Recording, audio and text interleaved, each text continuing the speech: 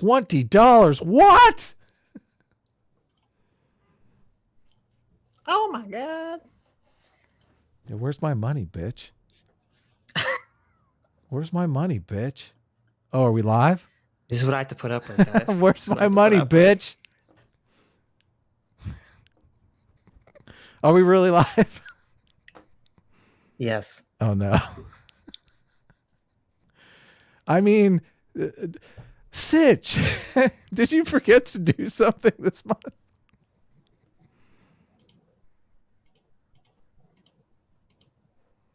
Oh, shit. What's... I'm trying to watch this video, Adam. You're interrupting this video. It's not going that on our my $20 Alex Hi, Karras what? gave us, okay?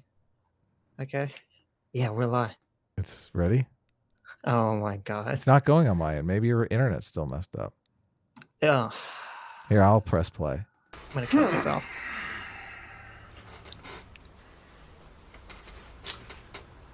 I wonder what is new on the YouTubes today.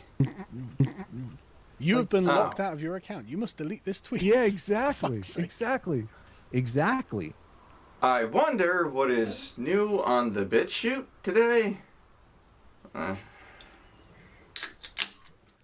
Debate me, bro thing. And I think Sitch missed part of it because Shoe on Head actually stepped in. Yeah. I think she looked I saw up that Hexenheimer, Hexenheimer 666. Let me get it correct here. Hexenheimer, right? Hold my beer. Sticks, Hexenheimer, Hammerschmidt. His name ain't my name too. If ever you're in doubt, just go and check him out.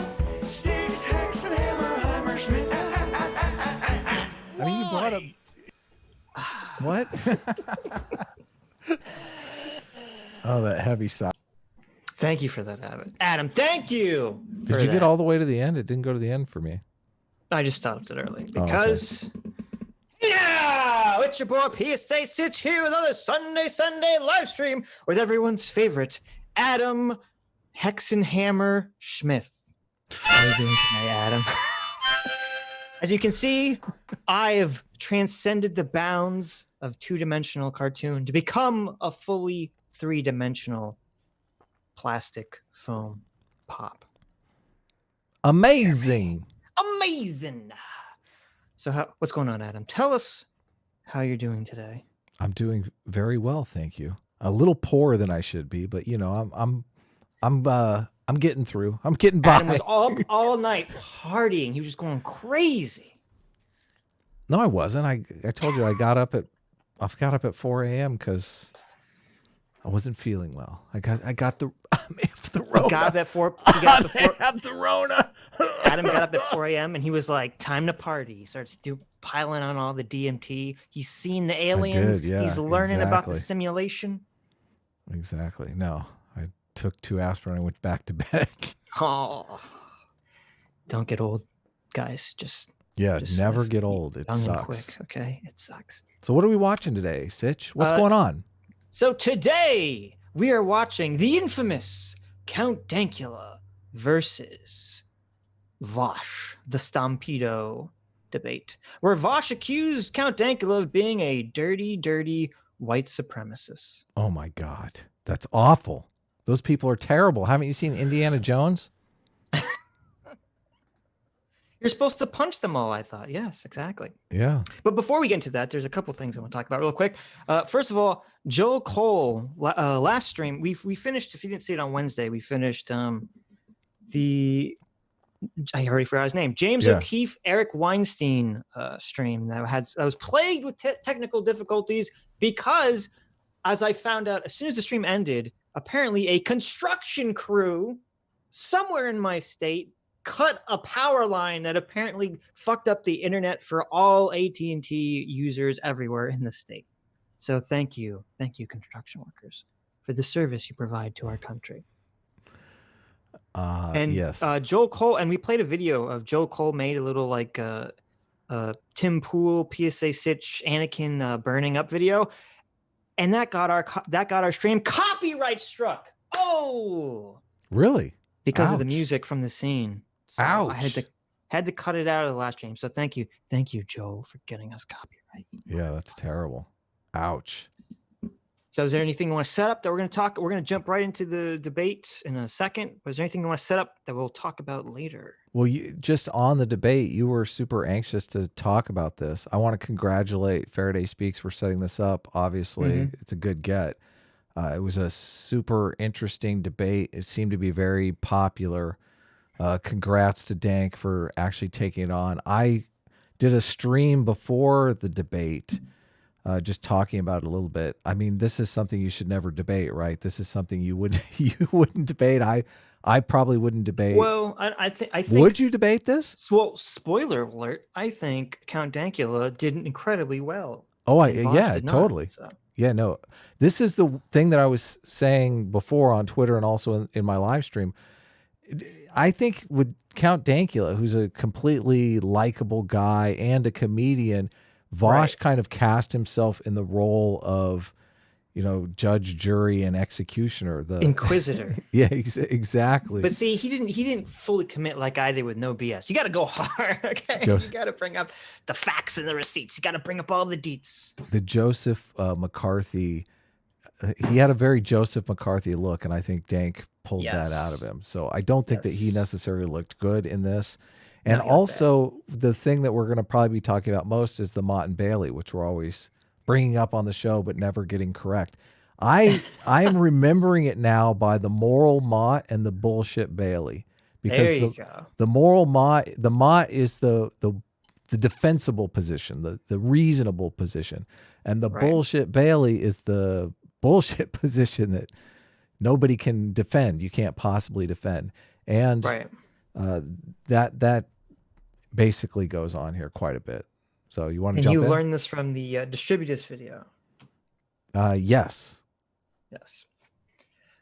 So the only thing I'll set up, I guess, I don't know if we'll finish this because it's a very long debate. And also there is a 10 or 15 minute clip from Vaush's channel after the debate, the post debate, which I think is very illuminating to Vaush's character. So I want to watch that too. So if we have to, we'll split this up in two. We'll probably watch it on Wednesday again or some point next week. What happens can you give it away, or is it a... let's just say... Well, we've seen this before many times in Vaush. Okay, well, so I'll spoil it a little bit, okay?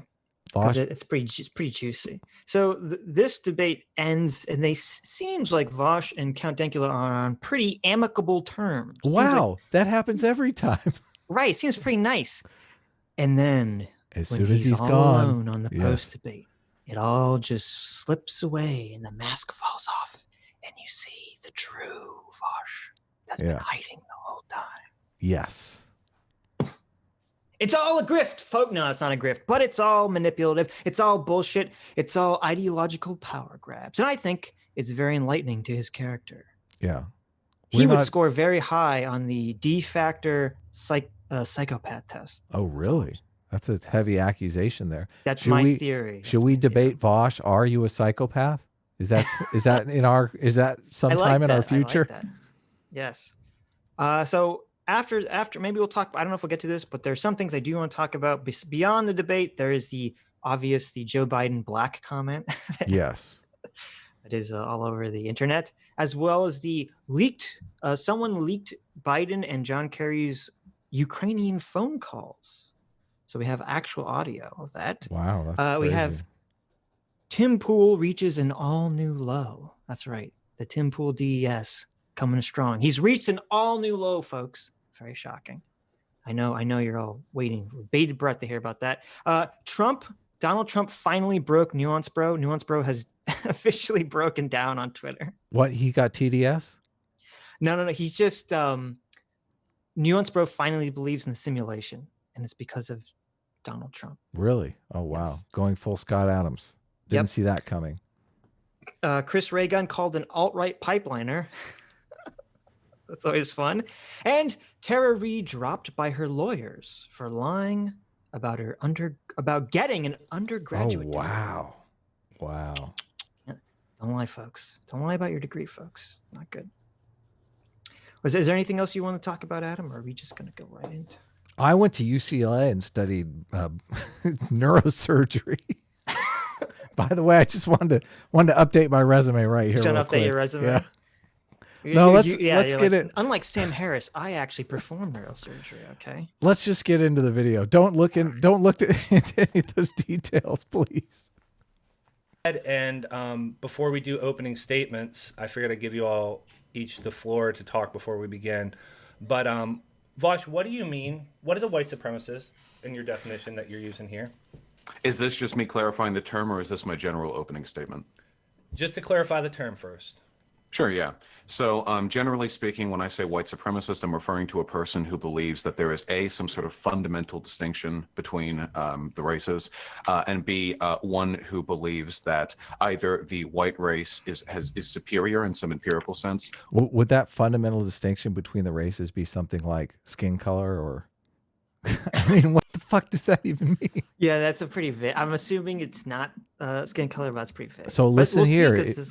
There's a lot of definitional games that get played in this debate about what it means to really be a white supremacist. So if you think that there's a fundamental difference between the races, I don't know what he means by fundamental. It would be nice if he laid that out. Or B, that we need to engage in policies or other social actions to prioritize that group of people. There are a lot of, for example, white supremacists who will say like, well, I'm not a white supremacist because I recognize that Asians and Ashkenazi Jews have a higher IQ. But fundamentally, it's very difficult to pin down exactly where somebody falls in that. Already moved it.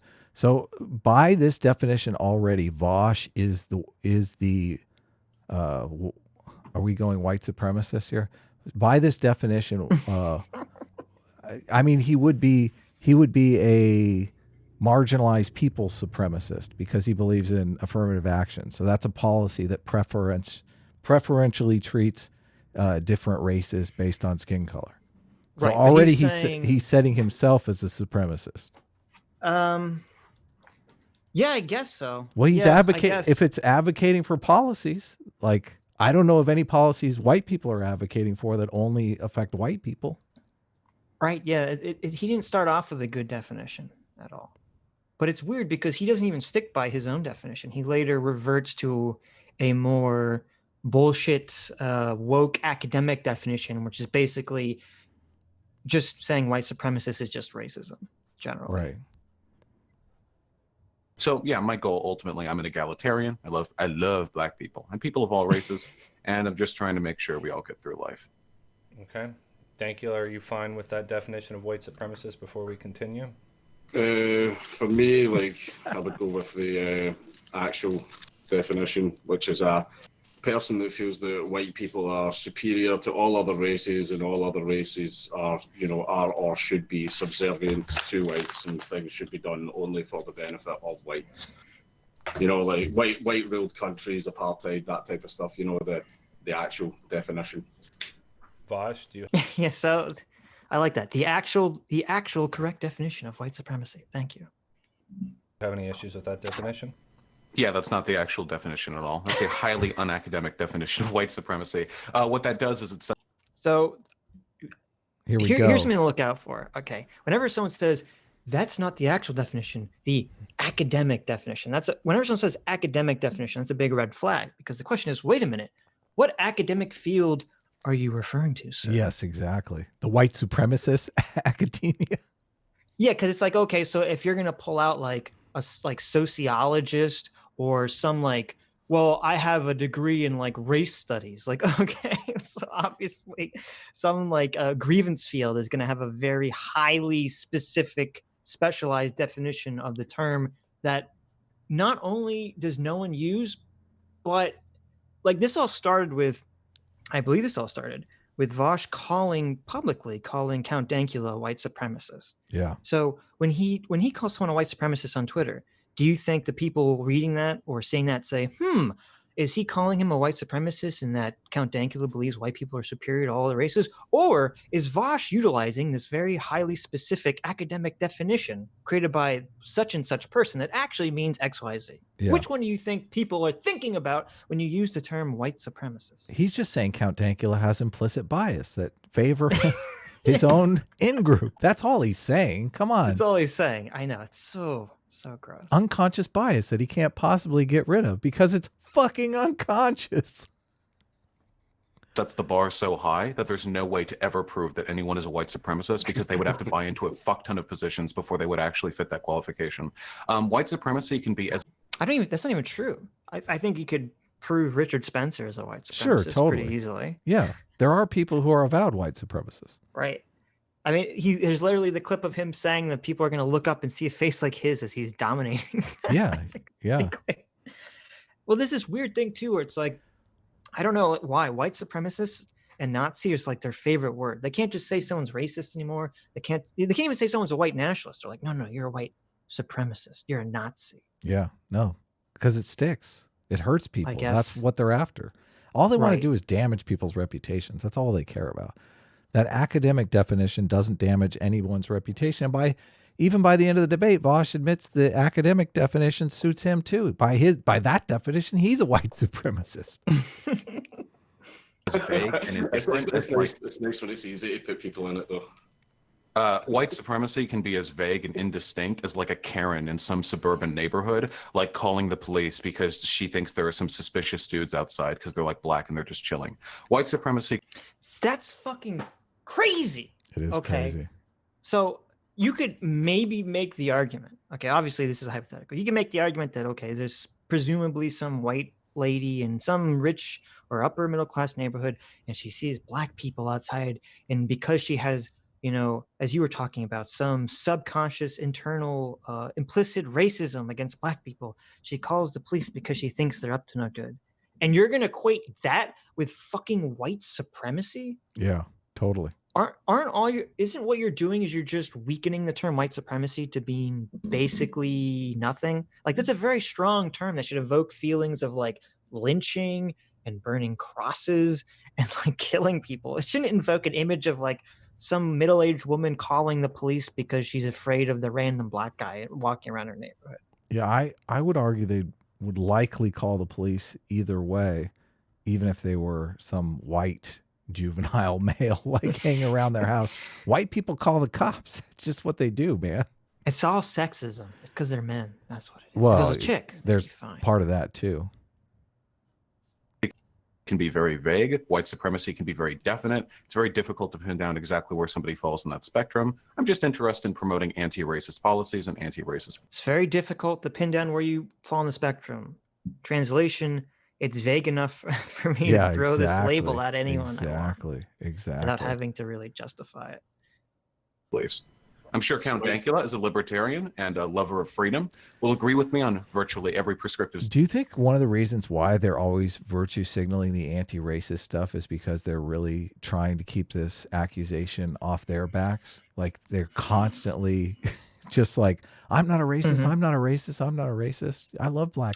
Like that, even what he said in the very beginning, I love black people. Oh yeah, I love me some black people. It just seems like, I got to go into this, letting everyone know where I stand. Yeah, I don't. With some of the woke crowd, maybe not. But I think you could make that argument. I'm not going to mind read and say it's definite, but I think you could make that assumption or implication with Vaush because he is, he casts himself as I'm the edgy leftist, right? Oh, I'm the leftist who's going to make edgy jokes about race and sexuality and gender and blah blah blah blah blah. So I agree with you that he does kind of need to keep up this, I don't know if you want to call it facade, this constant attacking of other people as being the sexist and the racist in order to divert attention off of him. Now, facade, that's a fake, like, front, fake image. Right? Yes, right. Yeah, because he just got in trouble. I didn't even think about this until you brought up just now. He had just got in trouble not long before this because he criticized black nationalism. Really? And which, first of all, you should criticize any ethnic nationalism. It's fucking stupid. But how did you get in trouble for that? He said black nationalism was stupid or something. I don't know what exactly said. He criticized black nationalism for being stupid, and then a bunch of the woke police attacked him for being racist. Right. So I guess I never put those two and two together. I needed your cynicism, Adam, to then turn around, and then he claims that no, Count Dankula is the white supremacist. So very interesting. Yeah. statement that I have with regards to race, and we shouldn't really have much to argue about. But I thought I was a white supremacist. I thought that was the point of this, and also I do enjoy that your definition is very, very vague. That's awfully convenient. But I mean, I thought I was a white supremacist. That was what you said. We're here to debate that. So it's a case of, do you feel I am a white supremacist? Oh yeah, that's definitely the impression of you that I get. I was making fun of your nominal views, but yeah, like we'll find out what you actually believe, right? Or actually, we'll find out what you're willing to commit to believing, because we can never actually know what a person believes. Okay, so okay, so you could be talking shit when you say you love black people and love other races as well, then. Yeah, of course, it's impossible to deductively prove whether or not a person actually believes something. It's right. Not possible. So the thing that we're going into this debate with is that white supremacy is a very vague term that can mean a wide range of things. And even if I confirm that I don't believe in any of those vague things, you never know what I truly believe, so I can still be classed as a white supremacist. Fantastic. Well, if the debate plays out in such a way that none of the accusations I make are substantiated, and the only thing I can say is, well, we don't actually know, then I'd say you probably won that debate, wouldn't you? See, that's how it works. Sounds just like something Joseph McCarthy would say to a communist. Well, it's funny because now that this is my third time watching this debate, I realized what a fucking awful job Vaush does at trying to bring forward quote unquote evidence that Count Dankula is a white supremacist. No or receipts. Anything like that. Yeah. No receipts, or very few receipts. He only has like a handful of examples. They're all really bad. They're all obviously jokes. And it really feels like a lot of this conversation is just Vaush wants to get his name out there. He wants to draw attention and money to his channel, et cetera, et cetera, et cetera. Right. Maybe we shouldn't be watching this, Adam. Maybe are we helping? No, this is great. Yeah, no, we're working with you, Vaush. We're helping you out here. We are. If don't call us white nationalists. We're helping. Never make. Well, you can call Adam a white nationalist. You can't call me a white nationalist. I have the Jew card, so it's my Uno reverse card that I can use on anyone. Yeah. But you're a capitalist, though. Ooh. That's true. That's true. You know how he feels Adam about is capitalists. wide open to be called a white nationalist. I mean, did you hear him defend Brooks on that stream? He's obviously a Nazi sympathizer. I think it's time to say that Brooks has kind of disowned me. I mean, Sitch knows this for a fact. Brooks basically sent me like a message, fuck off and die.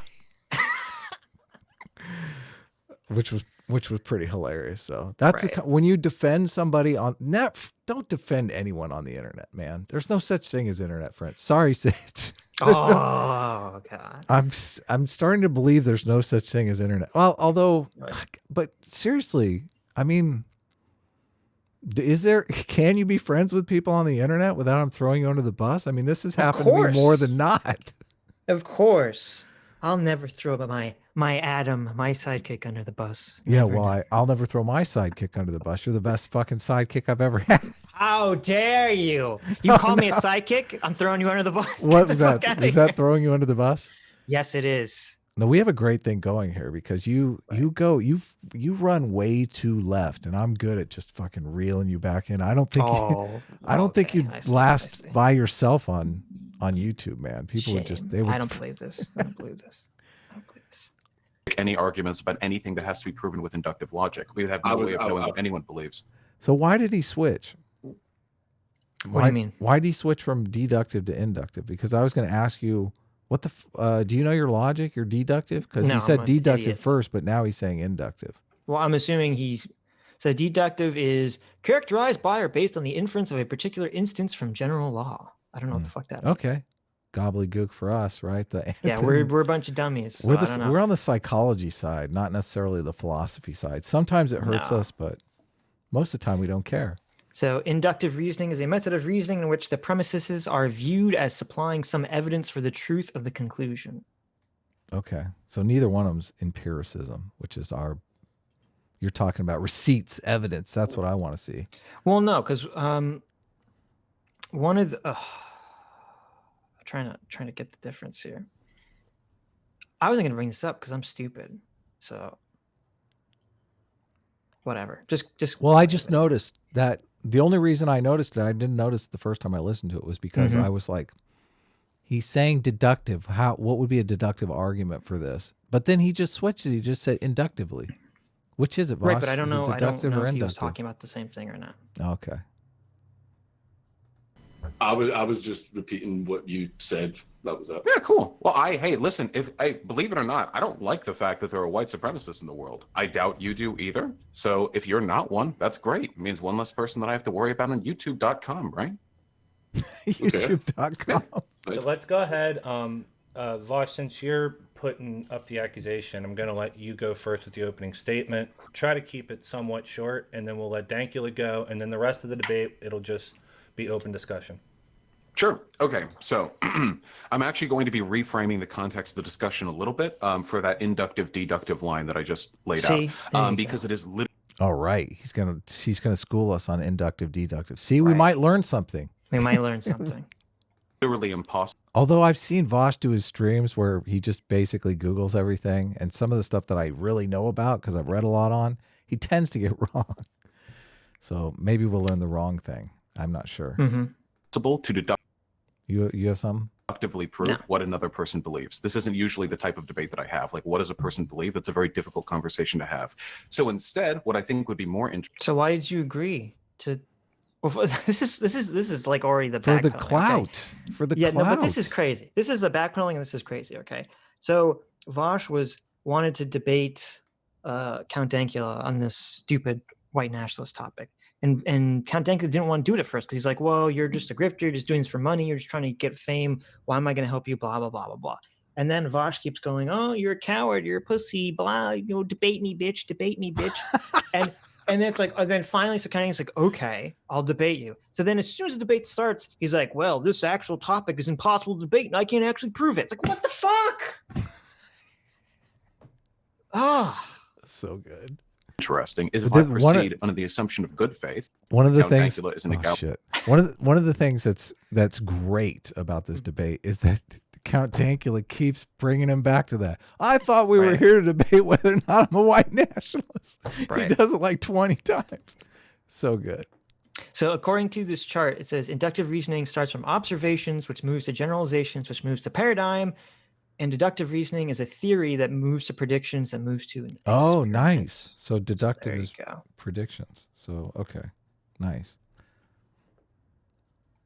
Egalitarian, and then I build up all the reasons why I have been led to believe that he is not, and I can see how he feels about the accusations that I would levy there. So my argument would not be, Count Dankula, you are a white supremacist, I will prove it, which is not possible. But instead, Count Dankula, I've been given the impression you're a white supremacist. Let's go over the reasons why. I'm interested in hearing your response.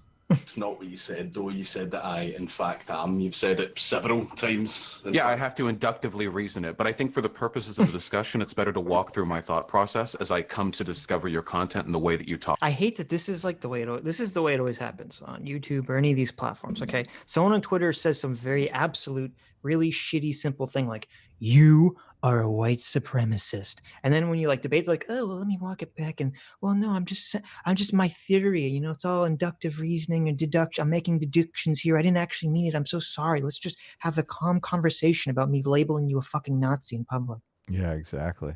Just destroying your reputation as much as I possibly can with my entire audience. What? Who, me? Oh, I would do that? No, I would never.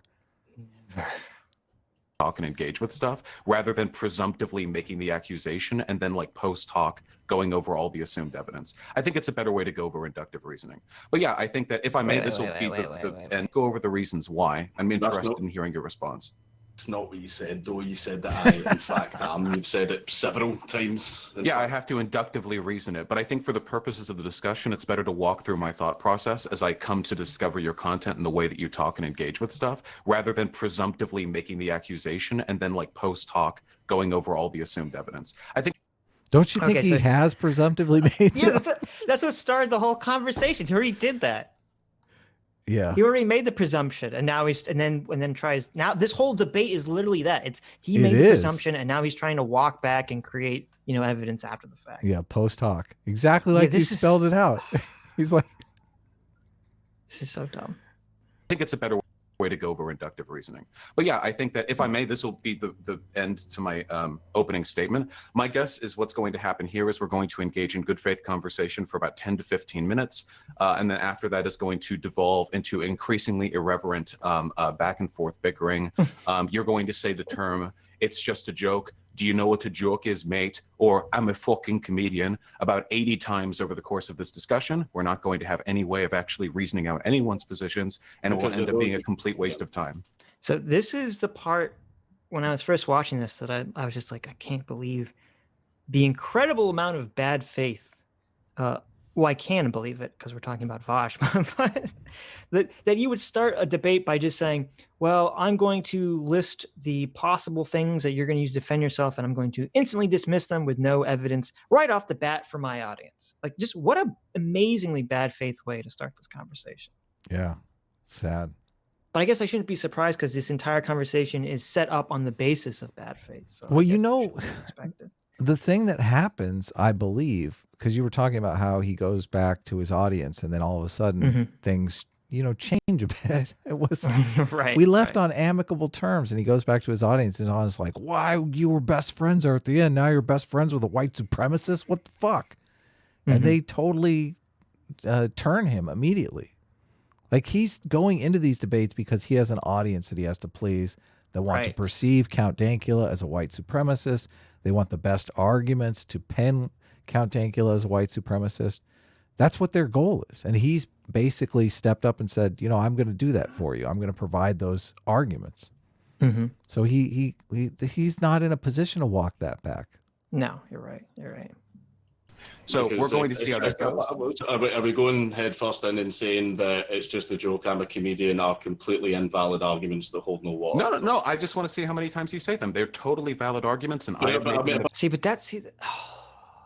that's why this is what's so annoying about this, because he's so fucking disingenuous. It's crazy. It's like, no, those are valid arguments. I just brought them up and dismissed them just for no reason in the beginning of the conversation. I just want to see how many times they'll say it. That's all. I'm not saying they're invalid arguments. No, I don't mean that at all. No. Like, so much of this is just strange to me because it is so much a product of the internet environment. Like I said, I just see his audience putting him in a position where he cannot lose this debate. Like, his entire status with his audience is dependent upon this position. Like, he's not looking for truth. Yeah. That's true. And it's very funny because there was another debate he had with some very woke person, and he kept referring to him like debating people and beating them as his job. Like, this is how he conceptualizes himself as a human being. Exactly. It's like, it's my job to debate these terrible non-leftists and expose them as horrible, stupid racists. It's like, that's a really, I don't know, that's a really dark way, I think, of viewing yourself and viewing your place in the world. It is. We've set up and this is terrible because we are setting up a generation where they believe anyone who's not progressive is a racist. Like, so you're either a progressive or you're a racist, which is just a terrible way to foster any kind of political discourse whatsoever.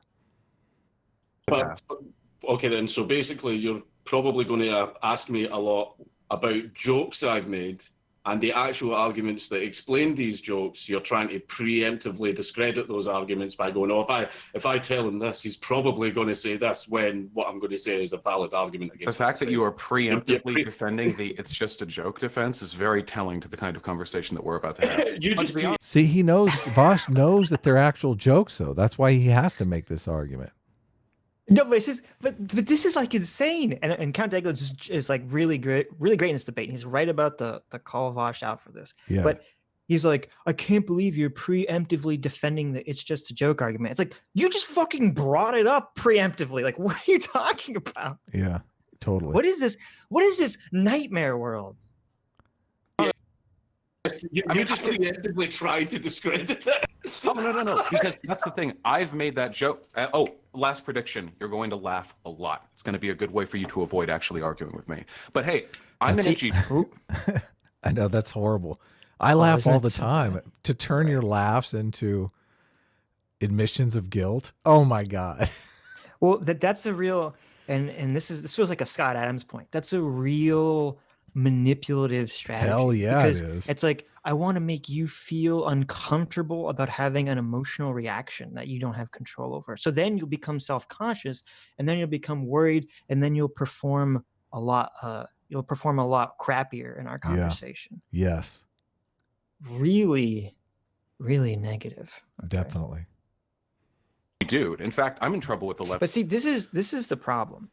This is there. I don't remember where it was. I guess it was in a different. It was in the stream after Vaush debated this really woke leftist person, where he talks about how, I go to sleep and I wake up in the morning and all I think about is like how to promote my leftist ideology. Like, and he not talks whether about, or not it's right. This is how like, to promote. yeah, he's like, this is all I do all day. I just think, how am I going to promote leftism? How is the left going to win? Blah blah blah blah blah. And it's like, that's such a dangerous way to view the world, because then you're setting yourself up to fall into the pit of anything I do is justified because the ends justify the means. And as long as I'm promoting my ideology, I can step over as many corpses along the way as possible. I can do whatever, bad faith, dishonest tactics imaginable, because it's all to pursue this goal, this fake utopia in my head. Yeah, it's sad.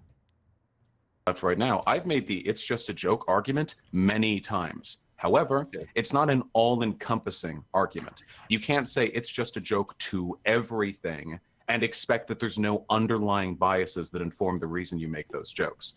To me, making jokes about edgy shit like that is a little bit like making jokes about being a pedophile. Now, if you're an edgy boy, and I am, and you are, sometimes making jokes like that can be funny if it's well-timed and well-paced and stuff. I accept that. I'm a big free speech warrior myself. But if you're... Do you believe that? Do you believe he's a big free speech warrior? No, not at all. Does anyone believe that? Not at all. No. Let's shut up as many people as you can. Constantly making jokes about how you like kids, and you hang out with people who unironically say they like kids, and you foster communities full of people who say they like kids, and everyone underneath all your tweets is talking about how, ooh, yeah, they agree, kids are awfully nice to molest. Then I would start to wonder, how sincere is the joke defense, and how much of it is just you avoiding responsibility for the stuff you actually believe? So that's more or less the framing I'm going to be approaching this with. But hey, listen, if you're not a white supremacist, you should have a very easy time here, because I'm the one who's making the attack. You're the one. So many of those lines are just straight out of Joseph McCarthy. Joseph McCarthy was the one that would haul people in front of the Senate and accuse him of being communists. Yeah, the House. And accuse them of being communists and have them defend themselves. Have them have to prove that they're not communists, which is incredibly impossible. Yeah, that's what's funny too, because he's like, oh, well, it's very easy for you because I'm the one that has to prove that you are. And it's like, I don't think that's how, that's the way it should work theoretically, but we all know that's not the way it works in this realm of public political discourse. Yeah, totally. You should, that's fine. If you're not a white supremacist, everything should be fine everything will be just beautiful. Everything will be beautiful for you. Right. Like if you're not a communist, okay, it's going to be fine. We just want some names. We just want some names, Adam. Just give us a couple names. Exactly. It's funny because that's kind of why we talked about like the Hunter Avalon situation and how, I don't have a problem with him becoming more centrist or more to the left or whatever. Hell no, I'd encourage it. Yeah, but what I do it because he was basically just the stereotype of the right. Yeah. But what I did have a problem with is that he immediately goes on with Jake and I forget someone else, and he just starts throwing everyone under the bus. Yes. He's like, oh, Sargon's a white nationalist, roaming millennials, racist, or I forget. He went through a couple names and he had varying degrees of criticism. And it's funny because it's like, it's just like the Joseph McCarthy thing. It's like, here are the names. Here's the way that I prove that I'm really a good guy now. I'm going to throw some sacrificial lambs at you. Exactly. Yeah, very much so. One who's on the defense. So I let you guys kind of go back and forth there a little bit, but I want to give Count Dankula the floor now to talk. No, it's fine. It's just the thing is, like, see, whenever you are literally a full-time comedian that does stand up, like me, whenever I say something that offends people, like I usually say it's just a joke. I'm a comedian. So it's a case of, that is kind of the key argument behind my job, because it's literally what I do for a living.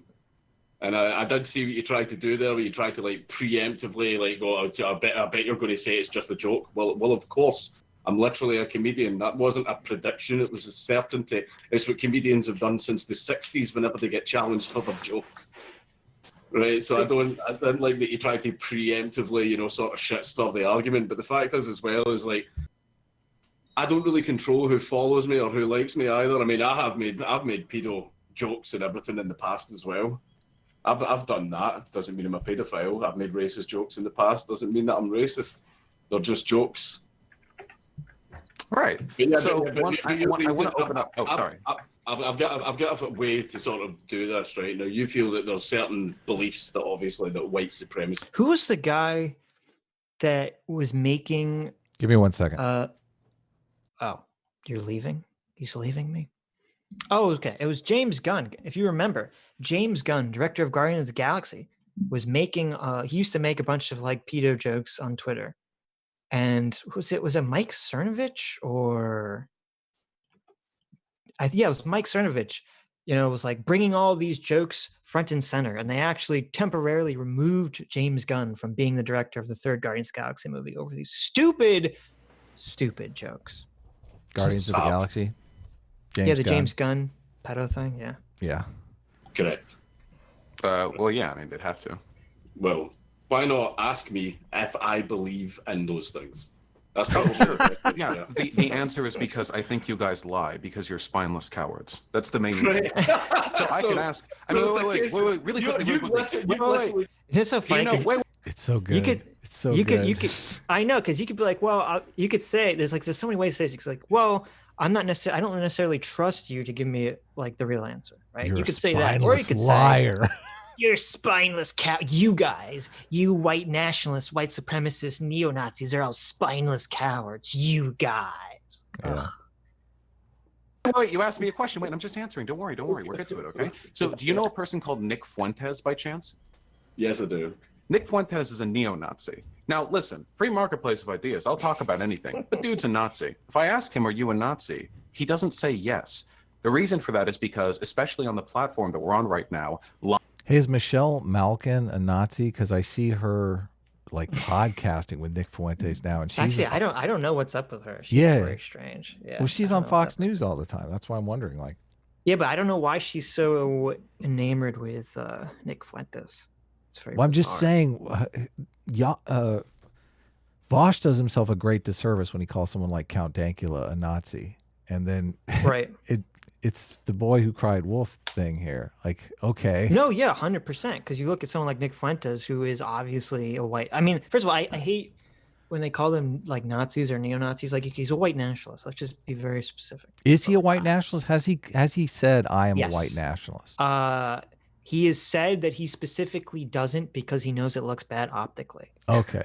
So yes. And I was going to bring them up, but I was going to say that's the difference between Nick Fuentes and someone else. First of all, Nick Fuentes is a guy who has a political TV show where he's constantly talking about, the need to have a white country and all this shit. Like, it's constant. Right. Okay. He's not making jokes. So right? He's not a comedian. No, he's not a comedian. And then when he does make a joke that's a spicy joke, he even says all these like wink, wink, nudge, nudge things like, oh, it's just a joke. Wink, I'm wink. And he like literally is like winking at the audience. He gives a knowing look. There's literally clips of him saying that he can't, there was an interview with him. I forget who was interviewing him, but it was him and Richard Spencer being interviewed by some other white nationalist guy. Oh, yeah. And he's like, Nick Fuentes is literally like, well, I just don't say I'm a white nationalist because I know it looks bad optically. Like, there's just all these clips. There's like this mountain. There's a pile of fucking evidence out there that all points in one direction for someone like Nick Fuentes. That's completely absent for someone like Count Dankula. And here's the thing too, and here's why this is all bullshit too, because I agree that if you ask Nick Fuentes, are you a white nationalist? He's going to say no. Yes. But if you ask someone like Nick Fuentes, do you think that people should be able to have children with mixed race people? No. He's going to say he's no. He's going to say no way. Yeah, he's going to say no. He's not going to say it's because he's racist, but he's going to say no. He's going to come up with some theory for why that shouldn't be, even if he's not racist. Right. If you ask Nick Fuentes how he feels about immigration, he's going to say, oh, we should absolutely stop it or restrict it completely. Like, and this is why this is bullshit. Because as you'll find out, you can ask all these questions to Count Dankula, and he's like, I don't have a problem with mixed race couples. I don't have a problem with immigration. Exactly. I don't have a problem with any of these fucking things. And if you were to ask Nick Fuentes or someone like, or Richard, well, I guess Richard Spencer is a vow, but if you ask Nick Fuentes or someone hiding, all these things, they would say no. They just lie would be the reason they give, but they would still say that they're against it. Right. Yeah. He's open about his positions, and not only that, he's consistent. Count Dankula is on a podcast every week. You'd think some inconsistencies would come out. Why isn't Vaush debating Nick Fuentes? It seems like that's the person he wants to debate here. It's too easy. Everyone knows Nick Fuentes is a spicy racist boy. Lying about your views is a way more effective way of disseminating them than just being open about it. If everyone who was a bigot just said, like, yeah, I'm a racist, welcome, we're going to talk about racism, then there probably wouldn't be that many racists in the world. Well, see, this is also stupid too, because his definition of white supremacists applies to people who maybe don't even realize that they're racist. Yeah, the Karen on the street corner who just called the cops because she saw suspicious teenage boys milling around on the street corner. Right. So if your definition of white supremacist is literally you could unconsciously be racist and not realize it, then how are you even supposed to how are you supposed to defend claims against the fact that your unconscious mind could be controlling your actions? Yeah. But things like dog you have a free will are debate. a very effective way of bringing people over. I would say that you're particularly bad at it. I would say the only people who can look at your content and not think there's an underlying bias are people who are willfully delusional or people who are biased themselves. But that's what we're here to. Oh, what happened? Oh dear, Vaush. Apparently, Vaush cut out. Vaush he got moved to the AF. Or hate watcher leftists who are looking for that racist stuff. Mm-hmm. K channel somehow. Faraday, you might want to just like. I think comes out of your mouth can be disregarded. Like here, I'm gonna every 2 minutes I'm gonna click my Discord thing. All right, sorry, wasn't jumping on out there. All right, hit me up. Return. Wait, the video's on. Okay, yeah, we're good. Yeah, okay, we're back. Yeah. So basically the setup to this is white supremacy is something that's very vague and can be applied to very, very many things outside of the most commonly recognized or even the officially recognized definition. John Cole brought up the fact that you did debate Nick Fuentes. I did debate which Nick I had Fuentes, forgotten right. about. I had totally we always forgotten forget about, because it had nothing to do with white nationalism. Yeah, it was something on Trump. I can't even remember what it was. It was about Devin Nunes when he... Remember there was that thing a few years ago where Devin Nunes is like, I have key information that... Was it about the unmasking thing that like Obama or someone unmasked someone in the Trump administration? And this information is so damaging that I went immediately to tell Donald Trump and show it to the White House. And then it turned out that no, he actually got the information from the White House, and he was like, the whole thing was just a bullshit show, and it was just a ploy and a political ploy. Leaked information just to get it in the news. Right. So yes, and I totally, and it sucked because when I did debate Nick Fuentes, I didn't realize that he was a white nationalist. I didn't know anything about him until that conversation. Yeah. Well, they called him in. We were debating a bunch of other guys, and then they were like, it wasn't going well because it was obvious Sitch was the only one that had read every piece of material you possibly could on this. Like, he knew every single detail and was going in there like a detective. Anything they would say would be like, no, there's this other report over here on CNN or whatever news source you're citing. And so they were like, we need help here. Let's call Nick Fuentes. He'll save us.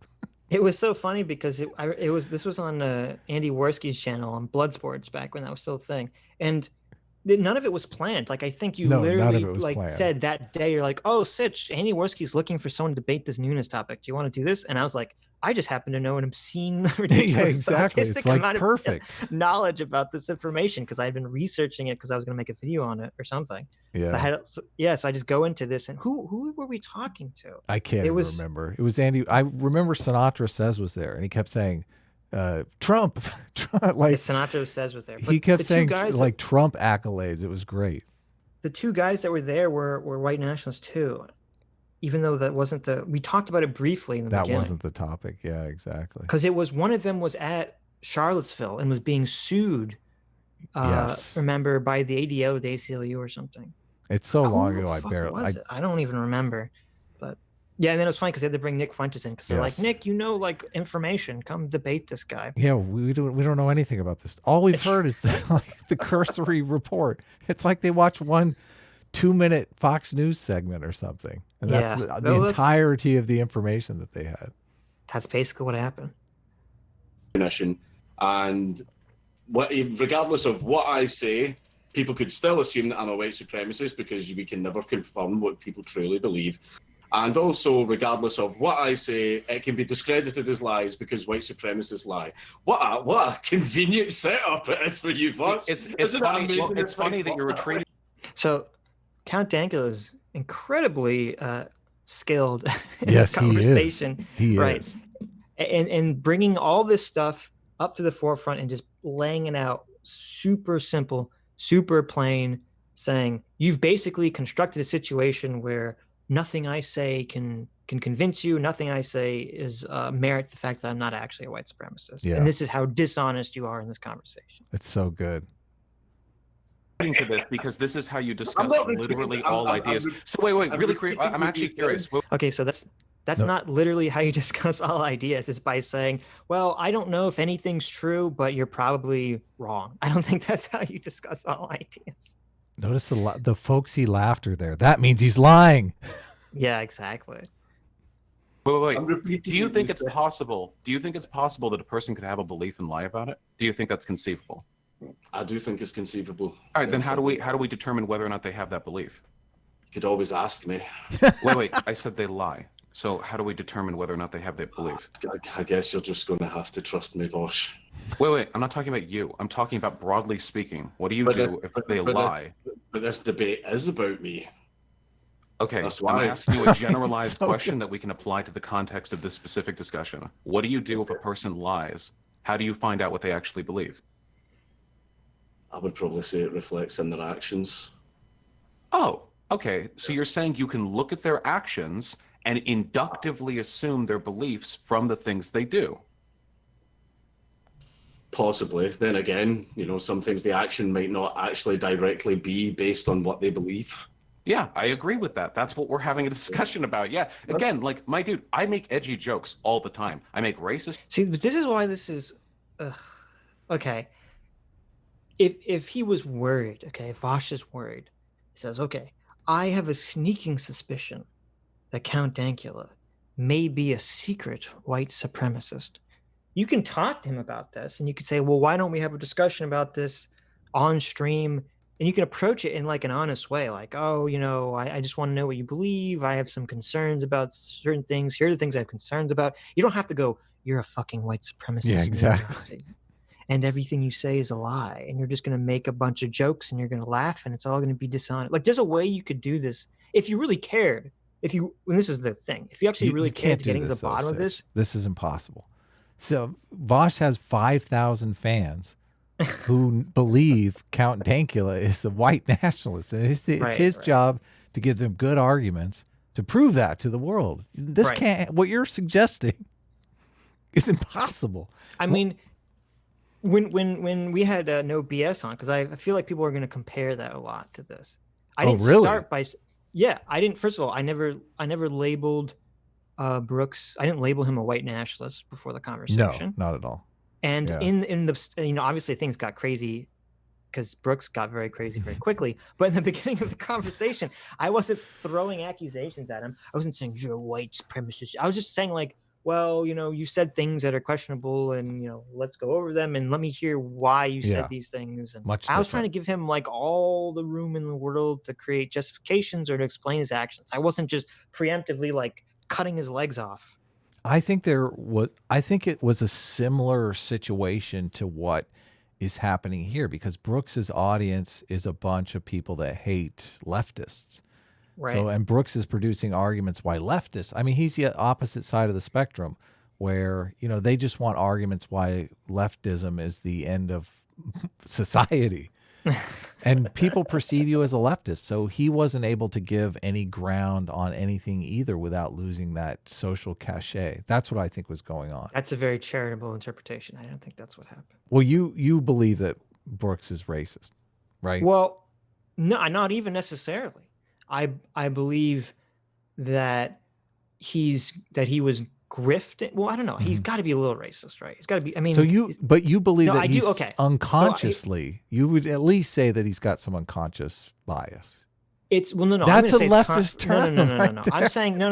That's not. I'm saying conscious. I mean, you can only defend Richard Spencer, right, for so long before someone's like, "What are you doing?" Like, exactly. Like everyone knows what Richard Spencer stands for, and he was directly lying. Like he was still lying that he's like, "Oh, white nationalist. I just thought a white nationalist was a white person that liked their own country," which is a fucking lie. And that's the problem with Brooks, is that he lies so quickly and so easily that it's impossible to get to the bottom of what the fuck he actually believes, to figure out, is he actually racist, or was he just appealing to racist people for views? Right. And I think that was really Is there a difference though? I mean, well, I guess there isn't action wise, but there is intention wise. Right? Yeah. But that might not be, barely, who cares at the end of the day? Because I mean, you're sustaining it over time. Like if you're constantly catering to the white nationalist crowd to sustain your channel, then you're going to become whatever you're catering to. Exactly. Yes, slowly, right? Yes, I'm a believer. No, so I mean, I think the most charitable thing I could say about Brooks is that even if he's not a white nationalist or whatever, he was definitely catering to them to just for his own benefit, to try to boost his numbers, because he sort of was equating, because he knows that he just wants as many people in his audience as possible. He just wants as many views as possible. So he's going to cater to as many people on the right and far right that he can grab.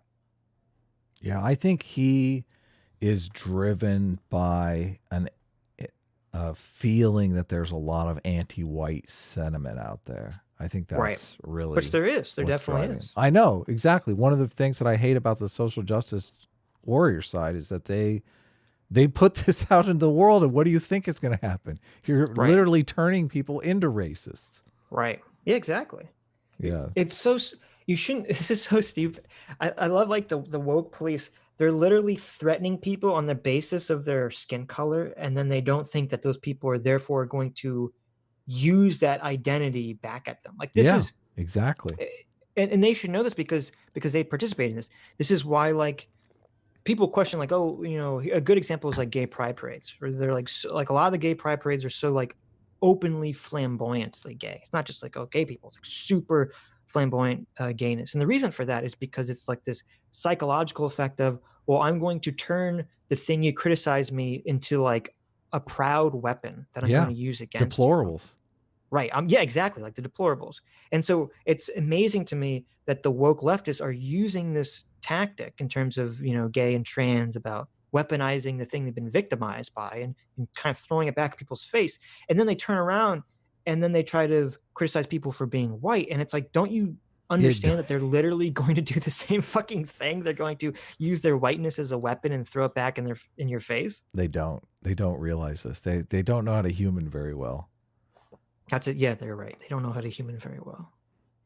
Jokes. I make sexist jokes. I get in a lot of trouble because I'm a pretty full-on leftist over here, And I recognize that the "it's a joke" defense is actually legitimate sometimes, because I hate that the term leftist is like how we have to describe these people. Yeah, I don't. It's so bizarre. I hate it. I guess it's better than liberal. Is that the difference, guys? Do we have to have like liberal versus leftist? Everyone has a different definition for leftist, though. It's like infuriating. I know. Sometimes it's just too funny not to say. But I also recognize sometimes people lie. And one thing that really bothers me is I feel like comedy is getting ruined by people who say they're comedians and that they're just making jokes, but all they're actually doing is using it as a cynical vehicle to push their politics. I love comedy, I love comedy. I've loved stand-up comedians. I think he says this multiple times, and then the conversation, every time he says like, I love comedy, I think of this scene from Star Wars where Palpatine says, I love democracy. What was that comedian that came out and basically she's a feminist comedian? She looks very masculine. She just basically made a set that wasn't funny at all. It was a Netflix special. I think. I don't know her name, but I know what you're talking about. It got like 22% on Rotten Tomatoes. It's so bad. It's like a lecture about. Well, it was a comedy. Yeah, it was a comedy. It was a lecture. Right, but it had the label comedy on it, and I think a lot of the lecture was kind of the same lecture that Vaush is giving here, like why comedy is evil because it makes fun of people. It's like, come on, seriously. Comedy's about surprise, and challenging taboos is how you surprise people. So sure. It's how you don't surprise people is you have a woman that looks like a man come out and lecture you about how progressivism is a savior and conservatism is evil. That's not, you're going to get no surprises there. And this is annoying too, because there is merit in the conversation of like, I believe there's merit in the conversation of, you know, when can you go too far with racist or sexist jokes? Yes. It's a totally worthwhile conversation having. But obviously you can't have that conversation when one of the participants is incentivized by his audience to label you as a racist, sexist. Yes, individual. exactly. Because even if you don't come anywhere near the line, they're pushing back on the other side of the line with this incentive that calling you a white supremacist gives me a bunch of clout on Twitter. Right.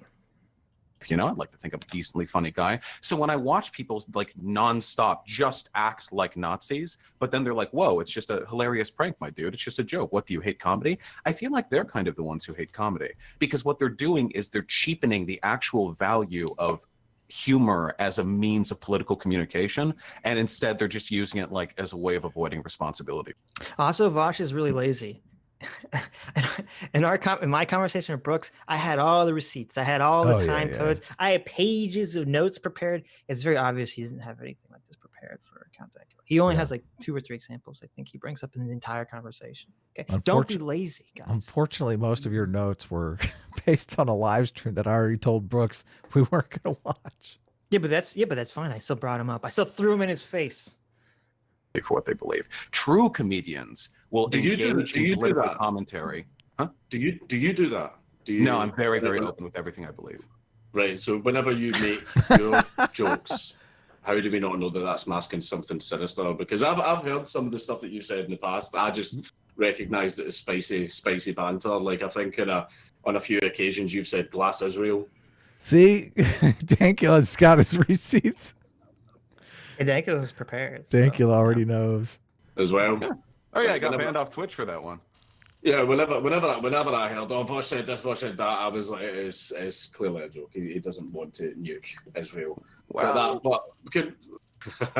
See, I know. I was like, what? He's like, yes, Count Dankula is like, I'm assuming you don't actually want to nuke Israel, and then fucking Vaush responds by saying, well. Yeah, exactly. What? Does his audience feed on this nuking Israel thing? Apparently, jeez, the anti-Semitism's flowing. This is so funny because this is so hilarious because literally on the debate we had on this channel with Sargon and Vaush, Vaush's whole point was that, oh, Sargon, you know, people in your audience are one step away from connecting the dots to say that you're attacking the Jews. And I said to Vaush, what are you talking about? Your audience is literally also one step away from attaching the horrible elites to being the Jews. Yes. He's like, that's not true. And then he goes on immediately to get kicked off of Twitch for saying nuke Israel. Now he's saying, well, maybe he does want to nuke Israel. Yeah. Like, Dankula can't believe it. He's completely dumbstruck. Like, well, that's the thing, though. I can defend it. Yeah, but even when you did that little, I know that was a joke. I know that you no, I mean, I got banned off Twitch for saying that. So he's saying, Count Dankula says, well, the well's a joke. And then Vaush is like, well, maybe he's like, well, no. He's like, perfectly making his point. I know, this is crazy. But see, maybe this is why they feel like some of these people feel like these jokes are so obviously racist. Because maybe when he does say things like this, there is a true intention there. Because I never saw the clip of when him saying Glass Israel, but I don't think it was a joke. I thought he was angry. So you could say it's hyperbolic, but not a joke. Like those are two very different things. You know, he has people in his audience that want to Glass Israel. Come on. Oh, of course. There's people all over the internet that like that. Sure.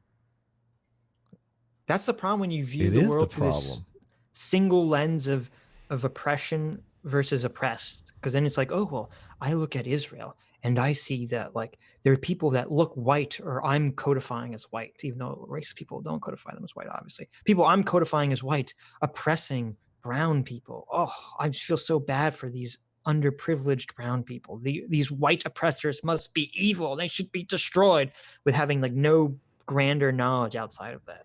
Yeah, it's sad.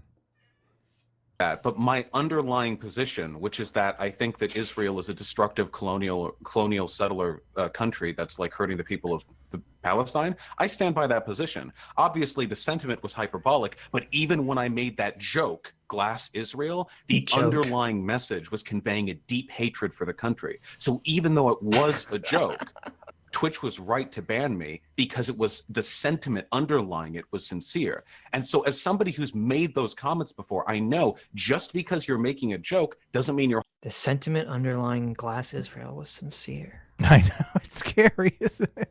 Wow. Crazy. And now he's using that as an argument why Dank is doing the same thing with his jokes. I don't think Dank is doing the same thing. Well, and again, I'm not sure. I'll look it up. I'm pretty sure when Vaush said Glass Israel, it wasn't like in a haha joke format. The way that when Dank's the thing with the dog and the pug doing the Nazi. Oh yeah. Obviously that was a joke. And it's also if you're talking about like the underlying idea behind the joke. This is so stupid because like, okay, so obviously when Dank does the thing with the pug doing the Hitler salute, he literally explains what the underlying sentiment is in the beginning of the joke. He says, I want to transform this cute dog into the worst thing imaginable, and that's a Nazi. Well, also... no secret Nazi sympathizer underneath any of that. Like I said, comedy is about surprise, breaking taboos. Those taboos, we all know are taboos. When you make the joke and then you go, no, I'm serious. It's no longer funny. It's no longer a joke. Right, exactly. It's a joke because you're not serious. I know, it's sad. Hyperbole can't be masking something else. And I can defend my comments on Israel if I want to, but the point is I was hiding an underlying set of beliefs, which I just don't like the state of Israel very much. This is just such a tight wire act for Vaush. I really feel like he's the one under the scrutiny.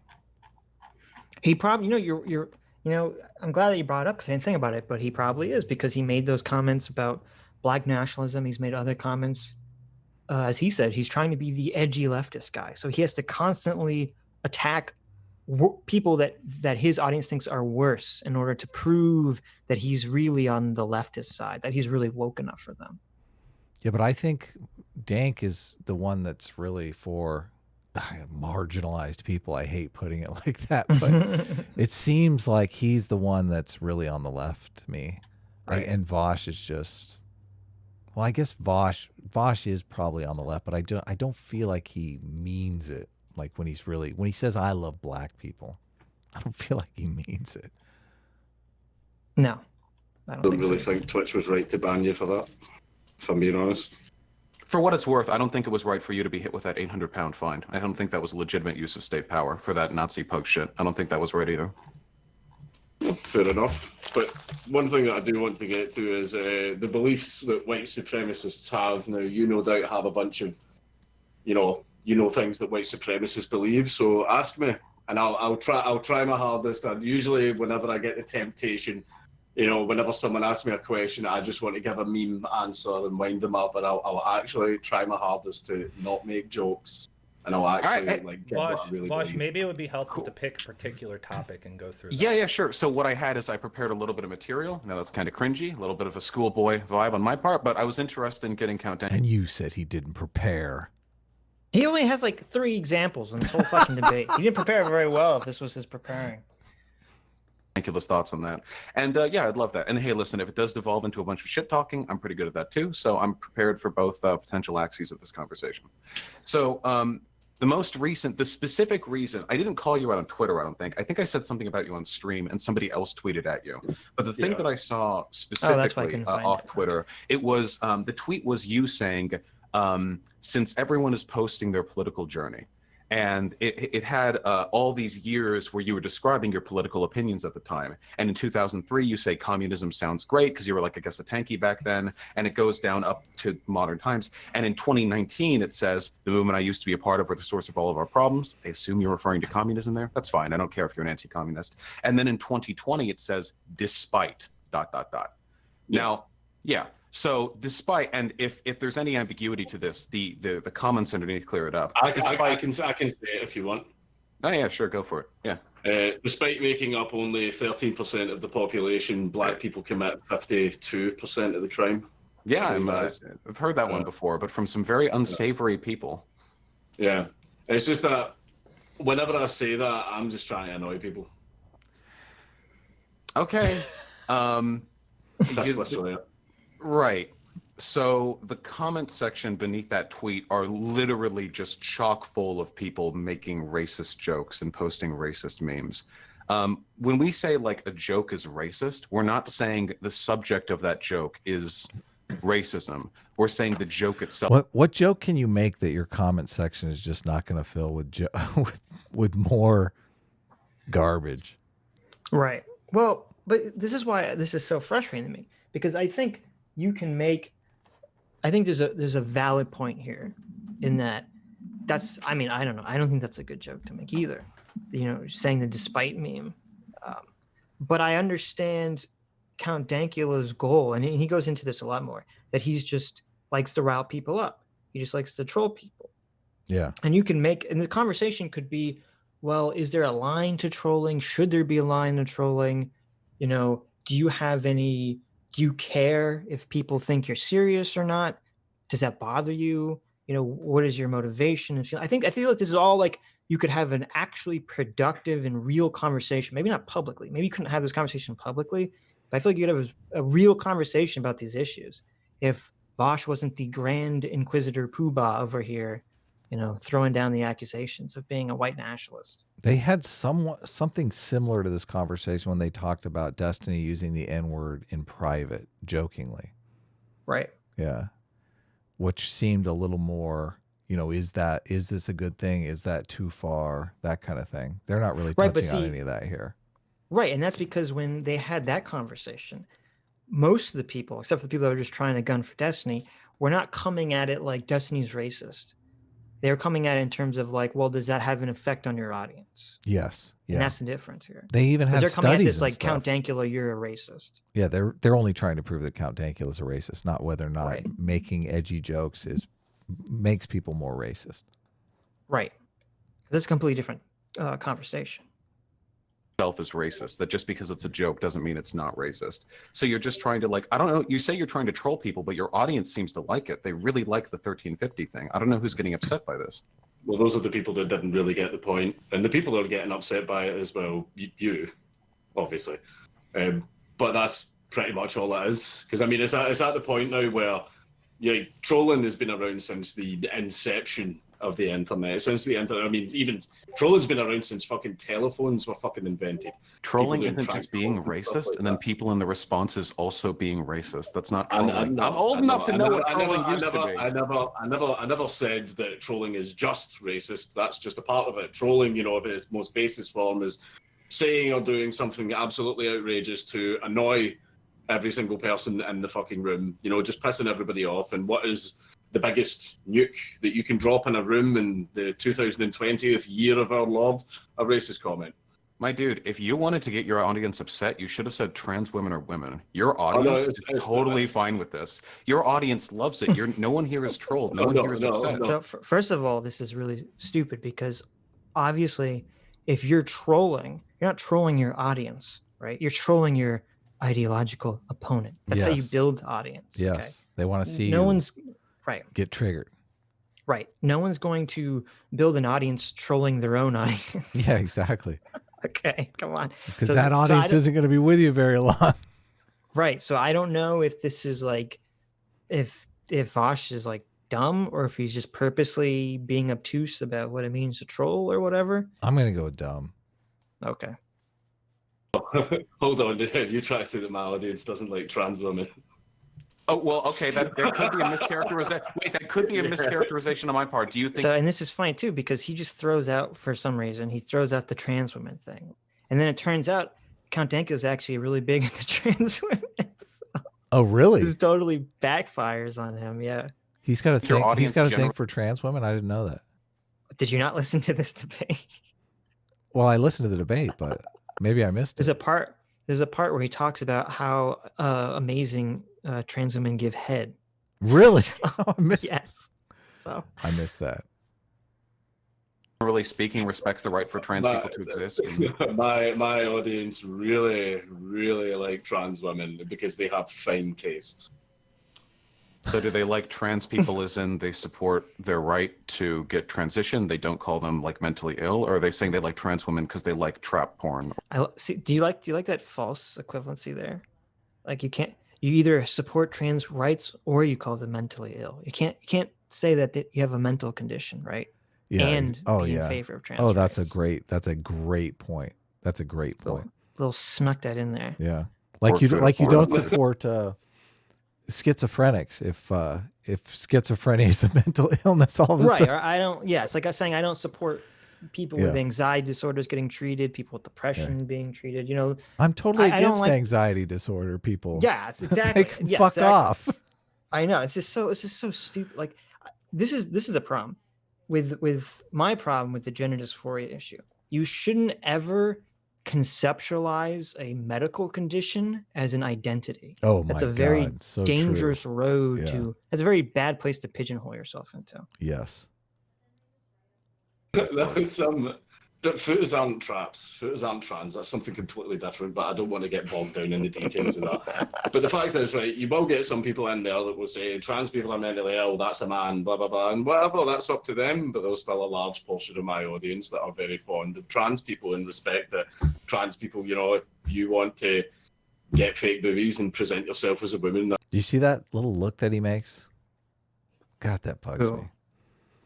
That Vaush makes? Vaush, yeah, he looks at his audience and basically makes it look like he's lying now. Like it's his tell. Oh, back it up. I wasn't looking. I was looking down. Yeah, back it up a little bit. that's completely. You're right. That's completely your. Oh, I'm gonna back it up. Okay. Well, I moved my keyboard because my cat's like trying to walk on it.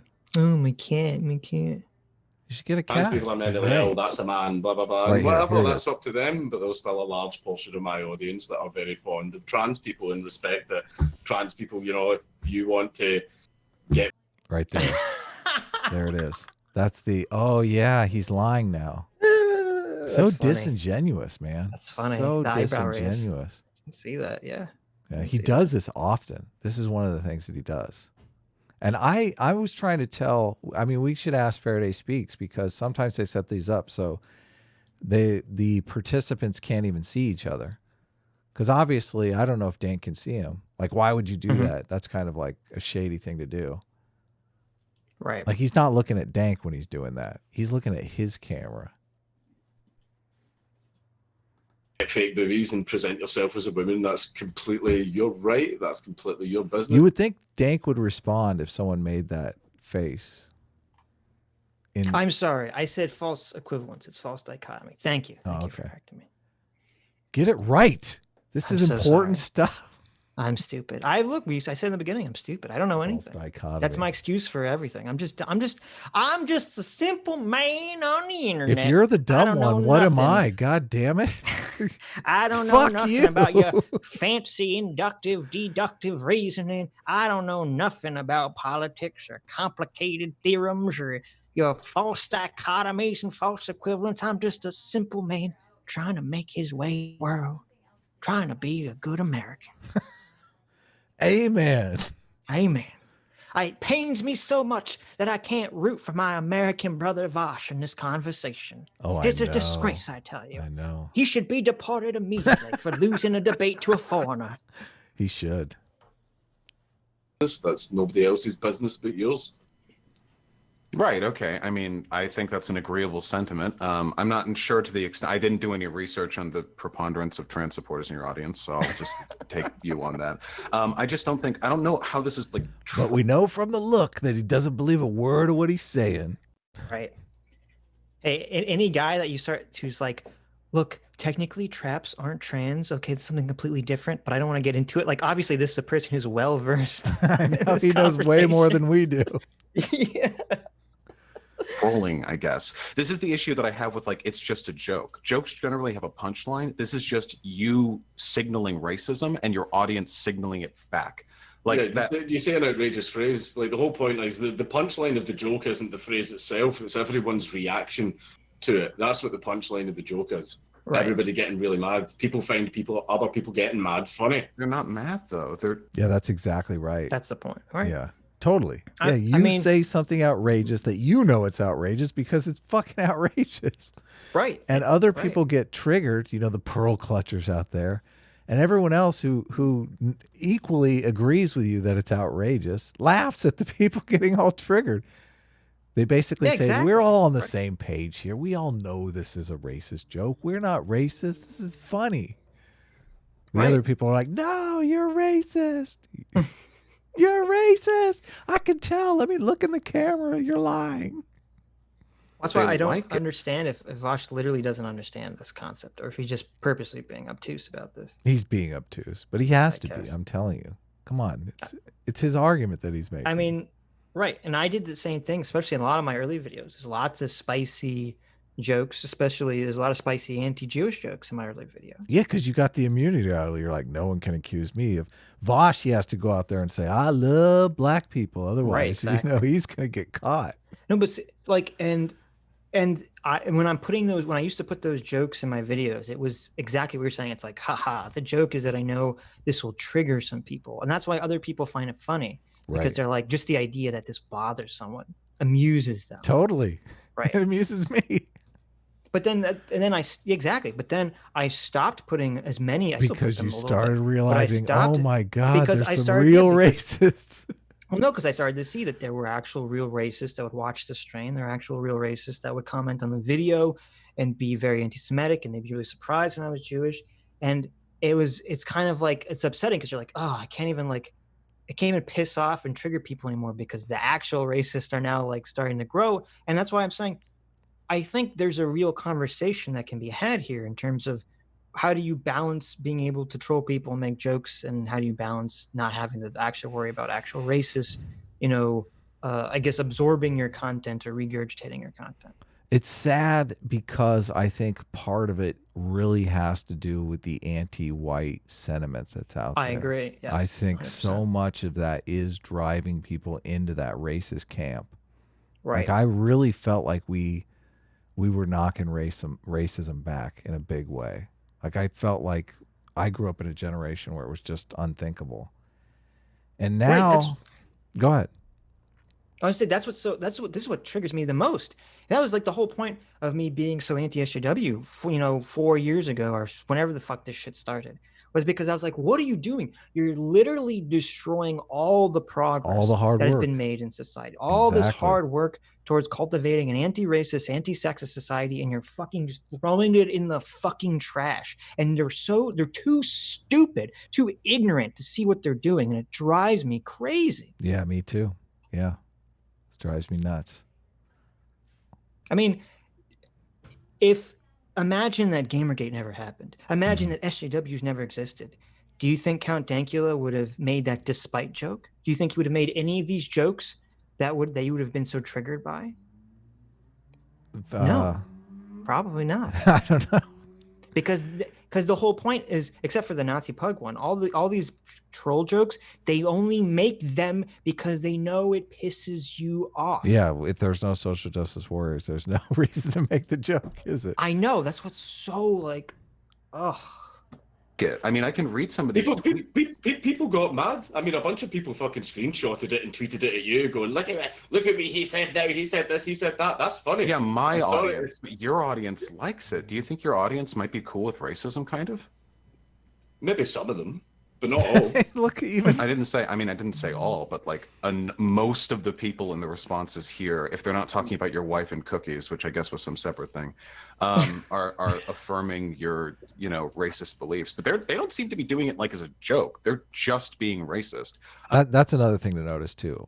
Vaush is focused on his chat. Like he's live streaming on his channel at the same time. Right. He's not even watching the debate chat at all. He's focused on his chat. Right. Well, he'll focus on the debate chat if there's people being racist there. It's proof that somehow Count Dankula's racist. Oh, yeah. So. So he's probably got both chats up. Right. I wonder if he puts a little post-it above one and he says, racist chat, good chat. So he knows. So he doesn't mix them up. He knows exactly which one he's supposed to pull comments from. Because it would suck, if he pulled the racist comment from the wrong chat.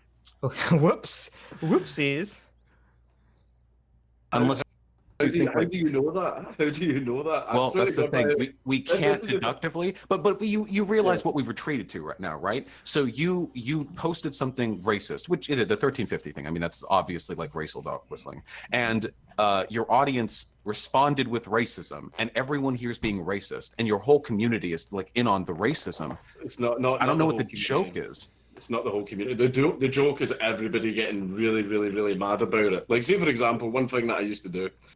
The joke is you, Vaush. Yeah, totally. You're getting triggered by this. That's the joke. This isn't complicated. In a world where slavery still exists, yeah, those jokes aren't funny. They're not. They're not. They really aren't. In a world where we have, equal opportunities for the races, yeah, it is funny. It's totally funny. Well, that's a good point, because I think that really illuminates a lot of the contention here, because not just slavery, but if you live in a world where you feel like racism is around every corner, then yeah, that joke isn't funny. Yeah. And that's the problem, is that the far leftists, they view under every rock, around every tree is racism lurking, waiting to strike. So when you make the racist joke, they're like, oh my God, this is the racism I've been looking for the last 5 minutes. But if you for the last 5 minutes, yes, for the last 10 years.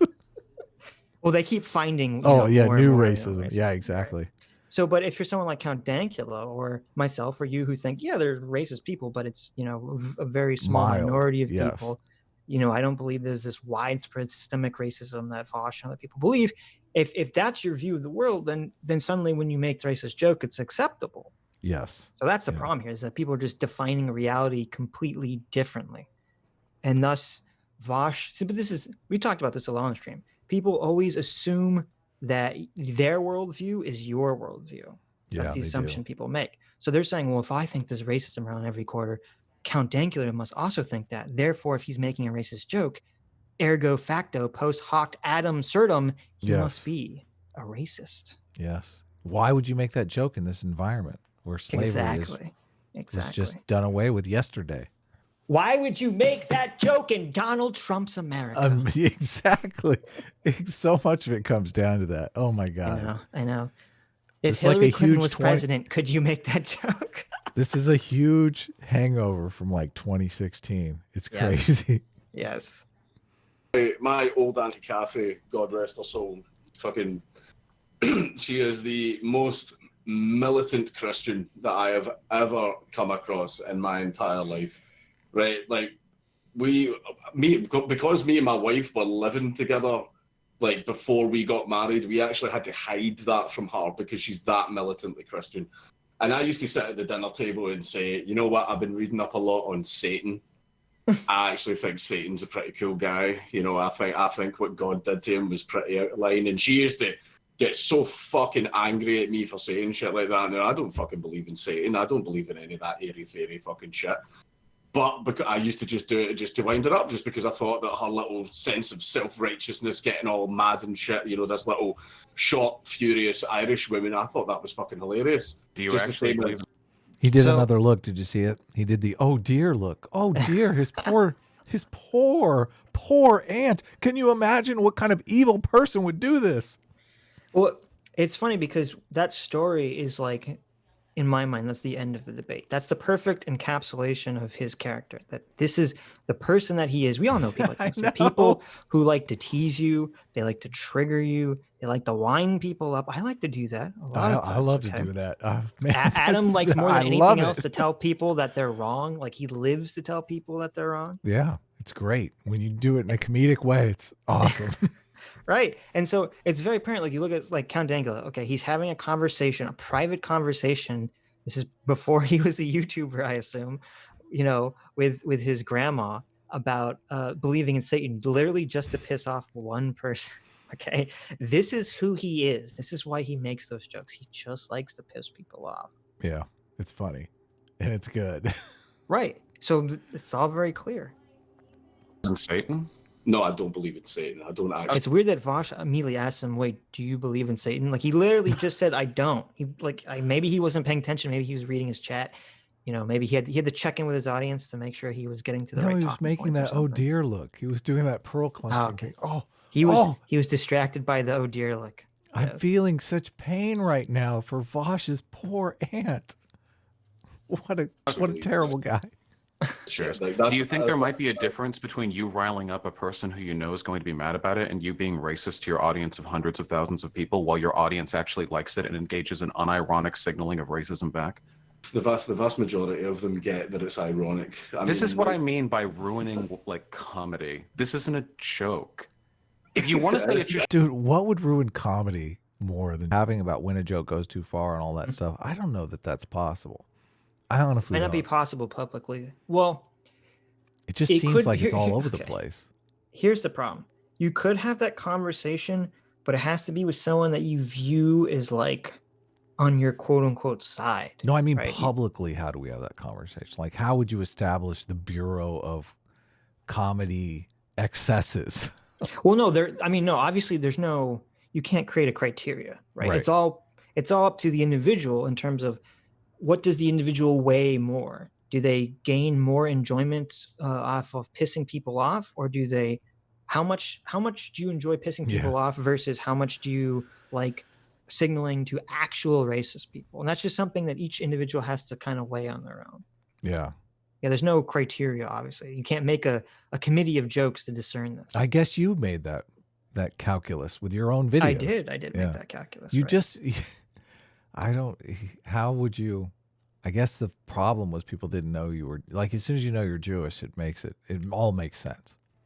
Right. But I don't want to say every video, and I don't start every video is saying I'm Jewish, so that I can then I make know. jokes. Who wants to do really that? weird. I know, it's awful. I know. You just put a little Jewish star on your avatar. And you're like, yeah, people might think. I know, exactly. don't People do still that. think that's like Don't do that. Don't do that. That's a terrible idea. Put a little Adam. There you go, guys. Adam friended. Okay. No. That was a joke. That was a total joke. On May 24th. Okay. He's like, Sitch, I want your avatar to have a little cuff link on it with a little gold Jewish star on the cuff link on the armband. Yeah. Look at your avatar. Like, that's the worst avatar to do that to. Oh my God. It's all like, no, never do that. That is too far. That's the Bureau of Comedy Excess needs to step in and stop Adam, that should shit. I put a little number? Should I put a little number under my Jewish star, Adam, to signify how many Jews exist in the world at all times? Should I do that too, Adam? No. Jesus. No, don't do it. Shock humor. It's not. Well, I'm not just saying it's not funny. It's literally not a joke. I mean, you can make the argument that like there's this funny like meta-ironic discourse going on in your community, and that's fine. But I mean, from an inductive perspective, the far more likely like outcome here is just that you're racist and your audience is racist, and we are nowhere near the end of evidence to that claim. But when I said that, you can't deductively think that is what was in my mind. Well, I can't deductively reason anything about what anyone believes, but in your own words, we would have to look at a person's actions and we would have to infer from the things that they do what they actually believe. So, are we going to look at tweets that I've done, or are we going to look at actual real world actions, stuff that I've done? Well, a tweet is an action. You tweet. Okay, I know, but that's some pixels on a screen. What about some real world shit?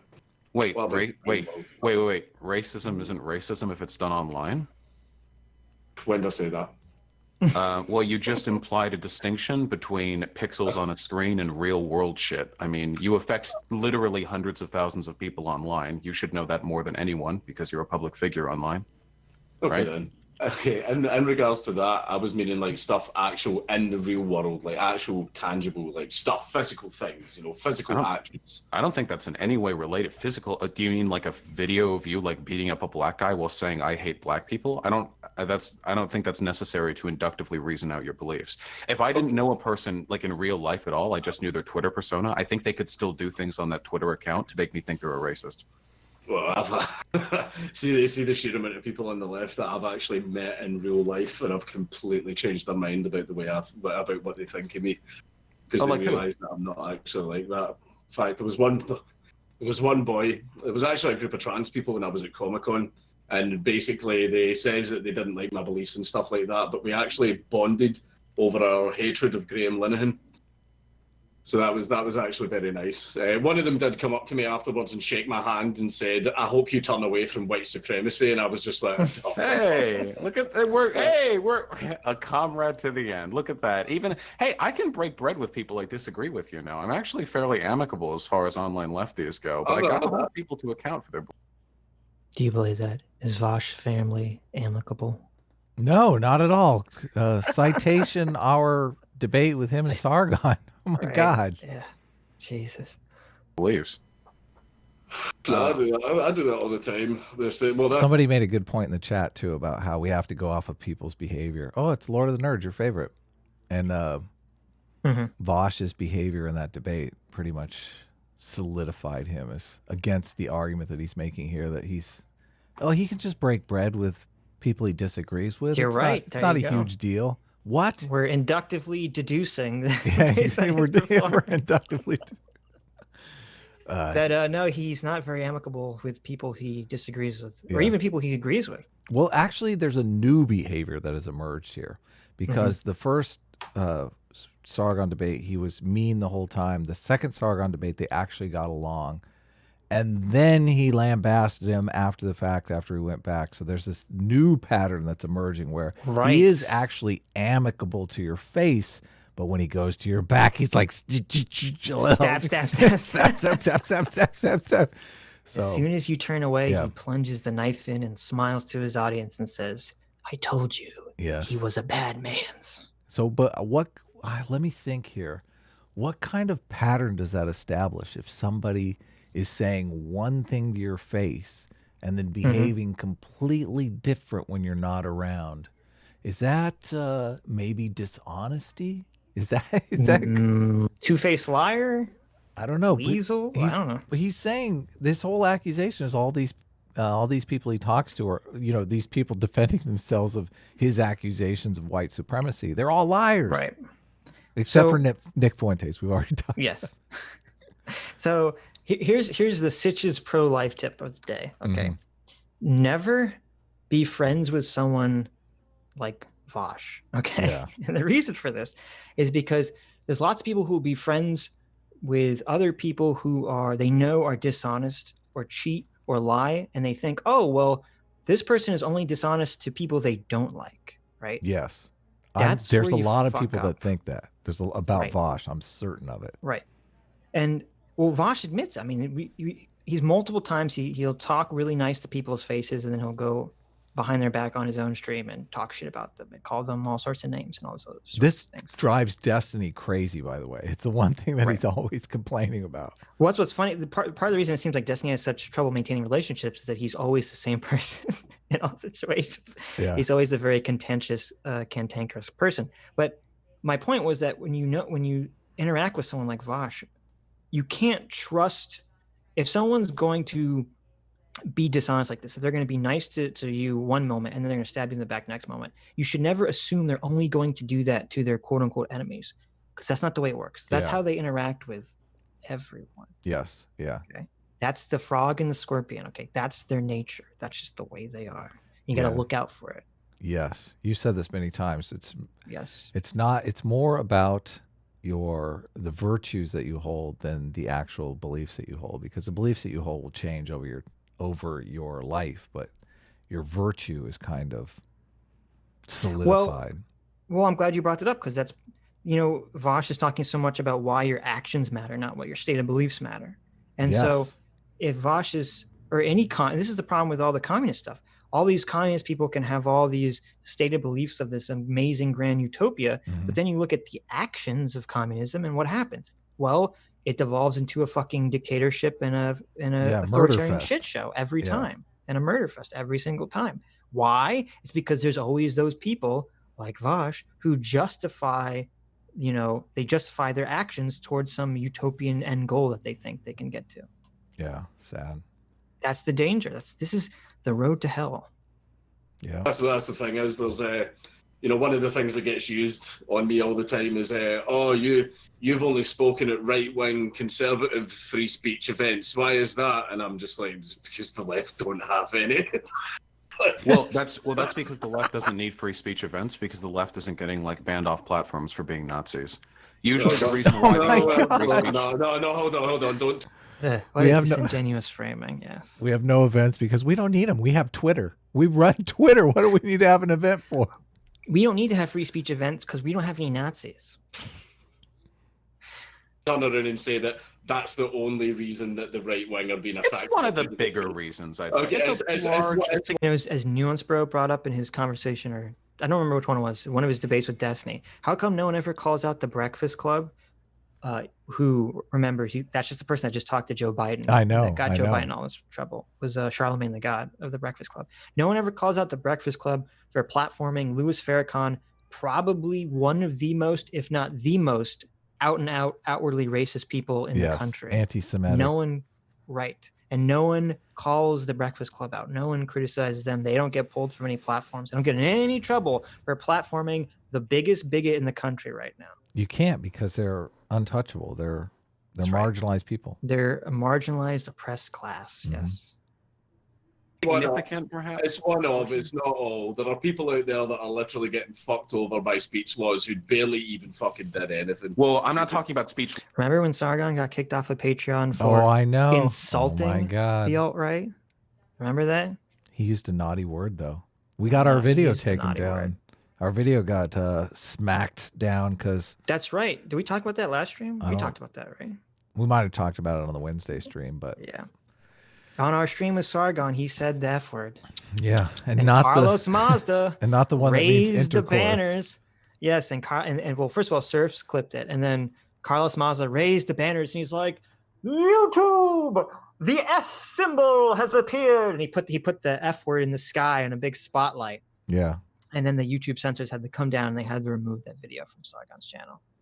Yeah, Sargon was going to talk to that guy, the Surfs guy, and he was hitting me up to set up a debate between him and Sargon. And then he does that? Like, what the hell? Come on, guy. Like a deplatforming ploy as you're trying to set up a debate with a guy you're trying to deplatform? That doesn't make a lot of sense.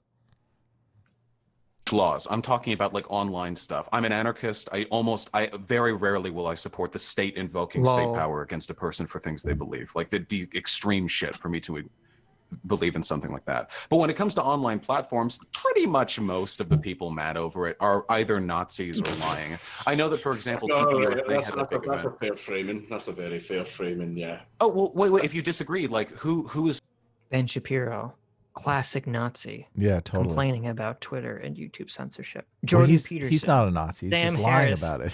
Joe Rogan. All the intellectual dark web. Yeah. Brett Weinstein. The Weinstein brothers. All Nazis. Yep. Suffering right now from like deplatforming who you don't think meets that characterization? Funnily enough, there's actually been a lot of people on the left who've been getting deplatformed because they're not left enough. Like, for example, Christina Summers is one of them as well. Christina Summers is not on the left and she is not deplatformed. What platform has she been taken off of? Universities. Have you not seen people charging in and fucking drums and rushing her on stage? Oh, that's not. Wait. That's free speech. I thought you were like a libertarian. Yeah, that's totally fine. Counter protests are part of the process. Yeah, I thought you meant like getting banned off YouTube and Twitter. Counter protests during your speech. Yeah, there's this really dishonest thing. Totally. That Vaush does, where he's like, "Oh, counter protest is free speech," in terms of no one's saying that if Christina Hoff Sommers is speaking, that you shouldn't be able to protest outside the venue or across the street or whatever, just to show that you don't like them. Okay, that's not the same thing as saying people should be able to basically stop the event from happening either through violence or just by going into where the event is being held and to just scream nonstop and to bang on drums so that people who showed up or paid money to go see this person speak are completely incapable. That's not free speech. Okay. No one's saying that free speech is being able to shout down someone else's speech. I don't know who the fuck's ever made that distinction before. Yeah. You've heard the whole phrase, your right to swing your fist ends at my nose. Well, did they hit her? I mean, I don't agree with that. No, it's the fact that it's like you are absolutely allowed to have your rights. You're not allowed to use your rights to infringe on another person's rights. I don't think a person has like a God-given right to present to the college campus without being counter-protested. That's free speech. Like you're right now, you're attacking free speech. Like he wants to turn every meeting into a food fight. Well, this is so funny because this is basically just majority rule he's advocating for, right? Mob rule. Yeah, if you can get the larger mob of people to outshout someone, then that's their free speech and they just win. When the whole fucking, literally the entire point of rights and protections in the Bill of Rights and all this stuff in the First Amendment, I mean in the Bill of Rights, is not only to protect people from the government, but conceptually to protect the minority of people from the majority. Oh yeah, those marginalized people, Vaush. Come on. Exactly. So this idea, So this idea that like, oh, well, my free speech says that I can just shout you down. Well, you just have to take it because that's free speech. This is so like, I don't know if he actually believes this or if this is just a very like dishonest twisting of wordplay going on here. Yeah, I don't think he believes it. The sovereign right of citizens to challenge like the platforms of people who present at universities. Right. Free speech if you don't allow the other person to speak. Yeah, well, you wouldn't allow them to counter-protest. I don't know, like you're Scottish, I'm American, like maybe rebellion's born in my blood or something, but like I think counter-protesting is super important. No, counter-protesting. You think if every time there was some communist or anarchist or whatever the fuck Vaush is, talking or presenting some information, if you had a group of right-wing people or even alt-righters come in and just start shouting and banging on drums and making the speech impossible, you think Vaush is going to say, well, that's just their free speech. I'm totally in favor of that. Yeah, no, not at all. I was imagining it being like a pro-LGBT rights thing. There you go. How do you like that, Vaush? Yeah, if there's some LGBT, event, should people that are anti-LGBT be allowed to just come in with loudspeakers and just drown it out? And just talk about how much they hate the gays and the trans people? Is that free speech, Vaush? Should all these pro-gay marriage bills or these anti-gay marriage bills be overturned by the Supreme Court because, they were voted in by the majority? Right. I don't know. Yeah. Apparently they should. It's absolutely fine. I encourage it. I've been at events where protesters have came and gave us shit, and I've defended the rights of the protest. Well, I've defended the right to protest right up until they start throwing bricks at us and beating up women. That was a little bit of an issue. But if Christina Hoff Sommers was physically, especially also, and I don't even know what the specifics of this is, but if you're on private property giving a speech, you don't have a right to invade private property and start yelling at people. Like, what? This is crazy. Attacked, I do denounce that. I'm not actually familiar with the specifics, but if people were just protesting, I'm fine with that. What I meant to say, and I want to clarify, was when I say like people are being deplatformed for being Nazis, I mean like on YouTube and Twitter, like these people are normally very far right for them to get like their channels cut, Right, okay then. Remember when there's that big drive to get Steven Crowder to platform? Oh, I know. YouTube? That super far right guy. I mean, you could say he's right wing, but he's obviously not a Nazi. Yeah, totally. I wouldn't call him a racist in any way, shape, or form. Yeah. So does he? Hold on, he has a bunch of black guys in his studio. Yeah, but those are, those are the Uncle tokens? Toms, okay. Oh, those are the tokens, right? Okay. The Candace Owens, if you will. How much I'm sorry, I don't want to insult them by calling them Candace Owens. I take it back. Yeah, I don't know if they would like that, actually. What is it? It's the Hodge twins. They're hilarious. Do you ever watch their videos? I've never watched Crowder, so I don't know. Oh, they're I'll take funny. your word for it. They're super funny. What about, I forget the name of the news publication. I've actually completely forgotten the name of it. It was posting information about the Chinese COVID virus, and it was censored. They had their Twitter absolutely shut down. It wasn't Epoch. It was something else. I'm not familiar with the specifics of that story. If I looked at it, like, I don't know. There are some things I disagree with. I just meant like when we're talking about deplatforming, I meant like big tech companies. How about we go back to the whole white supremacy thing? Sure. I'm gonna... Remember when what was the name of the guy that got fired from Google? James Damore, great guy. I did an interview with him. James Damore got fired from Google for being a horrible racist sex. Oh wait, no. Yeah, not at all. He wasn't racist or sexist. Oh man, no. Say things that basically a white supremacist would believe, right? Mm-hmm. Okay, so for example, ask me, do I feel the white race is superior to all other races? I fucking love this. That he's like, no, here's how you debate this, Vaush. Here, ask me this question. Right. It's so good. It's a very good setup from Count Dankula's part, yes. Ask me. I mean, I think you're... oh, sure. Do you think the white race is superior to all other races? 100%. I'm sorry, I said I wouldn't give you answers. I'm sorry. My real answer is no. I don't believe that. Okay, but ask me, do I believe in an ethno state? Would you mind if after you answer that question, I follow it up with some follow-up questions on the ethno-state question? Absolutely, you can if you Okay, want. wonderful. Do you believe in an ethno-state? No. Okay, wonderful. All right, I have a couple of questions for you on that specific issue. So in August 28th, 2018, you tweeted, I am absolutely fine with the replacement of white people as long as it's legal. Right. That's great. I mean, cool. Yeah. Do you know what that Can you imagine Nick Fuentes or any white nationalist tweeting that out ever? Oh, of course not. No way. Are you kidding? No. That's like guilt. And yeah, I know. Who, me? It's so silly too, because it's like, if you were to ask Nick Fuentes or someone like that, say, oh, do you believe in a white ethno state? They might say no, but they're going to qualify it. Like, they're going to give you like, well, no, but I do think that people are entitled to have their heritage. You know, like they'll give some long answer to sort of like big time say that. Yeah, it's like they'll give the long yes instead of no answer, but don't just say no like Count Dankula did. That was me taking the piss out of something Theresa May said. Well, do you agree with that sentiment? What, the replacement of white people as long as it's legal? Yeah. I don't know, like, would it be illegal? I mean, I suppose if they were loading them onto trains, you know, that'd probably be a bit illegal. But I mean, I don't feel that white people are being removed. Yeah, okay. So you're okay with America and Scotland and all the other cool countries in the world having pretty much any ethnic composition. I mean, if that's what happens, that's what happens. Okay, but you're fine with that. Like, and you think that people who oppose that are probably in the wrong? Because people who oppose that would be ethno-staters by definition, as long as we're talking about legal immigration. By the time it happens, I'll be long fucking dead. Why would I give a shit? Okay, so you think it's fine. There's no reason why people should feel as though they need to like defend their countries. We'll defend our country. Well, it depends what you mean. I mean, if we're being attacked by a foreign nation, then we should defend our country. Right, sure.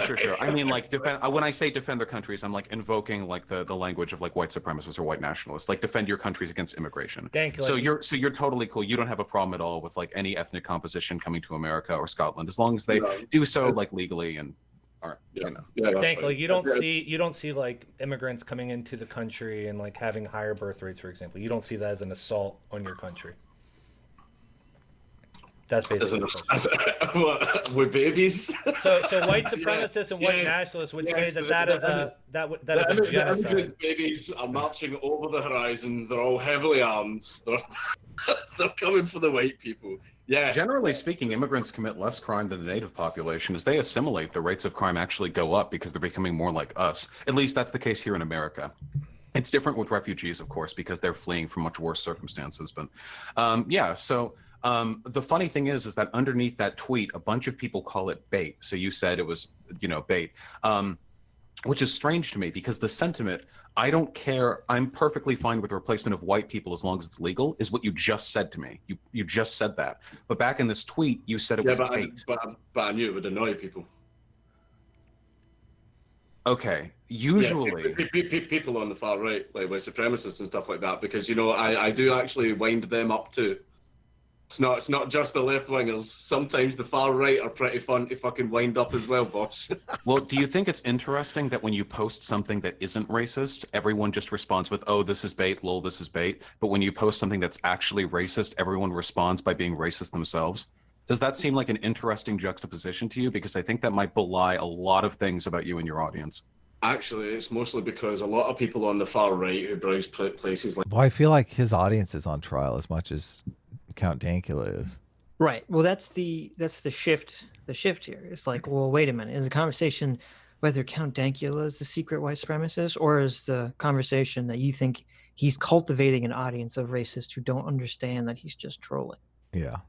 Those are two very different conversations, and you can have either of those. But let's not try to conflate those issues. Yeah, Count Dankula is good about reeling it back in. Like Paul and stuff like that. Well, some people who are far right and some people who are far right understand irony. That's why, like, see, Paul used to be 100%. And there's a good explanation for this too, which is that since you have, unfortunately, this culture of trolling, especially on the right, this culture of trolling, okay, they know that they're not supposed to get mad or pissed off. And so they don't want to give you the win, right, of getting triggered. So they're going to respond by saying bait to show, you didn't bait me. I know that it was bait. Right. So they're just better at managing their emotions. This is actually good for them. They're learning. Right. They're learning the sticks and stones maxim. And absolute irony. Used to be complete fucking irony. I remember years and years ago, Paul was absolute irony. Obviously, as time's gone on, people have thought that Paul, most of Paul is real, and there's a lot of people on Paul who actually do mean what they say. But that's the thing, is like, so basically people who see, to me, that's a great evidence of Count Dankula's character, because right there, he just said Paul used to be irony, which it was, but now it's basically just racist. Yeah, you've said that on the show many times. Right. You used to be there all the time, and then you thought, I used to go on Paul all the time, right? And because it would be funny, and then you'd see very slowly, it's sort of over the years became less jokey and more just, it's just actually racist now. Yeah. And so the fact that Count Dankula is going to put that out there, what white supremacist is going to say that about Paul? Yeah, no exactly. One, right. Yeah. No one. No actually racist, no actual white supremacist, white nationalist is going to say that about Paul. And he did this unprovoked too. He just talked about it on his own. Yeah, brought it up. And the far, right wing, those parts of the internet, they understand the irony. People on the left, don't. I've never been under the impression that people on the far right are particularly funny. I've found that a lot of them are fucking stupid. I've just found that they're okay with racism. So when people make racist jokes, they laugh at it because they're also racist. It's not like them having a better sense of irony. It's just them also being racist. I don't think it means you have no sense of humor if you hear racism. It's so funny because going back to what we said earlier. I know. I was thinking the same thing. Before all the SCW stuff, and you guys in the audience, you probably experienced this too. Before Gamergate and all the SCW stuff in like 2014, when that started, you could go to almost any internet space, okay? Almost any internet forum, almost any YouTube video, almost any YouTube comment section or Twitter. You go to almost any space, and it was completely dominated by the liberals and by the left. Yeah. Completely dominated. The public thought was completely dominated by the left. And the only thing that changed that was the SJW woke culture pushing an entire fucking generation of people away from them and saying, troll us, anger us. Yeah. We'll get very triggered and you'll find an endless supply of amusement from that. So true. And it's just so baffling to me that people just don't see that. We should make a t-shirt that says troll me. Troll me. I mean, you're like, oh, fuck that, fuck you. I don't think that means you have no sense of humor. I just think that means you don't like racism. But like, again, like if both of these things are bait, you posting the racist 1350 thing and you posting that it's okay if white people get replaced, you get radically different responses from these. See, because the thing is, if my characterization of your audience as far right is correct, they would be upset by or baited by your replacement of white people is okay thing, but they wouldn't be baited by the racism, and that seems to be the case. They just reacted with more racism. That's them. What's that got to do with me? That's what actually develops. Nice. He reels it back in. I mean, the fact is, like, my comedy appeals mostly to the right wing, so it's going to bring over everyone from the right wing, including the far right. To racist. Right? That's what happens. But yeah, well, in this case, it'd be racist. There's nothing in either of these tweets that concern conservative fiscal policy. In this case, we're just talking about bringing over racists. I'm of the opinion that content creators are responsible for their audiences. We can discuss that in a little bit, I guess. I'm a left-leaning person, I have a very, very strict control over what my audience does and believes. That's fine, but I'd like to go back to the white suppemacy thing, because after all, that's the point of the debate. Vaush, I would like to see some of that too, like maybe pick another topic. We're nowhere near done. I'm just interested because I knew we were going to do the joke thing. I want to focus on the white supremacy. I want to focus on the white supremacy. So, say for example, mixed race relationships. Ask me if I'm okay. But I don't care about what you say yes or no. What I'm interested in is testing your reactions to things you've said in the past. No, if you want to know if I'm a white supremacist, then you should probably ask me, you know, what my beliefs are in certain areas to see if my beliefs match up with white supremacists. That seems to be instead of asking you what you believe, what if I asked you what you oppose? That's what I'm more interested in. Because if you oppose something, here, I'll give you an example. Okay, wait. I'm reaching out right now. The point is white supremacy. But I'm trying to talk about that. Do you like child molestation? Is that a thing you're like a fan or a proponent of? A huge opponent of. Okay, good. So if you were talking with other child molesters and they were like, I love getting my hands on kids, and you were on a podcast with them or like a YouTube show, would you just sit there and laugh with them? Or do you think you might push back a little bit? And these are actual like child molesters. These aren't people making edgy jokes. No, These I've literally debated them in the past. Yes. Oh, okay. So you'd agree, like it's morally apprehensible for you to be in a position where you're agreeing with and like bolstering like child molesty values. Yeah, but I know you're trying to compare that to the far right. But whenever I'm hanging out with them and talking to them, I don't agree with them. But you hang out with them and you laugh at their jokes and share their audience, right? Which I feel. I thought the premise of this whole line of questioning was, let's talk about things you oppose.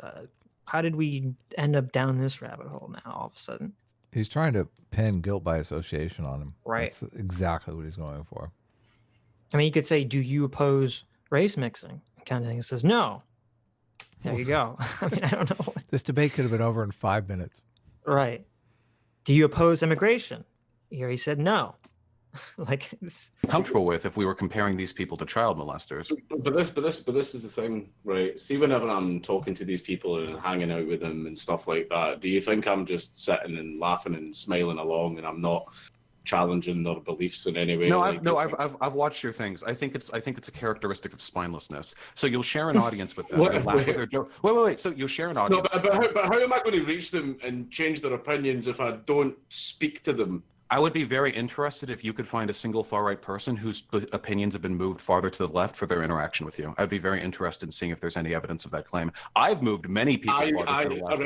I will not do it on stream. After this is all done, I will give you names.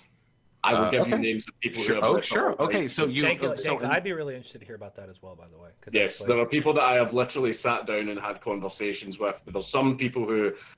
I like the idea of Vaush saying, my extremist ideology has appealed to extremist ideologues on the right and moved them to the mirror image of being extremist ideologues on the left. Praise me, shower me with goodness. Isn't Faraday Speaks that the avatar for that? Well, I don't think he's a leftist.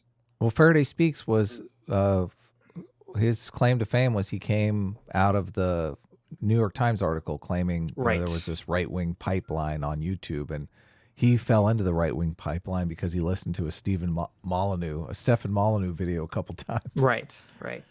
But now he's on the left. He likes Vaush. Right. But it's funny because the two people he credits with bringing him to the left were ContraPoints and Destiny. Yeah. Two people who are often considered very problematic by the leftists. Yeah. So it's not being left enough. But they are very much on the left, though. I mean, any normal person would see them on the left. Right, but they're far more moderate than Vaush or any of the communists. Totally. They're not left enough by their standards. But who is? Nobody. Yeah, exactly. My fucking hardest, I tried for a very, very long fucking time and I could not fucking get through to. And then one person... What were you trying to move them on? Could you give us an anecdote? I'll be right. One of the primary ones is, I can say it now because he's completely gone from the scene, Millennial Woes. Were you whispering Millennial Woes? Were you gone?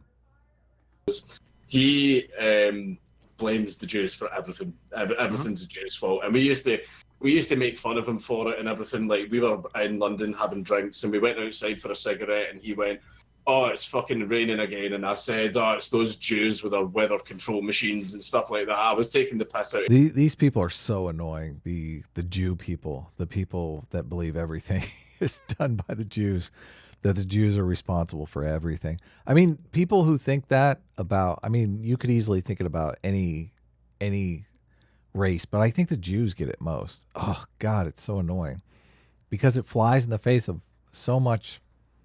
Just it flies in the face of reality, and that's what's annoying about it. I'm blaming everything on the Jews. But then, like, when we were sitting down and talking, like, I was having the chat with him where he's like, oh, Jews this, Jews that. And then I said, yeah, but it's not just Jews that are doing that. And he's like, oh, but here, look, there's evidence of this and there's evidence of that, and Jews are doing this and Jews are doing that. And I'm like, right, okay, so picture I do this, right? Someone turns around to you and says, Scottish people are alcoholics, right? And you look at just Scotland. You're looking at just Scottish people, and you find some alcoholics, and then you go, oh well, that can... I saw that, Lord of the Nerds. I guess I should clarify. What I mean by Jew people, I mean the racists who think that the Jews are responsible for everything. I mean the anti-Semite people. Thank you, Lord of the Nerds, for pointing that out.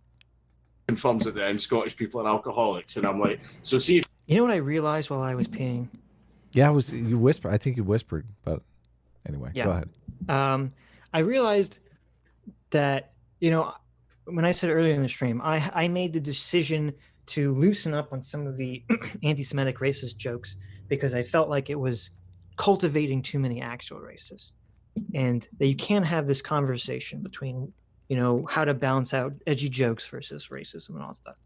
And I realized that all these accusations that Vaush is making and just going about it this way towards Count Dankula, all you're doing is you're going to make Count Dankula, you're making it possible for him to change. He can never change. He can never say, oh, maybe I want to loosen up a little bit. Because if he does, since he's been so publicly attacked, it seems like he'd be conceding to the leftists now. Yeah, that's a good point. I mean, the only reason that I could change, not the only reason, but a reason that I could change is because I wasn't so public a figure as Count Dankula that I had.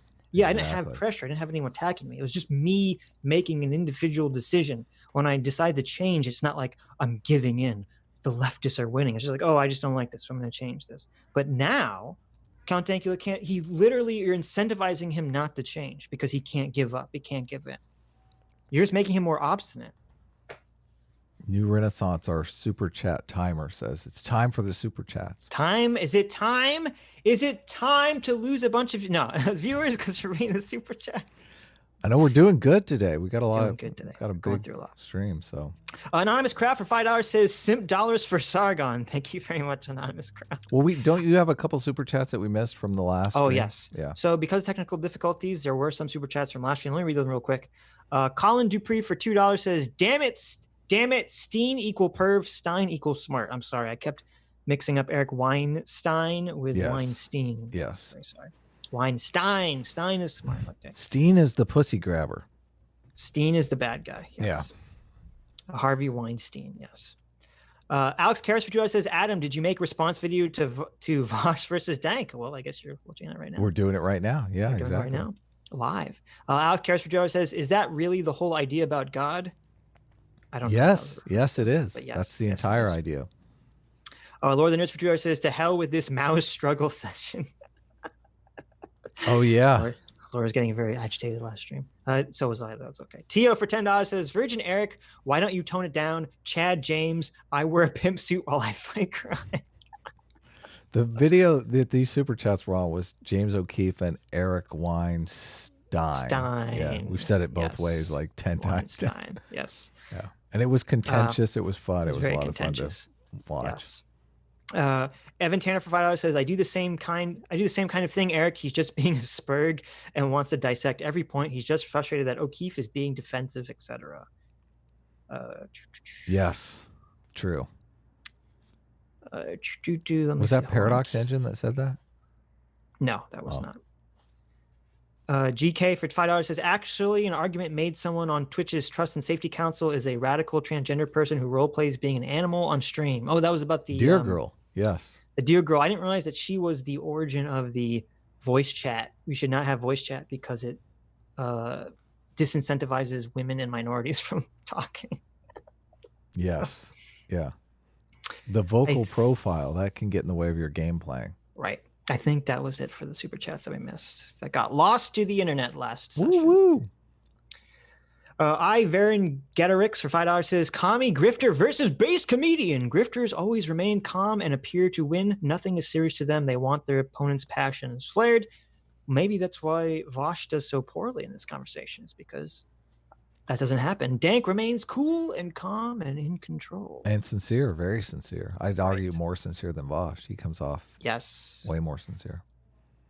Lord of the Rings for $5 says, by Vaush's inferential (parentheses not inductive) process, how can we not conclude he is an anti-Semite that sexualizes the abuse of animals such as a horse? There you go. You can't. I don't know. You can't do it. Anonymous guy for $5 says, someone should debate Vaush on whether or not he's actually a Marxist. Still waiting on his actions. He's a capitalist who won't share his profits. That's true. Judging by Vaush's actions, he's a pretty capitalist guy. He is, definitely. 100%. I don't know about that. I don't know about that. That's very true. It's a very good point. Alex Karras for $20 says, you're all the best in my opinion. Thank you, Alex. Thank you for your song in the beginning. And you have possibly the best Discord server host in the world. Hats off to CT. Thank you, Caffeinated Tweaker, for putting up with all of our bullshit. Yes. Appreciate it. Joseph Kerwin for $5 says, at some point in the debate, do Dank and Vaush Brussels rub beards together? No. Thankfully, that never happens. That's a little creepy. Joshua Edwards for $5 says, Adam, never do the harmonica thing again. My poor ears. I know. I agree. Never bring out the harmonica again, Adam. Well, I'll do it over here where it's nice and safe. There you go. It just sounds awful. Does harmonica ever sound good? There's like two people, I think, in all of human existence that could make a harmonica sound good. Yeah. They're probably both dead now. So it sounds good if it's in a song that's already good. And that's it. Right. Or if you're in a jail cell, then it's acceptable. Pragmatic Culture for $5 says, forget about me and Sitch arguing over right-wing stuff. Just get me on to shill for Vaush. I don't think I've seen this guy get a fair hearing yet. Wow. Pragmatic Culture wants to stand for Vaush. Ooh. The monarchist, pragmatic culture wants to stand the right-wing monarchist wants to shill for Vaush. Wow. I guess we're not steelmanning good enough here. Horseshoe theory completed. Oh, yeah. Why do you give him that, Pragmatic? Come on. Thank you, Pragmatic. I love it. Ya boy, Big T for $10 says, thanks to technical difficulties, Sitch, Adam's boomer sidekick. My super chat got missed last stream. Adam has a big peepee. Old boomer Sitch needs to call the Geek Squad. Oh no. There you go. Not sure what that means. He says you have a big peepee. Oh. That's what it means. Lord of the News for $10 says, this is why you adhere to popular vernacular. The argot, I don't even know what that word means. The argot of specialized jargon within social sciences has been hijacked long ago. Gender equal gender identity. Racism equals institutionalized white racism. Red equals blue. I agree.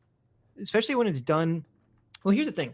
There's a reason for some jargon to exist. Like there's some very highly specific concept that you need to describe.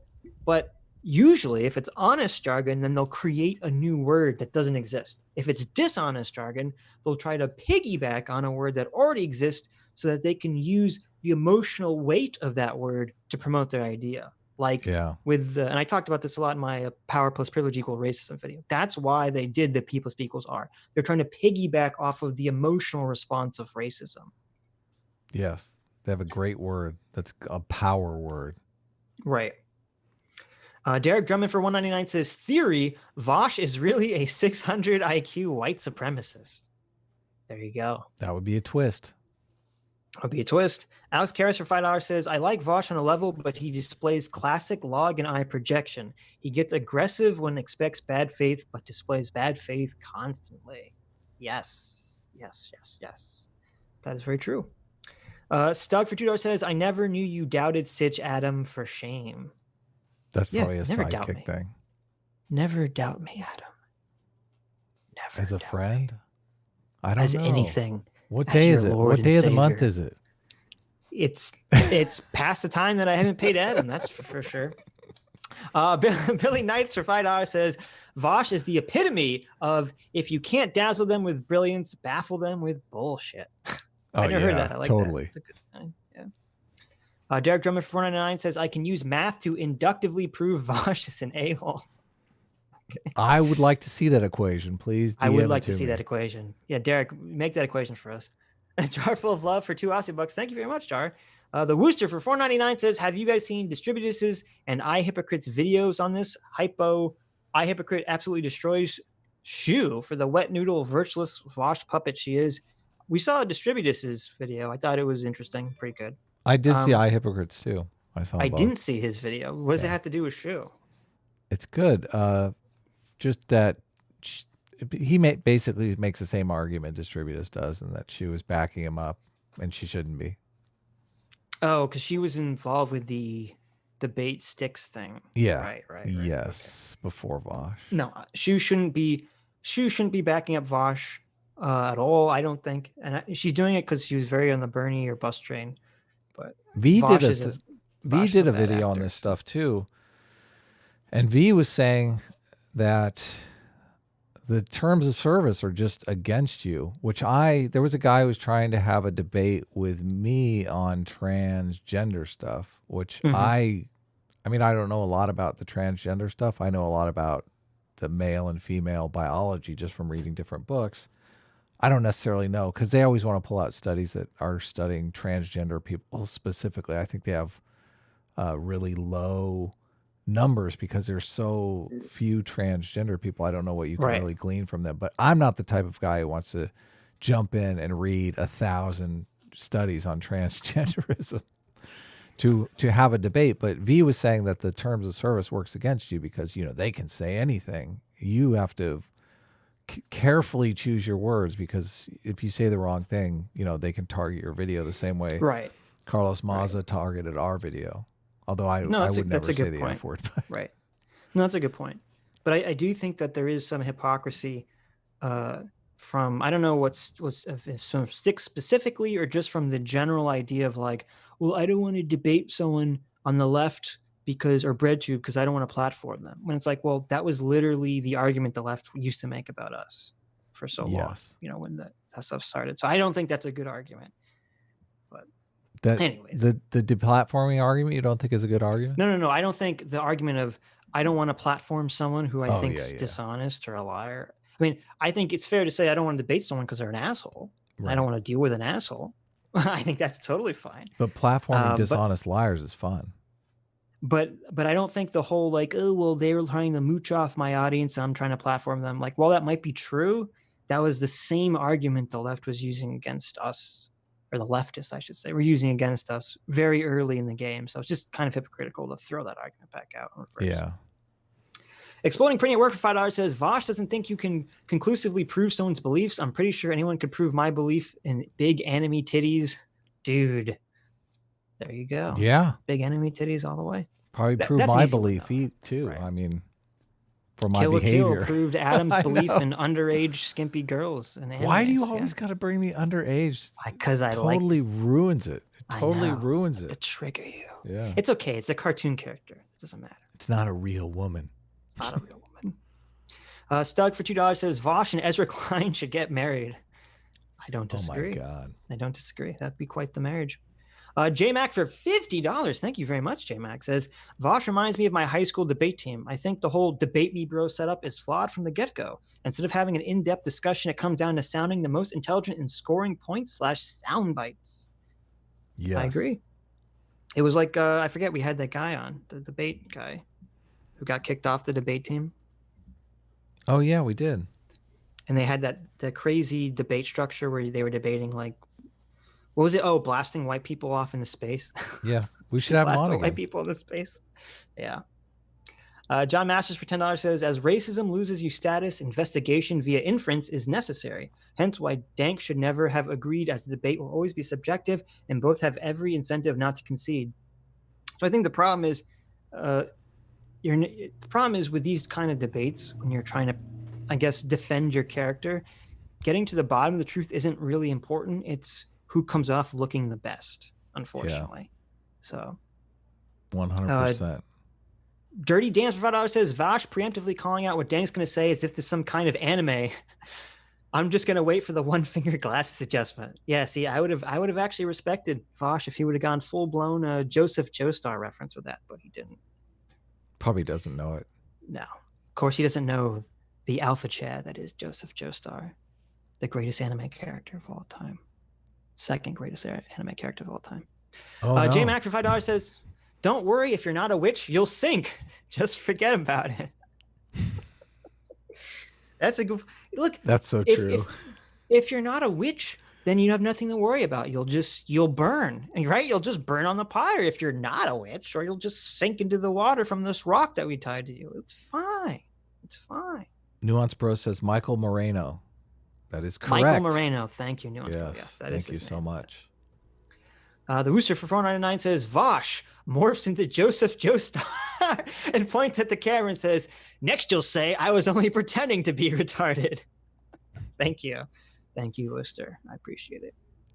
Roughneck MP for $9.99 says, "Okay, McCarthy's hearings took place after the HUAC and investigated commie activities in the government. Also, how can Senator McCarthy hold a hearing in the House of Representatives?" Yeah, Adam. That's okay. I corrected that. Yeah, you fixed it. How is the R word going to get you banned these days? It seems like people retard. People are pushing back on the retard word. Like the F word is, I mean, that's like nuke now.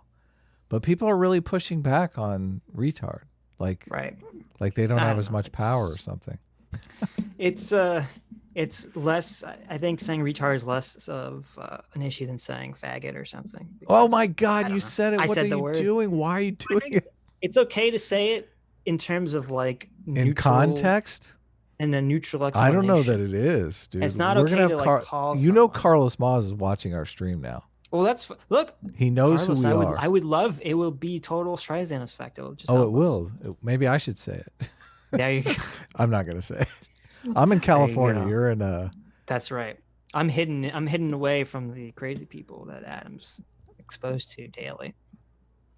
Dr. Tech for $4.99 says, "I think Vaush's dream job is prosecutor of political centers."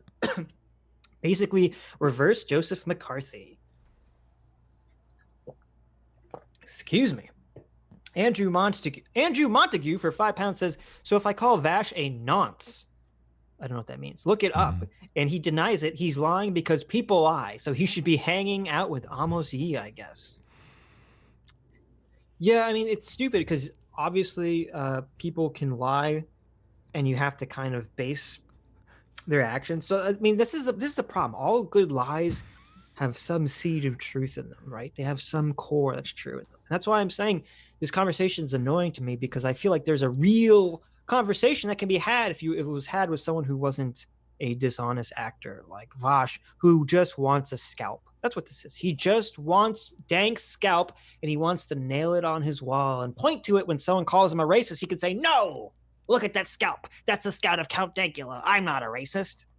Well, that's, I think, when the story changes, when he goes back to his audience, he starts rewriting history about them getting along and stuff. I think that's part of the producing of the scalp, because you can't really walk away from a debate with a scalp if you're shaking hands and going, yeah. I mean, he basically, in the end of this, agrees that he's not a white supremacist or nationalist or any of that. He changed stuff. it though.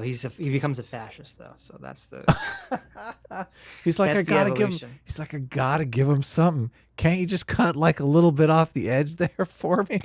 It's like, well, it's not exactly. He's not a white supremacist. He's just a fascist. You know. It's like, yeah. Okay. Thanks. The Wooster for $2 says, "How did Vaush become so based on the JQ?" Yeah, I don't know. Scary. Vaush seems a little anti-Semitic. You know who should else is very debate him on the anti-Semitic? JQ. That'd be great. Karl Marx, very anti-Semitic. Really? This guy's got to be careful. Super anti-Semitic. Really? Yes. Oh wow. Yes. He was Jewish Communist himself. Got to be careful. If he was, he became self-hating. Yes. Really? Wow. Yes. Very anti-Semitic. That's crazy. Very openly anti-Semitic. If you type in Karl Marx anti-Semitism, there's like volumes of his work where he talks about how bad the Jews are. Viriday for $5 says, "Can't stick around for long, so I'll catch you on the replay. Keep up the good work, Adam. Say hi to your sidekick, PSA Smidge." Oh my God. Fuck you. I'm getting a lot of supporters. We're calling ourselves the A team. No. Yeah, we are. No. Yep. Stop it. No, seriously. Stop. Go A team. My name is first, okay? PSA Sitch and Adam. Well, I make the graphics, so we'll see about next week. Oh. Ba-boom. I have the money. I have the money. God damn it. Got him. Kevin Duggan for $4.99 says, Count Dankula says population replacement would be fine in Scotland. True fact. Yeah, okay. Exactly. Who cares? Typically what a white nationalist will say. They're totally fine with population replacement. Johnny Stoffel for $1.99 says, Florida man confuses dichotomy and equivalence. Shut your fucking mouth. Dead Meme for 50 rubles says, Vaush refuses to acknowledge, or rubs, I don't know what that is. You want some 50 rubs, Adam? Can I? 50 rubs? Gemini, 50 rubs on Adam. Vaush refuses to acknowledge that he's a lolcow. Yes. I'm pretty sure Vaush has his own Kiwi Farms lolcow page. Probably so. Definitely. I read some, Corey Roberts. I read some Yes. Kiwi Farms lolcow page, and everyone in the comment section was fighting back about how these people aren't lolcows. This is too mild for them to be lolcows. This is fake news, basically, which was hilarious. Corey Roberts for $5 says, is the 1350 figure factual? If so, it should be your prescription to that info that's racist. Shouldn't that be what makes you white supremacist? So no, I agree with you. It would be not the description of it, the prescription of it. However, typically when someone says the words, I forget the exact phrasing, despite, making up 13% of the population, usually when it's framed a specific way, it's like a racist meme. It's like accepted that that's the framing of it as a meme. So I understand what you're saying, but I understand that the meme was obviously intended to piss off, trigger the leftists for being perceived as racist. Those statistics are correct, though. That's what I was thinking. I don't know if they I are. assume they're sort of correct. I'm not 100% sure, but I assume they're sort of correct. I always blame the left for all that stuff because I say, obviously blacks turn to crime because you tell them day and night that they live in an unfair world. And the first thing I'm going to do when I live in an unfair world is I'm going to start breaking into people's houses. Yeah, that doesn't really help. Yeah. The situation, does it? Yeah, No. destroys. really messes shit up. Doesn't really create a positive atmosphere. Patrick for $2 says, is a white majoritarian a white nationalist?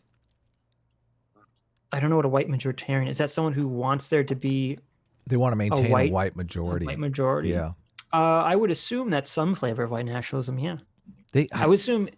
Go ahead. Well, if you're basing your ideology, if your ideology is based around trying to maintain some skin color balance of people in a country, isn't that first of all, by definition, that is racist, right? So if you're trying to maintain some skin color balance of white people, that would be some flavor of white nationalists, I would argue. What if things get worse? Disagree with that? Yeah. What if things get worse, though? I mean, it's so bizarre because their argument is it sucks to be a minority. That's their argument. Right. Yet they seem to want to push whites into the minority status. Will whites get advantages once they're minorities? And constantly they're arguing. They're right. They seem to be excited. They're like, oh, they're so triggered by the fact that they're losing their majority status. They're losing their power. And they think like that's, I don't know, funny or something. Well, see, again, and that's part of what's so stupid about the leftist approach to all this. It's just what you said. Yeah.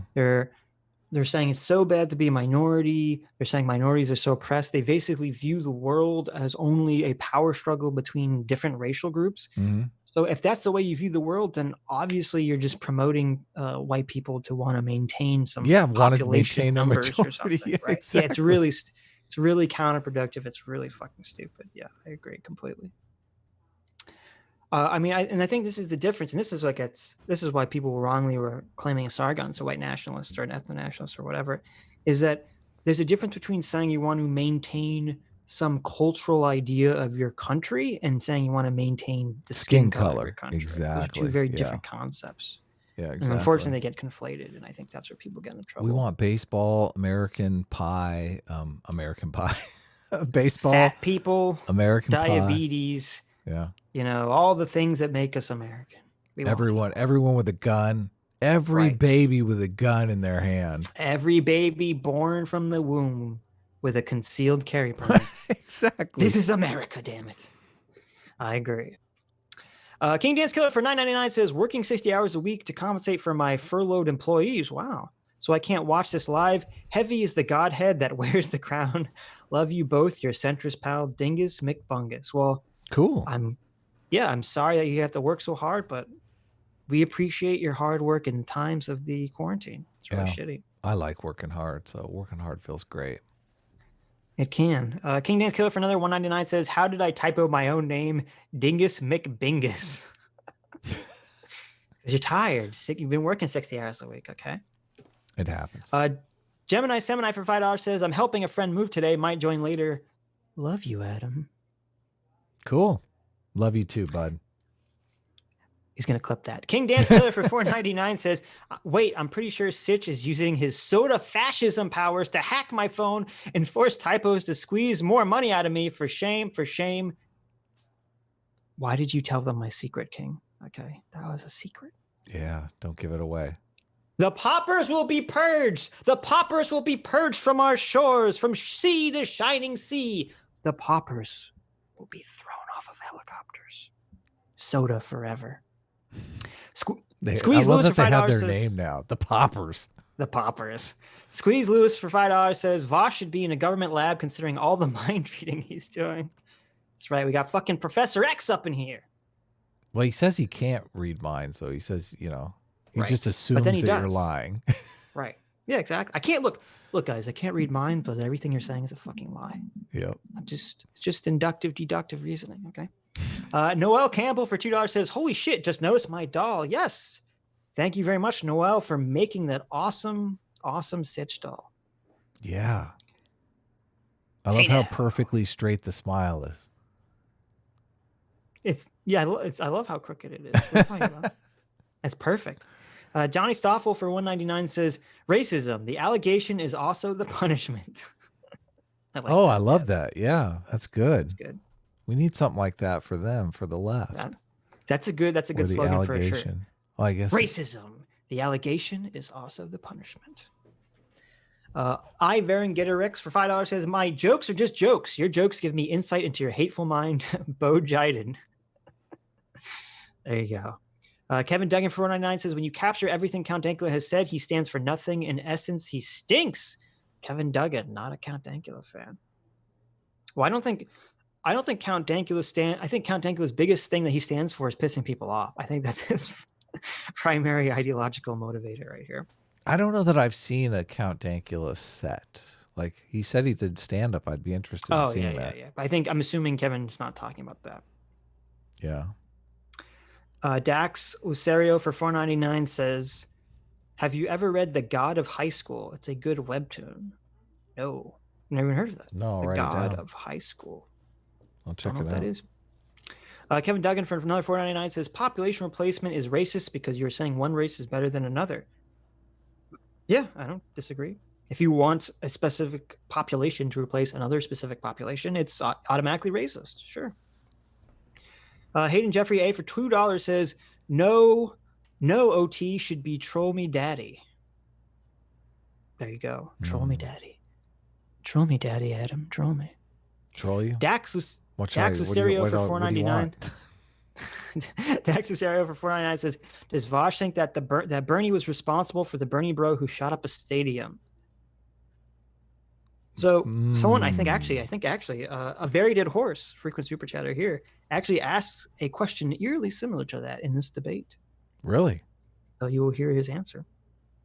Danimal Collective 1 for $4.99 says, if you were chatting with child molesters, well, I for one hope Dank gets big enough to interview Joe Biden too. Oh my God. How dare you? How dare you? Bob Jones for $4.99 says, Joe McCarthy was a senator. Okay. So it was the Senate, you bastard. Now I'm super confused. Oh, you bastard. Oh, you bastard. That's right. Adam was right. Right. He was a senator and HUAC was the House. Yeah, he wasn't part of HUAC. That's true. It always gets so confusing. Oh, because so I'm just you a corrected. You corrected me. I incorrectly corrected you. Yes, that's true. Fuck. What a fucking asshole I am. Figures. Roy Brewer, a Democrat, was in charge of the House Un-American Activities Committee. Joe McCarthy was not part of HUAC. Yes. I knew he was a senator. Yes, he was a senator. Right, but he wasn't part of the House. Gotcha. Pinorn Kazak for $5 says, anti-racist purity test. You have to be able to prove you are actively anti-racist every second of the day. Otherwise, you're just as bad. I know. Did I mention I love black people, guys? I love black people. I love black people to death. I'm telling you. It's my favorite thing. Is it working? Is it working? Is it working? Is it working? Guys, I love black people. I just want to bow down to a black person every second of every day and say, I'm sorry. Have you seen those pictures of like, I know. The white people wearing the shirt that says like, I'm sorry. And they're like in chains and stuff. Yeah. Yes. I love black people, but those black people that do that, I don't like. Daniel Collective 1 for $1 says, oh, you skipped my super chat from last stream. I'll go back. I'll go back and make sure I didn't miss anyone's super chats after this. Hamad Rodo Rodriguez Madrano for $2 says, but the harmonica sounds great in Piano Man because it was a good song. Yes. It was a good song. And also, Billy Joel is a talented motherfucker. So I just want to sing that song whenever I hear it in my head. Sing me a song, You're the piano man. DJ Crunk Factory for $5 says, you missed my super chat from last stream. I said, Eric, I want to see you writhe in pain. Weinstein. I already forgot it. Weinstein. That was the I, right? Weinstein. I'm going to say it was a Weinstein. Offer for £5 says, Vaush sounds like a 15-year-old girl reenacting the Spanish Inquisition. Socialism plus time equals tyranny. I agree. Lord of the Nerds for $2 says, base sitch with the F-bomb, be obscene and be heard. There you go. I'm glad you appreciate it, Lord. Dax Lucerino for another $19.99. Thank you very much. Says, offense can't be given, only taken. If someone calls the A fuck? What? Someone calls the A folk, I can go full Greta and say, how dare you? Or say, okay, reacting is what the insulter wants and not taking away the power of the word. Yeah, no, I agree that was my point. What's just so stupid about all this? I wish though. Yeah, that Dank is trolling and he's looking for the reaction. And if you didn't get the reaction, then they wouldn't troll because that's the whole point of it. That's the entire point of it. Yeah, but then you've normalized racism. I know, it's really stupid. Vagabond666 Gmail for $2 Aussie says, white nationalism and other races equals anti-colonialism. It certainly seems that way sometimes. Bruno Zetto for $4.20. Wow. Says, tell Adam to watch Interspecies Reviewers. Don't let top search results fool you. It's a wholesome anime set in a fantasy land where brave adventurers travel the world to visit brothels and bang women of every race under the sun and rate how good it was. Yeah, I've been wanting to see that, to be honest with you. There you go. See? Interspecies Reviewers. Is that true like anti-racist anime. Is there full-blown anime nudity in there? I wonder. Yes. You've seen it. Look, he fell right into my trap. No, he fell into my trap. I've seen Busted. Clips. Wink, wink, nudge, nudge. Busted. I saw pornographic clips. I've seen on Pornhub. Yes, I did. I saw pornographic clips from Interspecies Reviewer. Yes, you're 100% accurate. I will never deny my love of monster girls on stream, okay? Oh, yeah. Never. Oh, yeah. Oh, yeah. Tech Priest for $1 says, I don't know what was more awkward, your last stream or the video you watched. Probably the video, yuck. Sorry, couldn't help the technical difficulties. Anyways, additional stream midweek is nicely refreshing, but please consider streaming it more early for our centrist friends in Eurasia. I agree. What the fuck? We decided to do the stream like literally at the last minute, so that's why it was the time it was. Yeah. Like Adam, I don't know if it was me or Adam was just like, hey, let's just stream right now. We're like, okay, sure. Let's do it. Yeah. Let's do it. Tech Priest for $1 says, sum up enlightened centrist in a single sentence and point it on the political compass. I have a mysterious feeling around where it is on the compass. So my single sentence of enlightened centrist is simply being anti-tribalism. And me? That's my enlightened centrist. I don't have I'll go anti-tribal. I'll just copy paste. Okay. You agree with anti-tribal. I think you're searching for truth. Mine's based on searching for truth. So yours is Adam's is truth searcher and mine is anti-tribal. It's funny because groupthink can push you away from truth, and groupthink is tribalism. Right. That's no, exactly. 100%. It doesn't I don't think there's a single point on the political compass that enlightened centrists exist at, but generally it's more probably towards the middle than the edges. Tech Priest for $1 says, why the name PSA Sitch and why choosing such a not catchy name? You could pick Stick. I don't know, Stick instead, or Stitch maybe. First of all, Stitch is a character from a Disney movie. Secondly, if you've ever seen my first terrible video, you'll know that PSA stands for Perfect Situational Awareness. Situation. Which is an Archer reference, and Sitch is short for situation. So it has situation in it twice. Right. I have situation in it twice. The only reason that's my name is because I used to play video games under the name Perfect Situational Awareness, and I thought it was funny to say that whenever someone got killed in a really stupid way. And it was kind of ironic. I'm trying to say I have perfect situational awareness of the issue about SJWs, but I'm also have blind spots. So that is the name. That is the Sitch lore for the name PSA Sitch. Yeah. Tech Priest for $1 says, I agree with Sitch. Here in Israel, we serve the country, military or civil, and it's very good at mixing us up. The poor kid and rich kid serving at the same rank for the country, learning who to team up and sharing the same hate for the asshole drill sergeant. I agree. I said last stream that every American citizen, when they reach the age of 18, should either have to perform 2 years of military service or 2 years of civil service, and they should purposely send people from big cities into the rural areas, and people from the rural areas into the big cities. And I'm glad Tech Priest agrees. Thank you. Adam, however, disagrees because he's a horrible leftist and doesn't have patriotism for his country. Boo! Freedom! Sean Wells for $1 says, it wasn't the construction worker's fault. Your computer only works on Sundays. Yeah, I know. Ollie Willie for $3 says, what not jumping onto the H3H3 or Keemstar drama? Are you all really YouTubers? We did talk about it beforehand. I actually haven't been following it whatsoever. I just see people talking about it on Twitter, and I go, ugh, I don't even want to dive into it. And Adam was trying to explain it to me before stream, so maybe we'll look into it at some point. I don't know. We can't talk about it because it's destructive for YouTube. It's awful. Mm-hmm. It's totally awful. Going after each other's sponsors is not ever a good thing to do. Yes. It's that part of the movie where everyone pulls out a machine gun at the end of the movie and everyone ends up dead. That's basically haven't they seen I know what Scarface? movie is it? Yeah, exactly. Haven't they seen Scarface? Yes. We're at the Paradox end of Scarface now. Yes. Who's the guy with the sunglasses? That remains to be. That's YouTube. That's YouTube just killing everybody. Oh yeah. Paradox for $1 says, I only managed to watch half of this train wreck, and that's saying a lot considering because I usually finish any junk I start. Can we talk about moderator ranking? Who are the best moderators for online debates out there? I know it's a good question. Me. I'm number one. It's hard to rank moderators because so much of it is highly dependent on the guests, right? So Faraday Vaush Speaks, I think does. I got the bad guest. Exactly. Faraday Speaks, I think does pretty well in this debate, but this debate wasn't very contentious in terms of arguing and yelling over each other. So it wasn't necessary to moderate. So you'd have to see, I think you have to find a really contentious debate where the moderator is somehow able to still wrangle control of both participants. So. Yep. Ara for $5 says, after seeing the picture of the last Vaush stream, I understand why he supports breadlines. Oh my God. He wants. Wow. I think that's like a diet joke. That's a diet joke. Paradox for $1 says, I agree with the self-aware Sitch from a moment ago. You are totally giving Vaush the extra exposure he doesn't deserve by doing the stream. It's a horrible witch trial.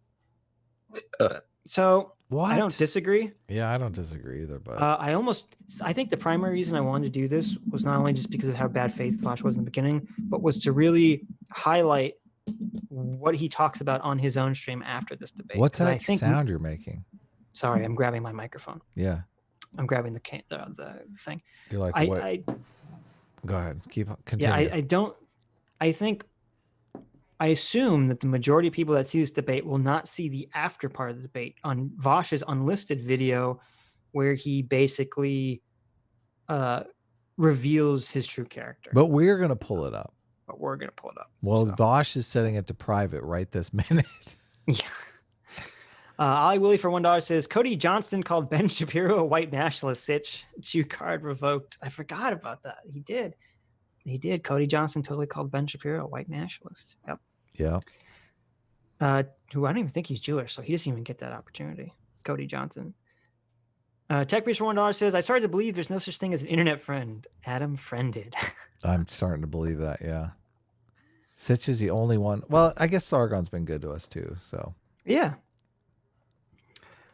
Very Dead Horse for $1 says, hey, I sent a couple super chats to Faraday on the stream. When we get to them, I'd like to hear your input. I think he misunderstood my point. Also, I hope you get the instances I'm talking about.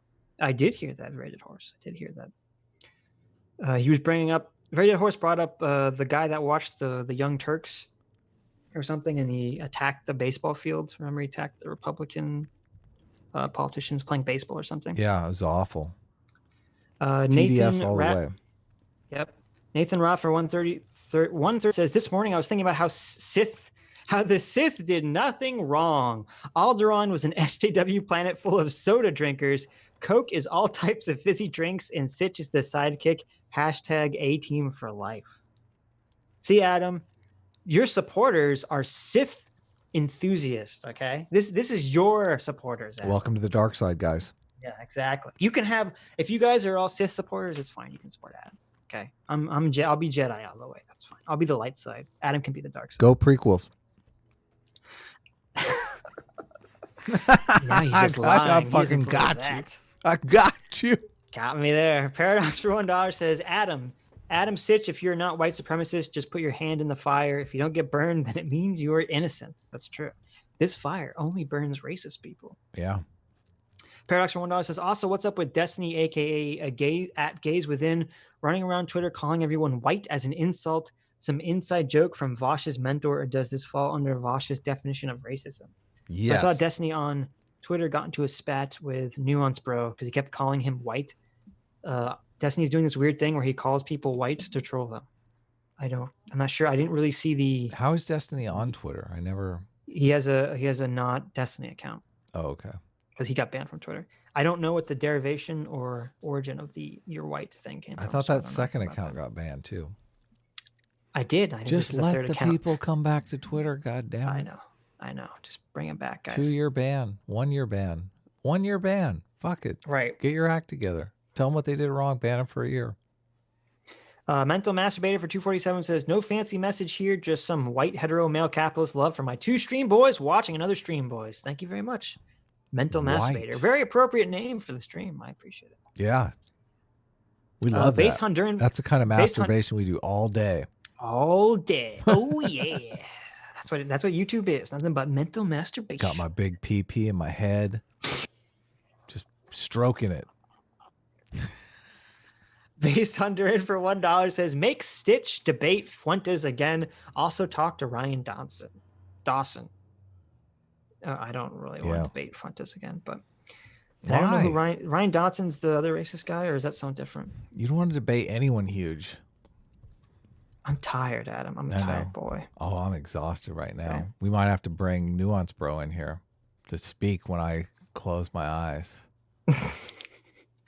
The Tech Priest for $1 says the CIA, FBI, and SCP Foundation have collaborated to clone Vaush and grow him in a right-wing environment. They put the clone and the original at the same secret room on the secret island. What you imagine? What conversation is going to happen? Well, oh my God, that would be awesome. It would be awesome. They'll just prove horseshoe theory 100% true. They'd be exactly the same, yelling at each other. Right. Yeah, the right, or he'd probably be an alt-righter. Right? He'd probably be an alt-righter. Oh, totally. Definitely. Yeah. Paradox $1 says, my favorite part about jokes and stereotypes is that negative stereotypes about certain groups bad, positive stereotypes about same groups is good. We decide which ones are good or bad based on leftist values, so you must accept leftism to have good stereotypes. I thought they're starting to go after good stereotypes now too. They're like, you can't say that Asians are good at math. That's a bad thing. Yeah. That's why Yang lost. He made his whole thing about Asian stereotypes. His whole thing about Asians being good at math. You're right. I forgot about that. Yeah, I'm racist. So what? For $3 says Vaush more like Mott and Bailey. Vaush just uses the Mott and Bailey. We need to call it leftist for changing the meaning of the words like racist, fascist, bigot. They use it to dismiss you. The right hates Jews because culture, but the left hates Jews because they're rich. I agree that they constantly trying to change the meaning of words, and that both horseshoes go towards the Jews. See, the Jews get screwed. Everyone hates us, no matter what we do. They do. Because they're all jealous. They're all jealous of our success and high IQs and basically awesomeness. I don't understand, too, because they're the ones that, I mean, they're so maintaining their minority status because they don't recruit. It's like... Well, because that's why we're the best. They go against that. You narrative. can come into our club. Okay, you got to work for it. You got to get circumcised and you got to get bar mitzvah to join our club. Okay, it's a lot of work. Well, we don't just let anyone willy-nilly like you Christians going around just letting everyone put some water on their head, eat some crackers, and suddenly you're Christian. No, to be a Jew takes a lot of effort. Okay, got to get a piece of your dick cut off. It's a big deal. Well, I already did that. I'm one bar mitzvah away from joining. Yeah, okay, there you go, Adam. You're one bar mitzvah away from being a Jew. Tech Priest for $1 says, Vaush has zero idea what happens here in the Middle East. It's ridiculous. Funny, he says, well, about a second Holocaust. Oh my God. He's going to have a lot of fun humor with Nick Fuentes. Yeah, I know. Oh, I haven't seen a single leftist discuss Israel have any fucking clue about Israel whatsoever. They'll have a very simplistic, stupid view of the situation, of a very complicated situation. Paradox for $1 says, I would like to have Vaush's magical power to know by a comment in chat or under a video who really hates the Jews and the trans people and who loves them but is still making a joke. Who is the Jussie Smollett of YouTube comments and who isn't? That'd be a good superpower. We should add someone like that in our comic, Adam. Someone who has the power to discern whether online jokes are real or serious. That would be good. That would be great. Paradox for $1 says, I mean, if I'm a Vaush loyalist, what is stopping me from going into Sitch's or Dank's comment sections and acting really anti-Semitic? Oh, it no. could be a false flag attack. Oh, my God. I thought that same thing. Yep. I bet that happens 25 times a day. That's part of the problem with being an ideologue who basically is ends justify the means, because then you're justifying all sorts of behavior like false flag attacks. Yeah, exactly. Contrast for 131 says, Mom, can I watch Destiny? Mom, we have Destiny at home. Destiny at home. I don't get it. I'm sorry, Contrast, I don't get it. But the ending of The Watchmen is in the comic is superior to the movie. Paradox for $1 says it's not Hodge twins, it's actually the Hodge triplets, and Adam is one of them. Really? I didn't know. Paradox for $1 says, I like the success claims. If Vaush convinces a nationalist to become more socialist, what do you get? Or I'm going to debate a tanky, suggesting opposition. But what he really means is debate about how you get to be communism faster. Yeah, I think, I'm trying to remember. I thought I heard some conversation where Vaush was bragging or talking about debating a tanky, but it seemed like his concern wasn't that communism is bad. Well, obviously not concerned, but it was that the guy's ideology was bad. It seemed like his concern was that the optics of being a tanky were bad. So yeah. Are there people out there that are saving people from the left? I don't know. I don't know. I don't think so. Doesn't seem like a meme. Kevin Duggan for $3 says, if you chat Nuance Bro is a tard, it will get deleted and muted confirmed. Oh, really? That's pretty funny. Did he hide somebody? Because he does have a wrench. Everyone is allowed to call Nuance Bro a tard. Yeah, please, Nuance Bro. I love you. That's one of our favorite things to do here. I don't think Nuance Bro did it. I don't think Nuance Bro did it. I think there is a lot of weird auto moderation. If you curse or call people names in the chat, it automatically moderates, and I don't think you can turn it off. I'm not sure. All right, I did. Nuance Bro is a tard. We'll test it out here. Paradox for $1 says, I second the super chat. We should call ourselves the A-team. I love it when a plan comes together. Who said that? Stop it. We're not the A-team. Stop it. I refuse. Okay. It's got to be the S-team. You know why? S-class is always better than A-class. All right? Everyone who knows anime and video games know that the S-class is the top of the rank. Okay? But don't you have two S's in your name? What do you mean? Yeah. What do you mean? The SS? What are you trying to do here, Sitch? You trying to recruit the SS team? There you go. Vaush? I need to call Vaush. I think we've discovered something here. Where's my phone?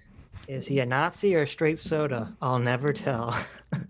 If Ben Shapiro can be a Nazi, you can too. Don't That's hide right. behind your Jewish privilege. That's right.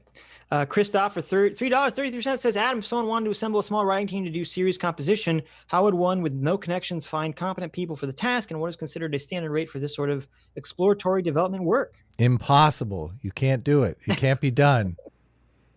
I mean, we can't really go into it here, but if you want to message me on Twitter, I can give you some tips, definitely. Right. Or Awesome. friended2157 is my email. So cool. Very Dead Horse for $1 says, I used to believe in your military and civil service thing. I realized that mandatory military service is a good idea for some people, but can actually backfire in some cases, radicalize people the other way. And as far as mandatory civil service goes, I've seen it turn happy, nice, good people miserable or mildly to very racist. That's a good point. I don't have a response to that. So we'll just keep watching the video. If you hear that Jews are scheming and doing shit like that, and you're looking only at Jews, then obviously you're going to come away thinking that Jews are scheming. Whereas if you expand the spotlight and you pass the I'm going to take a tiny break. I'll be right back. spotlight over fucking everyone, then you'll realize that literally everyone from all walks of life is doing fucking schemy shit. The only thing they all have in common is they have power. And like, you know, people with power all want more power, and that's why they do fucking schemy shit. Wow. What a racist belief. It doesn't matter what your skin color or religion is. It's just assholes being assholes. Typical white supremacist talking point. / sarcasm. What's with the face? Did you try to have a disproportional amount of power? No, that's not. Wow! Whoa! That's insane. I love that Count Dankula gives like the perfect response for his position, showing that he's not actually a white supremacist, showing that he's not racist. And then Vaush does this really dishonest Kathy Newman. So what you're saying is, you're saying that Jews have too much power? Like, is this? See, normally in these situations, I question. I say, okay, is this person being dishonest? Is this bad faith, or is a person just misunderstanding, mishearing what the other person's saying? And Vaush has already acted in such bad faith that I have to assume inductively, through deductive reasoning, that Vaush is acting in bad faith when he just said that. What I said at all. Okay, I just no, I don't think that I'm just clarifying. I'm just making sure. Pick any group, any political party. Say, and then he tries to walk up back. No. I just threw it out there. I just clarified. I'm just making sure. I just gotta say it. Okay, I just gotta make sure. Okay, no. Yeah, okay, so I actually think that's an acceptable response, or at least I'm convinced by that, because I don't actually think you're an anti-Semite. I have a fuck ton of screenshots of you saying a lot of I don't think, wait a minute. How can someone be a white supremacist and not also be an anti-Semite? Right? You have to be both. I don't think it can be one or the other. Semitic shit. I don't actually think you're an anti-Semite, though. I've never really gotten that impression from your content. So I'd be willing to bet that's something that you'd be willing to move someone off. Wait a minute. This is very interesting. Vaush says, I saw a bunch of screenshots of you saying anti-Semitic shit, but I feel like you're not an anti-Semite. Why does that not apply to the racism stuff? Could it be because Vaush has also said a lot of anti-Semitic shit? Isn't that interesting? That Mr. Glass Israel, the guy who said he wants to nuke Israel, is like, well, I saw you also say anti-Semitic stuff, but you're probably not anti-Semite. But then when he sees the racist stuff, oh, that triggers something. What does that say about Vaush? What does that say? Though, have you ever moved somebody over on white supremacy? Yes. Yes, I okay. have. Then we can talk about that afterwards, I guess. All right, then I'll accept that answer correct because I have no way to disprove your point right now, and we can. What about mixed race relationships? Ask me about that. I mean, I don't care what you answer, but yeah. How do you feel about mixed race? I mean, if we're trying to establish whether or not I'm a white supremacist, then that's a thing to ask me, isn't it? White supremacists don't. I'm back. I like that. Thank you for that. That Vaush is like, I don't really care what you answer. right? Isn't Yeah, 'cause that you're like the lying. theme of the debate? Yeah, I don't really care what you answer. That should just be the quote of the debate. I'm accusing you of being racist, but I don't really care what you answer. I have an IBC root beer here, and I was wondering if it said Nice. pop anywhere on it. I was like looking for it. Oh I my was like, god, you're trying to see if trigger I me. could trigger you. Yeah, exactly. Nope. Light race mixing. But I don't care about asking. I just want to inductively infer from other. Yeah, from Yeah, other but things if, that they but if I'm sitting in front of here right now, in front of thousands of people, willing to not meme and actually tell you what my beliefs are, and you're not going to let me do it, I mean, I could right now say some wonderful shit to these thousands of people that are. Yeah, do you think any actual white nationalists, even people that are pretending not to be racist, would say that they're in favor of or have no problem with race mixing?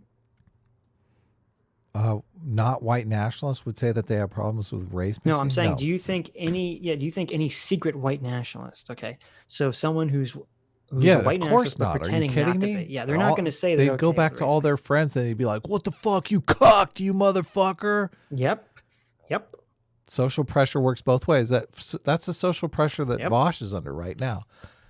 Like he's gonna go back. It's What true. the fuck, you cocked? You said he wasn't even a white nationalist. You fucking cock.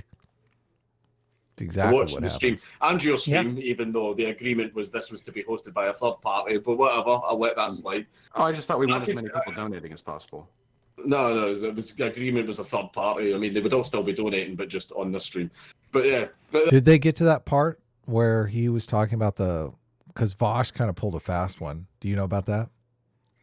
So so the idea was Count Dankula said that he wanted the debate to be only on Faraday's channel. Yes. So and all the super chats to go to charity. Right. So Faraday said that was his mistake, though, that he didn't make that clear to Vaush, apparently. Right. So, Okay. But Vaush does say that he is. Someone said last stream. Someone had conflated a couple of things last stream. Vaush does say that he's donating all super chats to charity that he receives during the debate. Then he says after the debate that then he's going to keep those super chats. The ones that came in after the debate. Yeah, once the debate's over. So basically, everyone just held their super chats until after the debate. Well, no, well, he doesn't. I don't know if he says that. I don't think he says that before the debate, but he says it. He says it after the debate. Though he does make a really weird comment that we'll probably watch, where he says, He says it feels weird to me to donate, or that I should give up my things to charity. And he says some weird comment about What? It. Kind of bizarre. I know you're like, what? Like that's a weird thing to say. But I thought you were supposed to give up all of your business to your workers, and now you don't even want to give private up. property should be illegal. Yeah. Bad. that's the thing is, if I could say lovely things to these people right now about what my beliefs are. Like, for example, mixed race relationships. Do you want to know my opinion on mixed race relationships? I mean, I have a feeling what you say is going to be identical to what I believe. I don't care. It's none of my fucking business. I'm not fucking these people. I'm not in a sexual relationship with them. So whoever they have a sexual relationship with is zero of my fucking business. Oh, such and such is dating a black guy, such and such is dating a white guy. I don't care. I don't care. Okay, I'm not fucking these people. I don't give a shit. Okay, that's great. But with that being said, I don't care what people say about their values. I don't trust any of the people in your community. I don't trust any conservatives or any. You know why Vaush doesn't trust anyone?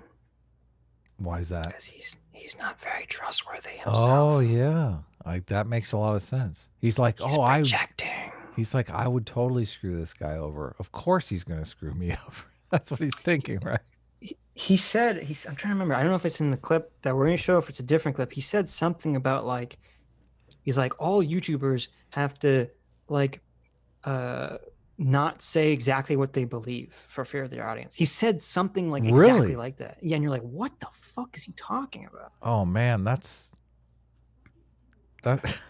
really illuminating. That's what we've been trying to avoid our whole fucking YouTube career. No. Being in a situation where we had to lie to our audience. Yep. Honestly, I trust myself and like friends. Isn't that convenient? Well, no. I don't trust anyone who I disagree with because people are incentivized to lie about their beliefs. Let me give you an example. I don't trust anyone I disagree with because people are incentivized to be dishonest about their beliefs. Do we see a conundrum in that statement? Yeah. I agree that people are often incentivized to lie about their beliefs, But that has nothing to do with whether they agree or disagree with you, Vaush. So I don't know why you would throw in that extra little tidbit. How do we avoid people being incentivized to lie about their beliefs? You don't. You're fucked. There isn't anything you can do. Really? Yeah. Well, I mean, I thought the whole idea behind freedom of speech was to like give people a platform where they but that's not the issue. didn't have to worry about. Even if YouTube and Twitter and social media companies weren't banning people for saying things that they didn't like imagine that wasn't happening. People would still lie about their beliefs because, if we talked about many times, the best way to get money and an audience and views is to have a very one-sided, simplistic view of the world. Right, exactly. And so I imagine that people peddling that view are smart enough to understand how they should be dishonest and manipulate about certain everything beliefs. through that lens, right? Yeah. Soon next week, I'm going to be debating a man called Caleb Malpin, a tanky, real tanky, like not me, like an actual tanky. This guy's on the left. I mean, he agrees with me almost everything. There are some differences, of course. I don't trust a fucking word out of that guy's mouth. And I'm going to, and when I ask him what he believes, when Why I talk even with him, I'm not debate going that to ask him what he believes. I'm going to show him things he said and get his reactions to them. Even people who are on my side ostensibly, I can't trust these people because there's a huge incentive for people to lie. Everybody from Sargon of Akkad to Nick Fuentes has either directly to me or openly in relation to me lied about their values. So all I can actually do is try to figure out what you really believe. And while it is possible to excuse behavior with a joke, like I said, you've made many I can hear Sargon's voice. Citation needed. Yeah. Sargon, the guy who debated against Richard Spencer. Right. Who debated Vaush twice, you know. Yeah. I know.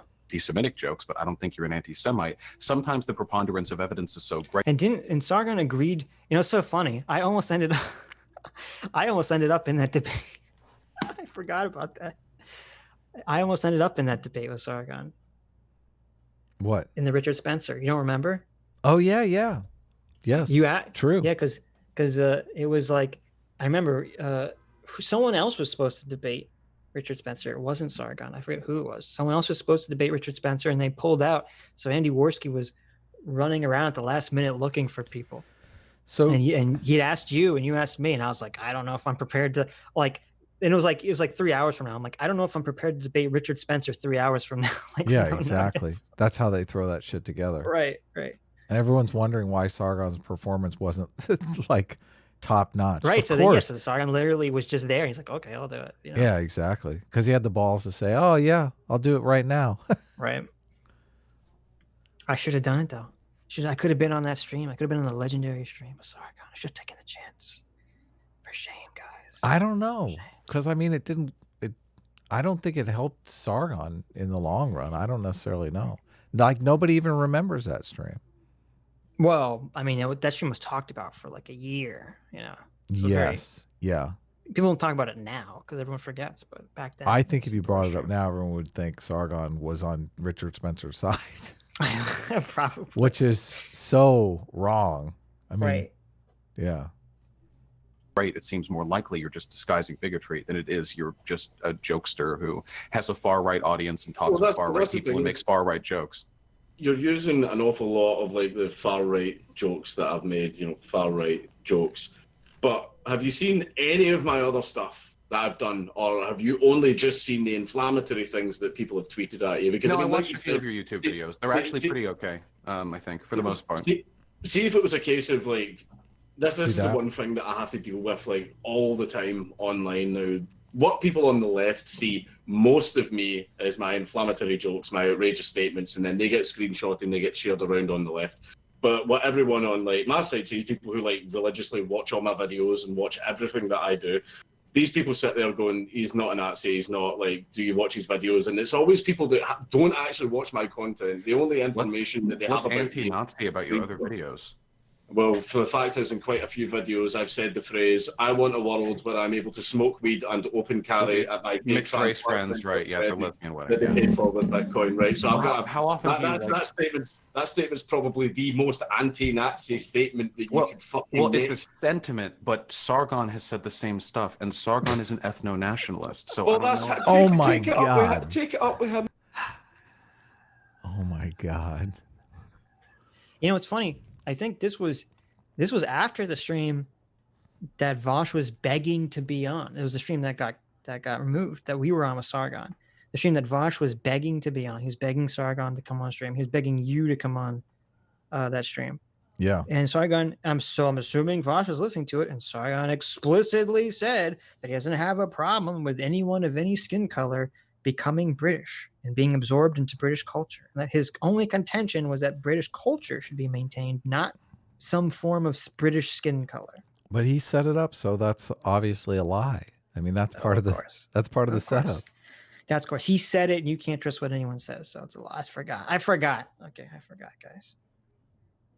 And then, right, I did twice, and now he's too much of a pussy to talk to me again. Yeah, but the point.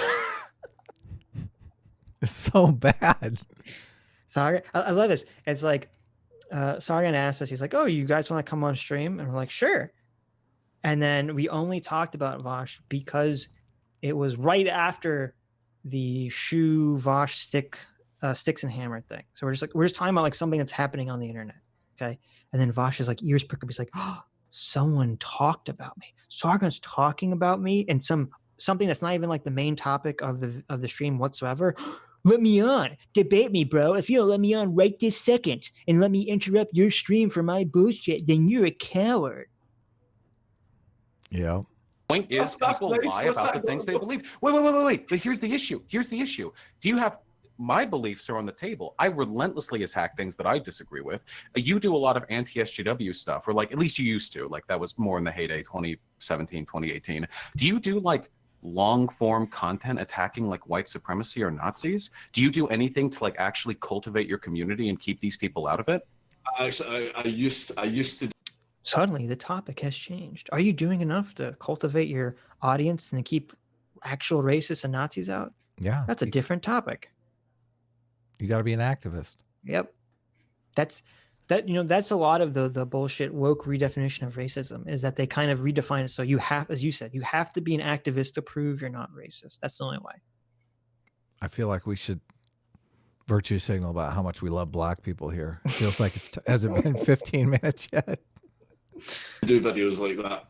I've done a few videos where instead of like me on camera, it's just me talking. These are like 3 videos, and they're only like serious videos that I've ever done. But one of the major things that I do, and this is the thing that everybody, whenever someone goes, "Oh, Dankula's a supremacist," and Nazi, and this is the clip that everybody likes shoving in everyone's face. This was at the Day for Freedom event that happened in London, and it was a huge, the papers did their usual and said, "Oh, it's a far-right Nazi event, blah, blah, blah," and all that stuff. But when I was actually at the event, I gave a speech when I was on stage. And I sat on stage saying things like, I absolutely reject Nazism, I reject, ethno-nationalism, I reject racism, blah, blah, blah. That was something that I said on stage to like thousands and thousands of people. Like, honestly, I was looking at the street. This was the biggest crowd. I've done loads of events in big halls. This was the biggest Nick crowd. Fuentes has said that. No. The I disavow thing is literally... Nick Fuentes. See, this is so dishonest. Nick Fuentes has not given public speeches in large crowds of thousands of people where he says, "I disagree with ethno-nationalism. I disagree with racism. I disagree with Nazism." He hasn't done that. Okay, this is so fucking dishonest. The Count Dankula the face palm says it all. It's like, oh my God. And to conflate or to compare Count Dankula with Nick Fuentes is so ridiculous. I mean, Nick Fuentes is someone who, like, all he does is talk about politics. Like, he has like this huge body of work. He's continually talking about the same thing again and again. He's literally been fucking interviewed alongside Richard Spencer, saying he only doesn't identify as white nationalist for optics reasons. Like, this is such a stupid comparison. Yeah. Meme. There are video cams. Oh my God! This was 2018 before that was even a fucking thing. Charlottesville was 2017. There were video cams of people like James Alsop going around like, we disavow, like the Ku Klux Klan, like, but they're all Nazis. Right, okay. And so here's the thing is, so basically, whenever I make a spicy joke, it's probably showing my underhanded Nazi beliefs. But whenever I give an actual sincere statement about what I actually believe, it's just a meme and probably not true, because all the way people do is lie. I mean, you've okay, wait, can I ask you a question? Maybe we can find common ground here. You've set parameters to this argument where no matter what happens, you win, and I just no, it's not. No. It's just I don't care what you say you are. You keep getting upset with me. I don't. So here's interesting. Keep saying I don't care what you say, and I don't care what you claim to be. It's like, well, how are aren't the jokes are what he's saying? So why are the jokes? Why is him saying the jokes proof of truth, but him saying things that are anti-racist? Proof of him lying. Yeah, he brings that up. How does that work? How does that work? Dank slam dunks here. He totally slam dunked him on it. Yep. Because you keep assuming that I place. I'm not. Calling out your bullshit is not me getting upset. Okay, fine. My apologies. The reason you're calling out my bullshit is because you keep assuming I give a fuck about what anyone says about their beliefs. I'm trying to judge people based on their actions, which is what you said was a legitimate way of engaging. So Count Dankula speaking to a crowd of thousands of people and saying that he's against racism and against ethno-nationalism isn't an action. That's just him lying to 1,000 people, Sitch. Don't you know what's going on? That's not an here? action. Come on. Yeah. You know, bits on a screen, that's an action, right? Twitter bits on a screen is an action, but like speaking to 1,000 people and telling them racism is wrong. Can you imagine if Vaush stood in front of 1,000 people and gave some talk against immigration or something like that? Like that's the equivalent of what he's accusing Count Dankula of. Like or standing up in front of a bunch of people and saying exactly the opposite of what his audience wants to hear. Right. Or standing up in front of 1,000 people and talking, you know, extolling the virtues of capitalism. Oh yeah, exactly. Yeah, totally. Like, yeah, you're right. That's what he's accusing Count Dankula of doing. We're saying transgenderism is a mental illness. Right. Oh my God. An inductive reasoning earlier. So let me ask you a question, okay? So we agree racism is a thing, I imagine. How would you feel? Or let's take a scenario, okay? You're a kid or you're like a 16-year-old. You've got a father, white father, suburbs, the whole 9 yards, white picket fence. And this father, for the most part, perfectly reasonable person, decent, wears a sweater vest, great guy, okay? But then your sister goes out with a black guy. And your father gets real fucking mad about it. Now, he doesn't say anything like, I think all whites are superior to black people, but he's clearly uncomfortable meeting the guy. He clenches his fist. He talks to his daughter saying like, hey, listen, I want you going out with the right kinds of people, okay? He never outwardly confirms anything, but all of his behavior seems to indicate that he's got a racial bias. Now, do you think it would be fair of me to look at that behavior and say, hey, Dad, you're kind of fucking racist, even though I can point to years of precedent of that dad ostensibly being in favor of racial egalitarianism? This is the joke people make about all the fucking like liberals and Karens who are like these big woke progressives online, but then when it actually comes down to it, they harbor some pretty severe biases. That's my concern. I don't actually place much credence in what people say about themselves. At the end of the day, it's about the actions they engage in. Then basically, if you are here to establish like whether or not I am a white supremacist, and you're saying that what the standard you're trying to set is don't place credence in what other people say, but you somehow get to act as the voice of authority to your thousands of viewers, and they're supposed to believe what you say. You've kind of discredited like your entire job. I'm not saying you can't believe what people say. I'm saying you can't believe what people say about themselves. I'm just trying to make arguments as to why a reasonable person might interpret your behavior as racist. Right, I don't find it very reasonable when my jokes are treated as actual factual statements about my beliefs, but whenever I make actual serious statements about my beliefs, those are disregarded. That's okay, because jokes are a good way. Jokes are a form of communication that can harbor underlying intent. Do you think it's possible that a person can make racist jokes to signal racism? Jokes can harbor crazy. An underlying secret intent. But when you speak non-jokes, apparently that's all deception. Well, right? That's the implication. How would you keep I think the audience thing is perfect, because how would you maintain that audience? Like if you had an audience that was used to hearing these racist jokes because they were indeed a bunch of racists, and then you stood up in front of 1,000 people and said things like, you know, I don't care if blacks and whites marry. Right. Then all of a sudden everyone would be like, wait a second. They'd be completely confused by this. Right. Exactly. And you lose all your racist audience. Yeah. But that doesn't count. That's not an action. Okay. That's just part of the grift, right? I think part of the grift is like you'd have to maintain the fact that. Yeah, I know. I'm just being sarcastic. No, your sarcasm doesn't exist anymore. This is exactly. That's right. That's right. This is There's the no underlying sarcasm. intent of your message. Yes. No sarcasm, no jokes allowed on the internet. Do you want to know what is much, much better than using a joke for that? Giving an actual sincere statement about No, that. because What do you think, then why is it? Then why is it? I'm very familiar with the content of people like Nick Fuentes. Why is it that whenever he makes sincere statements about his beliefs, he comes? Because it's funny because that's like he's like the prime example, but I don't know if there is really like another good example to point to of someone who's so obviously racist but says they're not. Yeah. And yet he's also a terrible comparison for Count Dankula. So isn't Fuentes I thought he was, is he Hispanic? Right, but that's part of the meme is like, I don't know if you've ever seen the poll meme where it shows that all the people that are like the most racist on poll are not actually white, even though they desperately want to be white. And it's really true.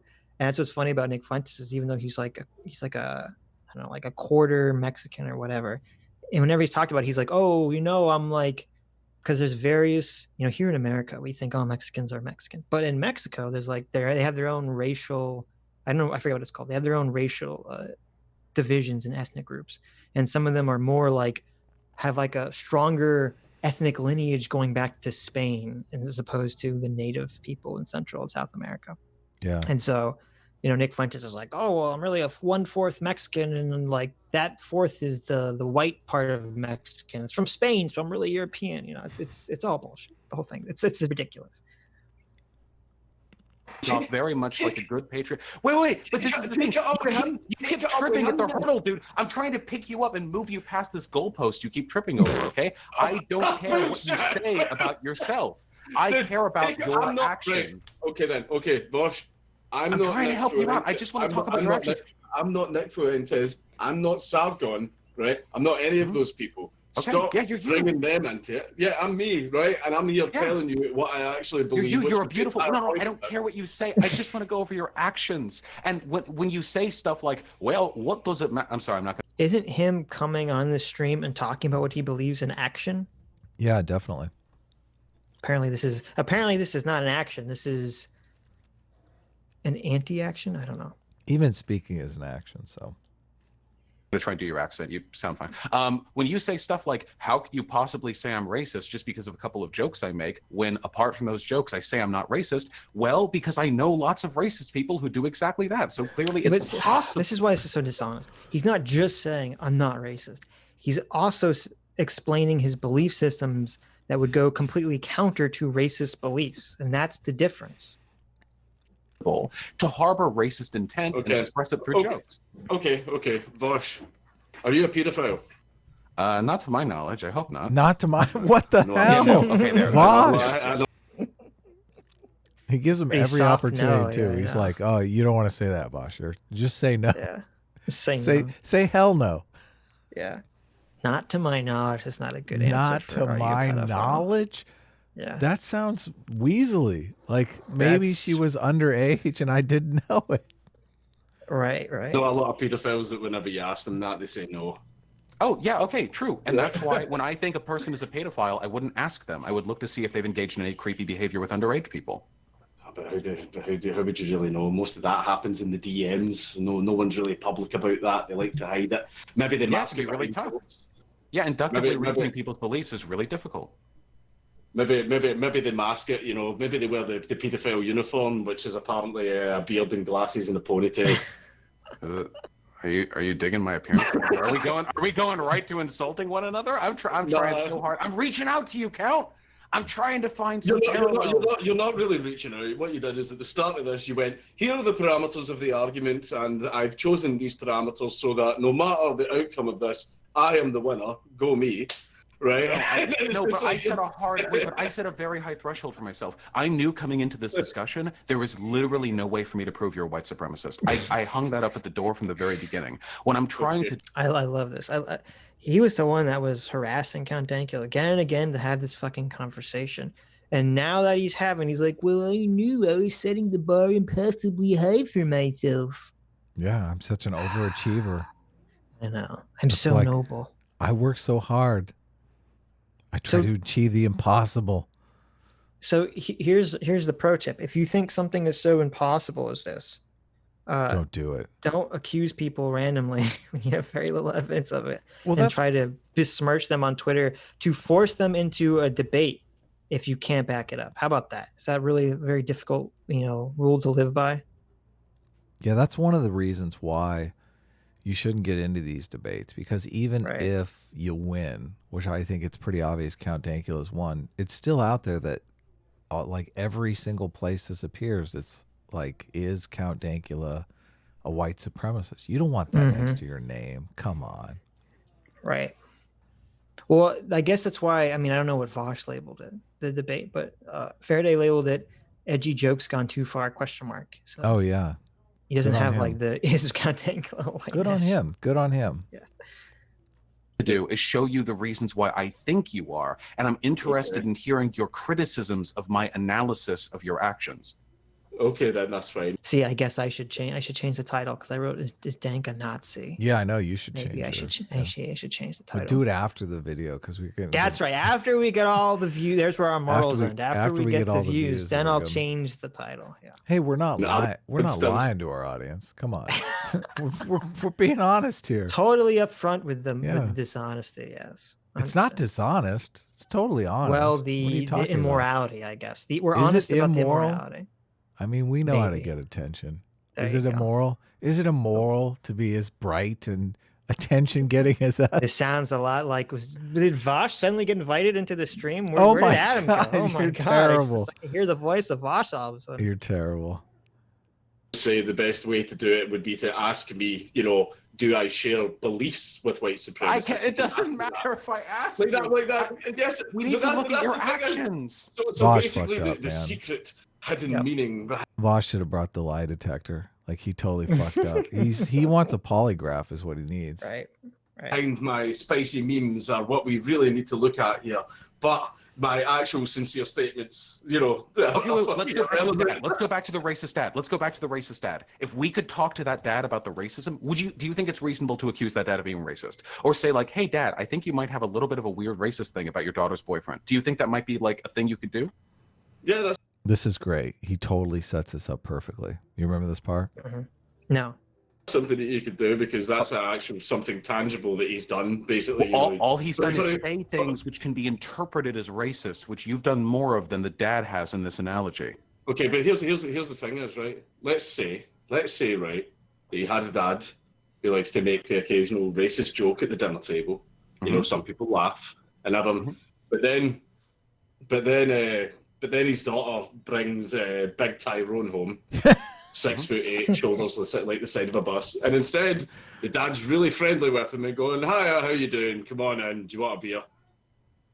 Right? But would you then say that basically that's completely discredited because he's made years of racist jokes, but when he actually was confronted with a situation like that in the real world, instead of acting racist or displaying a racial bias, he acted like a normal fucking person? Are you asking me if it's Look, Vaush's brain is like breaking here with this analogy. He's like, what? He's like, what are you talking about? Obviously this guy's a racist fuck. Yep. You can't make racist jokes and not be racist. He's like, that makes absolutely no sense at all. Possible for a person to be racist and have a black friend? Oh, no. No, that's not what I asked you. I asked you that question. Oh, so bad. It's so bad. He was so close to getting it. I know. Well, the whole black friend argument, it's such a dishonest argument on top of it anyway, because obviously here's the problem. First of all, if you're like someone who's a white supremacist, okay, and I don't mean the bullshit definition that Vaush is like, I mean the real definition, you're not going to have a black friend at all. Yeah, right? totally. Yes. And if you're a neo-Nazi or one of these people, you're not going to have any black friends. Okay. No. So that's how you become a neo-Nazi. You don't have any black friends. Yeah, exactly. Now, yeah. And so the whole like black friend thing is stupid because it only applies to the whole like implicit racism thing. Like, oh, you're like you're not implicitly racist. You're subconsciously racist. It doesn't apply to these sorts of arguments. Yeah. And also, it's sort of like, again, this is part of the witch trial, right? Because if someone says you hate X number of people or X type of people, and you say, well, wait a minute, I am friends or in a relationship with the people you're claiming I hate, isn't that not inductive, deductive evidence to the contrary? If you can't truly know someone's mental state? Yeah, you have to look at their relationships. Right. So the whole big friend thing is such a dishonest argument. Yeah, it is. That is what you asked me. I think the reason why they throw that argument out is because they want to imply that the black friend is like cover. That really, it's a token. Yeah, they're racist, but that's just your way of covering for your right racistness. Right. Like, oh, you're gonna go out there and purposely try to find one black person to be your friend is like a shield. Yeah, I know. You have to have 5 black friends. Right. And then you're safe. I think it's possible that the dad is just an edgy meme lord and that he's actually totally fine with black people. But I also can I hear those words again? Yeah. I've always acknowledged. Wait, yeah, of course. Wait, I said at the beginning of this discussion that the "it's just a joke" thing isn't always a bad argument. I've made that argument. Please say those words again, though. I know. I just loved hearing them. They were just beautiful. They were music to my ears. They were Chopin in the later years. Please say. Are you under the impression this is a concession on my part? Oh my God. I'm not. Okay, just like if you just like can't make any I'll say it real nice for you, okay? It is entirely possible that the jokes don't belie an underlying racist intent. No, that wasn't exactly it. I forget the exact thing. That's basically what I said. It was basically, he's not racist. He's just an edgy meme lord. That was beautiful. Oh yeah. That's totally possible. But it's also possible. And the second thing I was going to say is that that's not the case, and that he's just faking being okay around Tyrone because Tyrone's 6'8", and actually he's so he's fucked either way. No, I'm saying the jokes on their own aren't enough. You have to discuss the underlying intent. Inductive reasoning is difficult. It's not as easy as just looking at statistical information. That's an easy discussion. Just find data that pertains to the question. Let's go back. Wait. But I want to ask you. Wait. So really quickly. So about the dad. So first analogy. He's weird about the daughter dating a black guy. Okay. So how do you think I would feel if I'm the dad's son? So I'm the son, I guess. And I walk up and I'm like, "Hey, Dad, I feel like you're being a little bit racist about my sister's boyfriend. That's a little strange." And he's like, "Ask me about black people." Well, that's one way to go about it. Or he says, "Ask me how I feel about black people. Ask me, do you love black people? I love black people." Oh, damn, I guess there's no issue then. The problem is what you're doing. Wait. Okay, but now I'm going to make a prescriptive argument to you, okay? I'm going to make the assumption. Any examples of me acting weird with black people in the real world or anything like that, or me acting weird with minorities?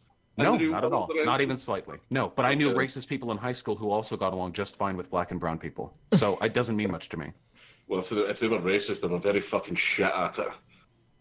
No, you can be racist internally, but you can still like have black and brown friends. You're literally giving the like black friend argument right now. That's like a low tier fucking racist, though, isn't it? I mean, you can argue it's a low tier. Well, that's the thing. And here's the big. This is the problem because we've gone all over the place, right? Because the original accusation was fucking white supremacist. That's a high tier accusation. That's a bold claim. This is the Mott and Bailey shit that was going on here. That's what I was saying. Is this the Mott or the Bailey? Right. The white supremacist is like, bam, that's like top tier insult. And then it gets, you see, it's been downgraded all to, well, you could implicit biases underlying your subconscious mind that aren't really your fault, but because you live in a society, that has a dominant white culture, blah, blah, blah. Like, how fucking far have we fallen from the term white supremacist? Blah, blah, blah. How far have we, and how much have we degraded the term white supremacist too in this conversation? Oh yeah. How much damage has Vaush done to the term white supremacist? Can't even use it anymore. What are we going to do when the real white supremacists show up? Everyone's going to laugh in our faces. Right. Big distinction. I would never waste time arguing about your perspective if you weren't a huge public figure. The issue isn't, I don't care what's going on in your head, really. That doesn't really bother me. The issue that I have is the effect that you have on the world. So it seems to me like your behavior. So the issue he has isn't the title of the debate or the claim that he's a white supremacist whatsoever. Well, he's even given up implicit bias now too, because he said, well, I don't care what's in your head. Right. Yeah. I just care about the the perception of your actions, which I is mean, it would entirely be different great. fucking conversation. I mean, this is the position that I'm cool with. Like, if people are personally racist, like, I don't want to tell people what to do. It's when they start behaving racist that bugs me. Their behavior in the real world, like actually doing racist thing, discriminating against people, that kind of stuff. Yeah, that's fucking lame. Sure, yeah. You can't thought police people. Yeah, You can but only thought police policing their people actions. is oh my god. But it evidently Vaush has the same position as me. He's saying he's saying what you believe. I don't give a fuck what you believe. Come on. Right. You believe whatever you want to believe. It's silly. It's your actions that matter. Right. I thought you were the thought police, Vaush. Come on. Behavior, even if we are to be incredibly charitable. Well, he's gonna pretend like he's not the thought police because he knows that's like an unwinnable, untenable position. So you have to make up some bullshit. But I thought the whole idea behind this is his Bailey argument. Right. Or is it the Mod argument? No, it's the Bailey argument. I can't. So there's two arguments going on. There's one that you have implicit bias, and obviously we all have implicit bias, so therefore just being white makes you a white supremacist. That argument is the defensible one. That's the undefensible argument. That's the undefensible one.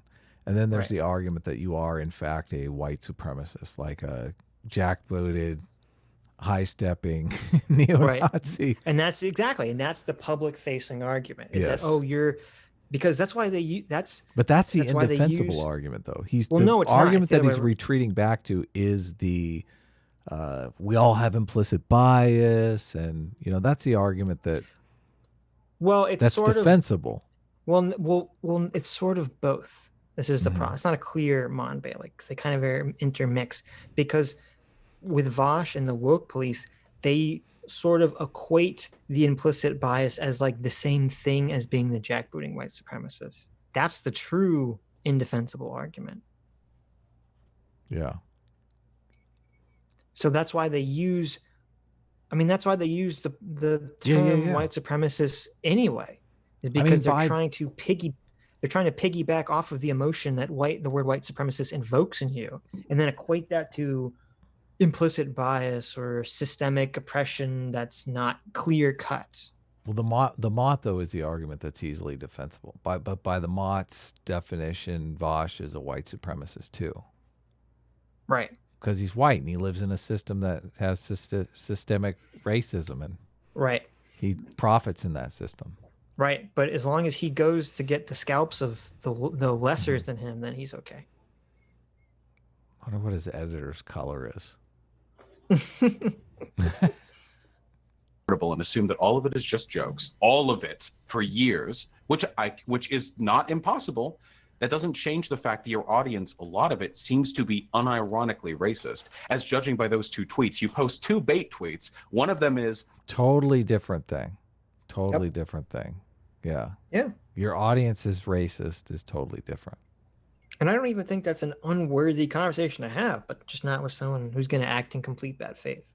Yeah. Like Vaush. Yes. Are you suggesting that No Bullshit should debate Vaush? Like the internet would break. Oh my God. That would be hilarious. I kind of want that. Just Let's set it up. Meme.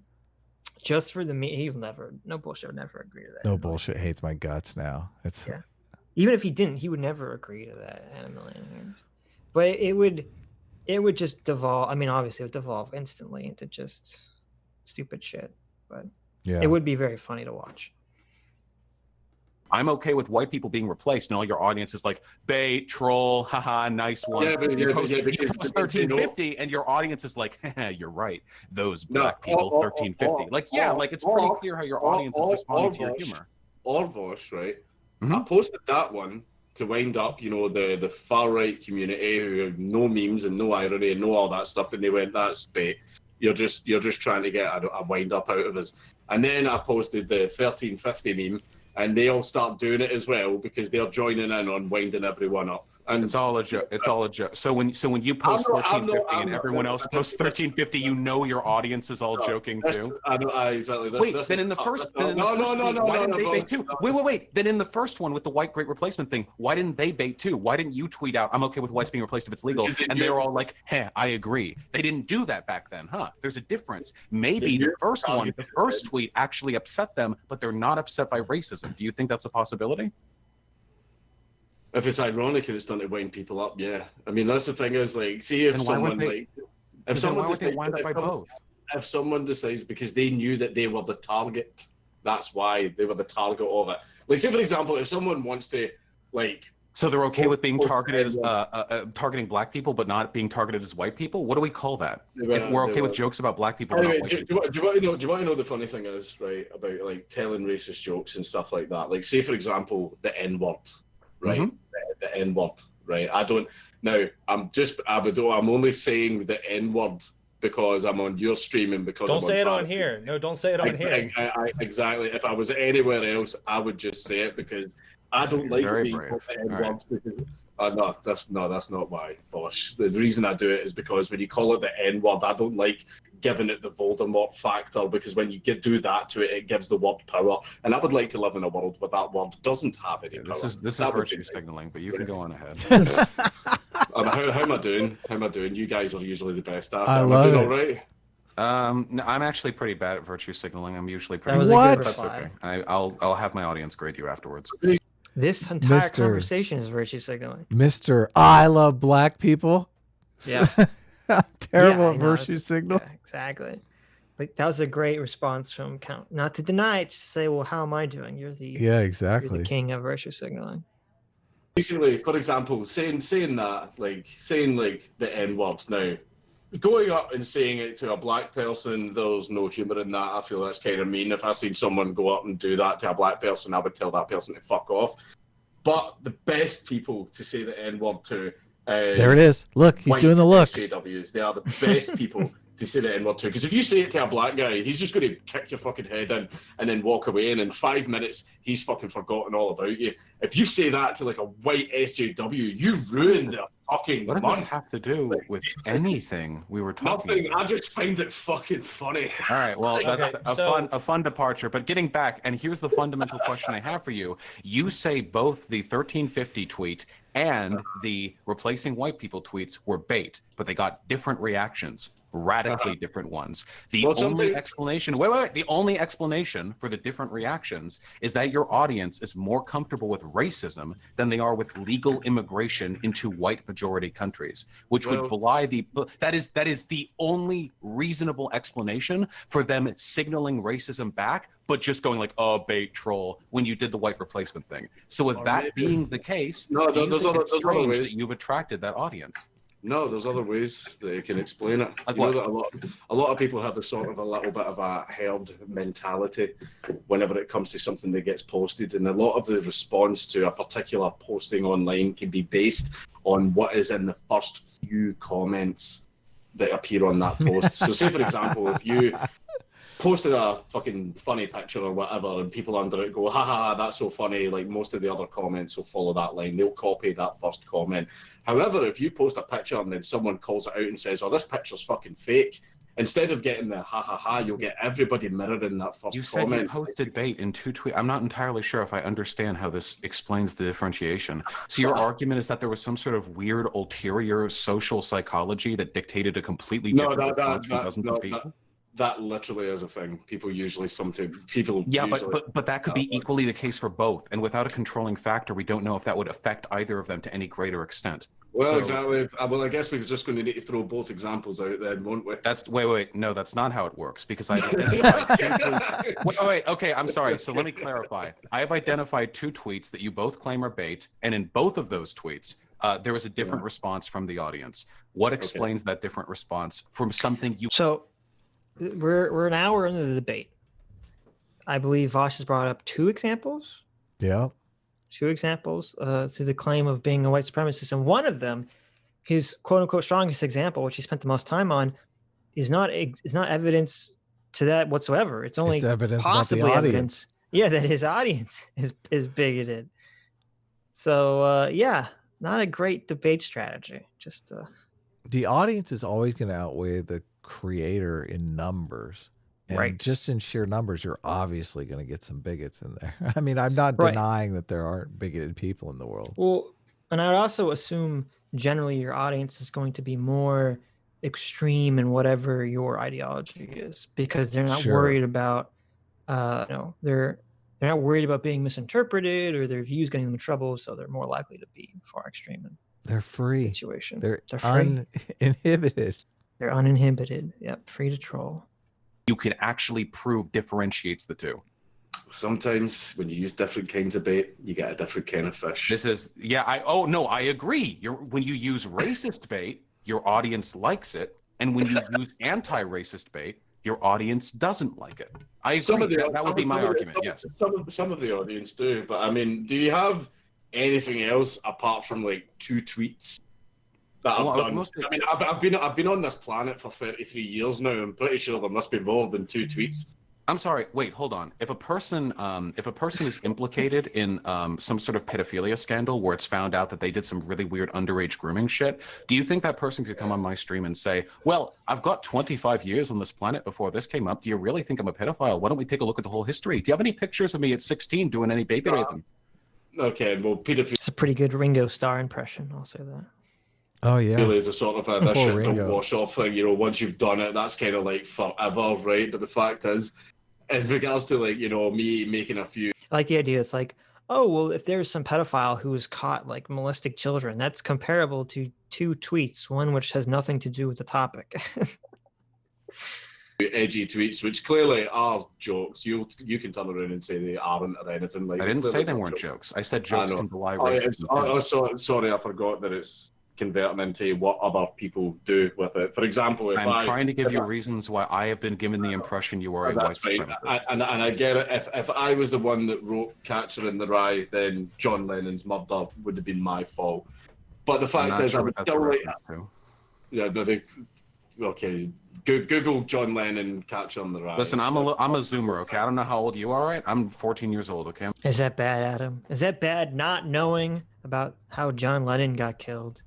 Well, if you're on the left, it is. I mean, he did write the leftist theme song, Imagine. So that's true. I didn't even think about that. That's true. Who doesn't know that the Vaush, guy that killed John Lennon was inspired or claimed to be inspired by Catcher in the Rye? Who doesn't know that? Yeah. Are we just old men, Adam? Are we just old boomers? Oh, I'm fucking ancient. Do you like Catcher in the Rye? I don't like Catcher in the Rye. Catcher in the Rye? Nah, not a fan. No. But I do like that song, Imagine. Big whiner. Okay? The kid in Catcher in the Rye, big fucking whiner. Yeah. He's like Shinji from Evangelion. He's the nut the fuck up. There's no whiners in our story. No, we don't allow it. I'm just zooming out of Fortnite. A guy read Catcher in the Rye, even though it was just a book. The guy. Oh, and the guy fucking killed someone, right? Yeah, wait, I think I remember that. Exactly. He remembers it, even though he wasn't alive. So that's the thing is, I don't have any calls table. There are things that I do put calls out to, like say for example, if the government's trying to pass an extremely authoritarian law, like they're trying to do in Scotland right now.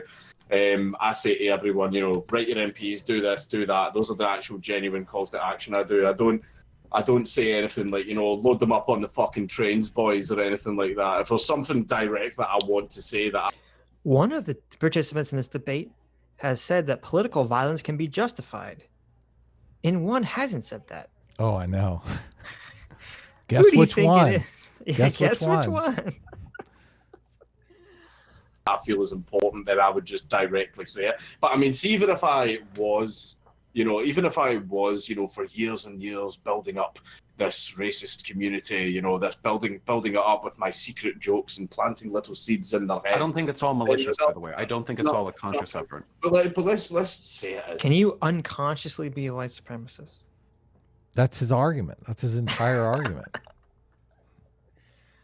See, that's the problem. If that was his entire argument, you know, he knows he couldn't levy that on Twitter. He can't say, well, I think that Count Dankula has underlying implicit biases against against black people. Just like me.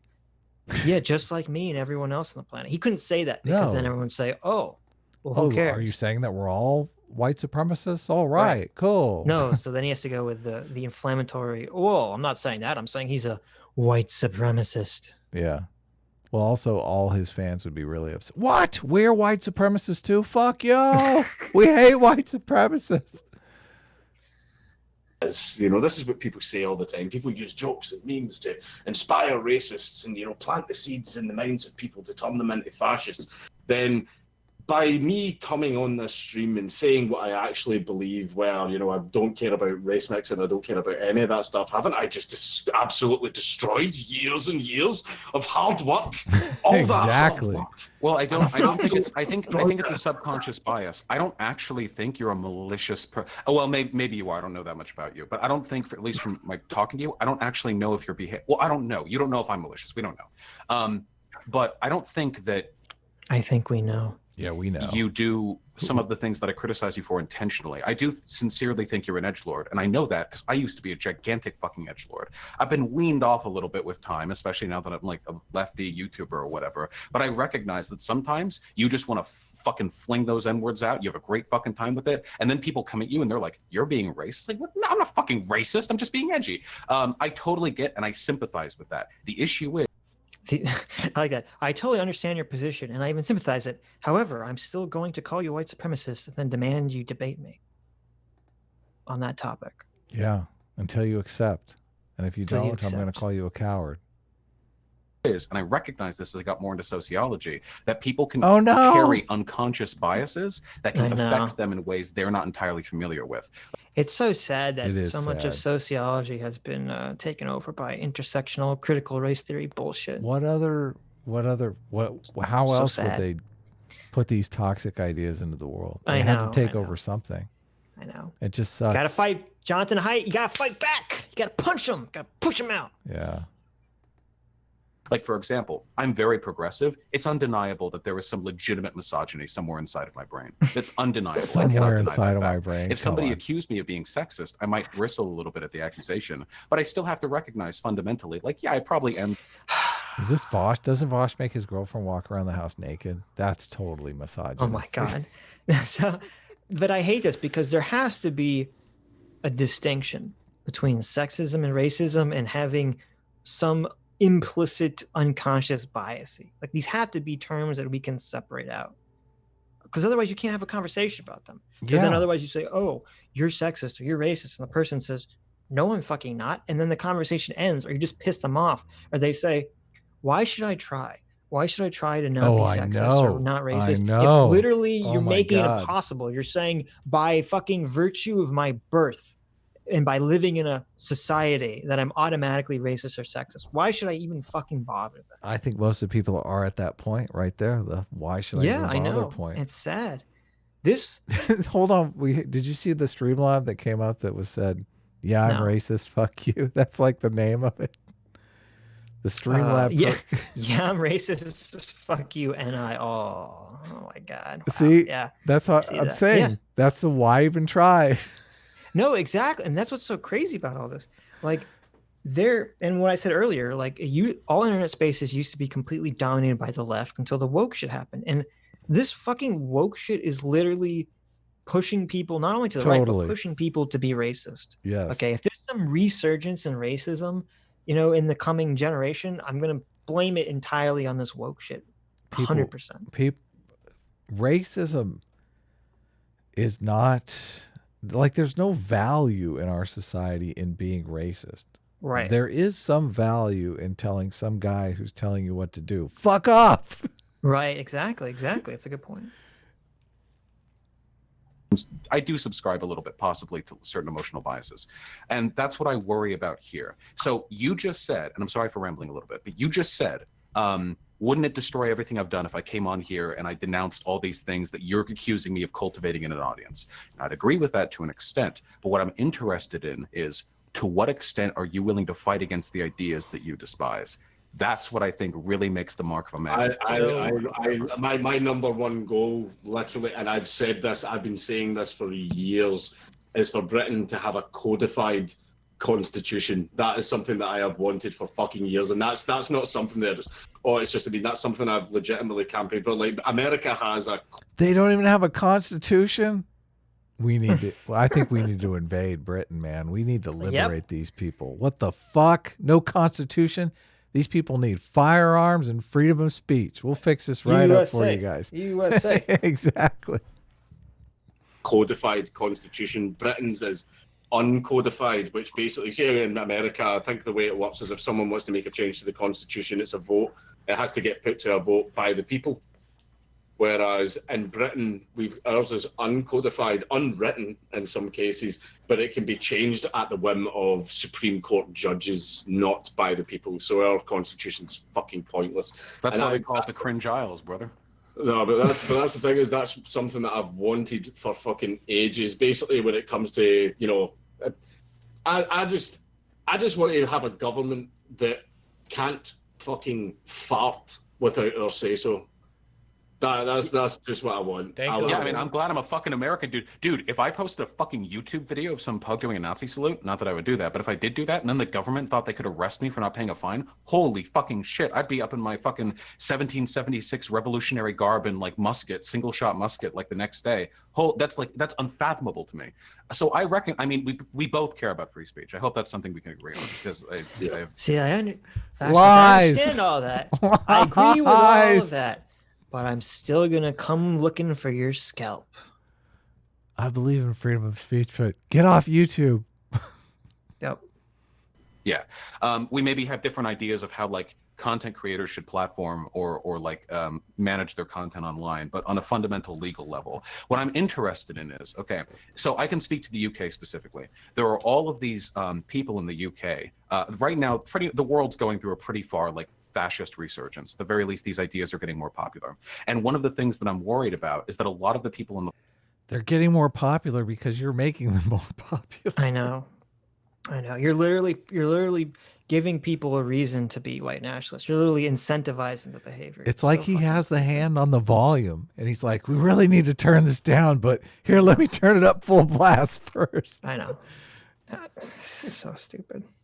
On the far right, people with whom, in some cases, you might have friendly relationships, are pursuing social statuses that are actually antithetical to freedom. So for me, something like closing off your borders to all immigration, creating an ethno-state, enabling like a fascist or one-party government, these things are like the death of free speech in a way that the college SJWs were never even close to being. I don't want any of those either. I mean, okay.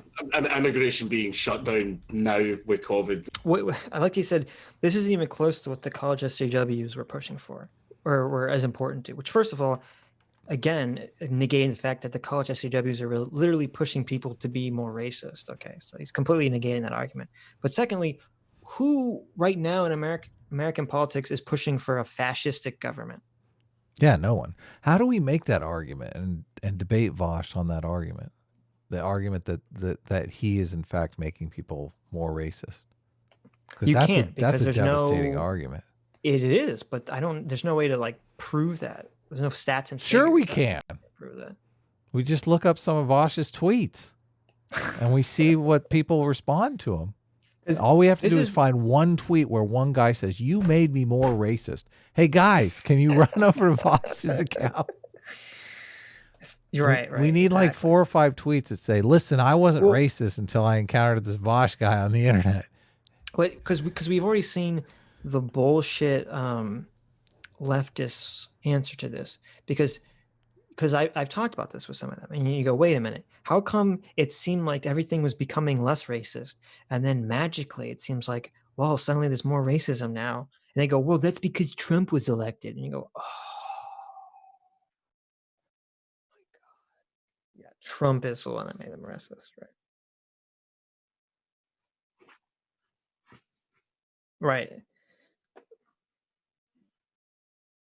Right. And they all came out of the woodwork, which is so dishonest too, because anyone that was online, actively online, know that shit's all the fucking edgy shit that they're complaining about started in 2014, 2015. So before Trump was even entering the race, it was even a thing.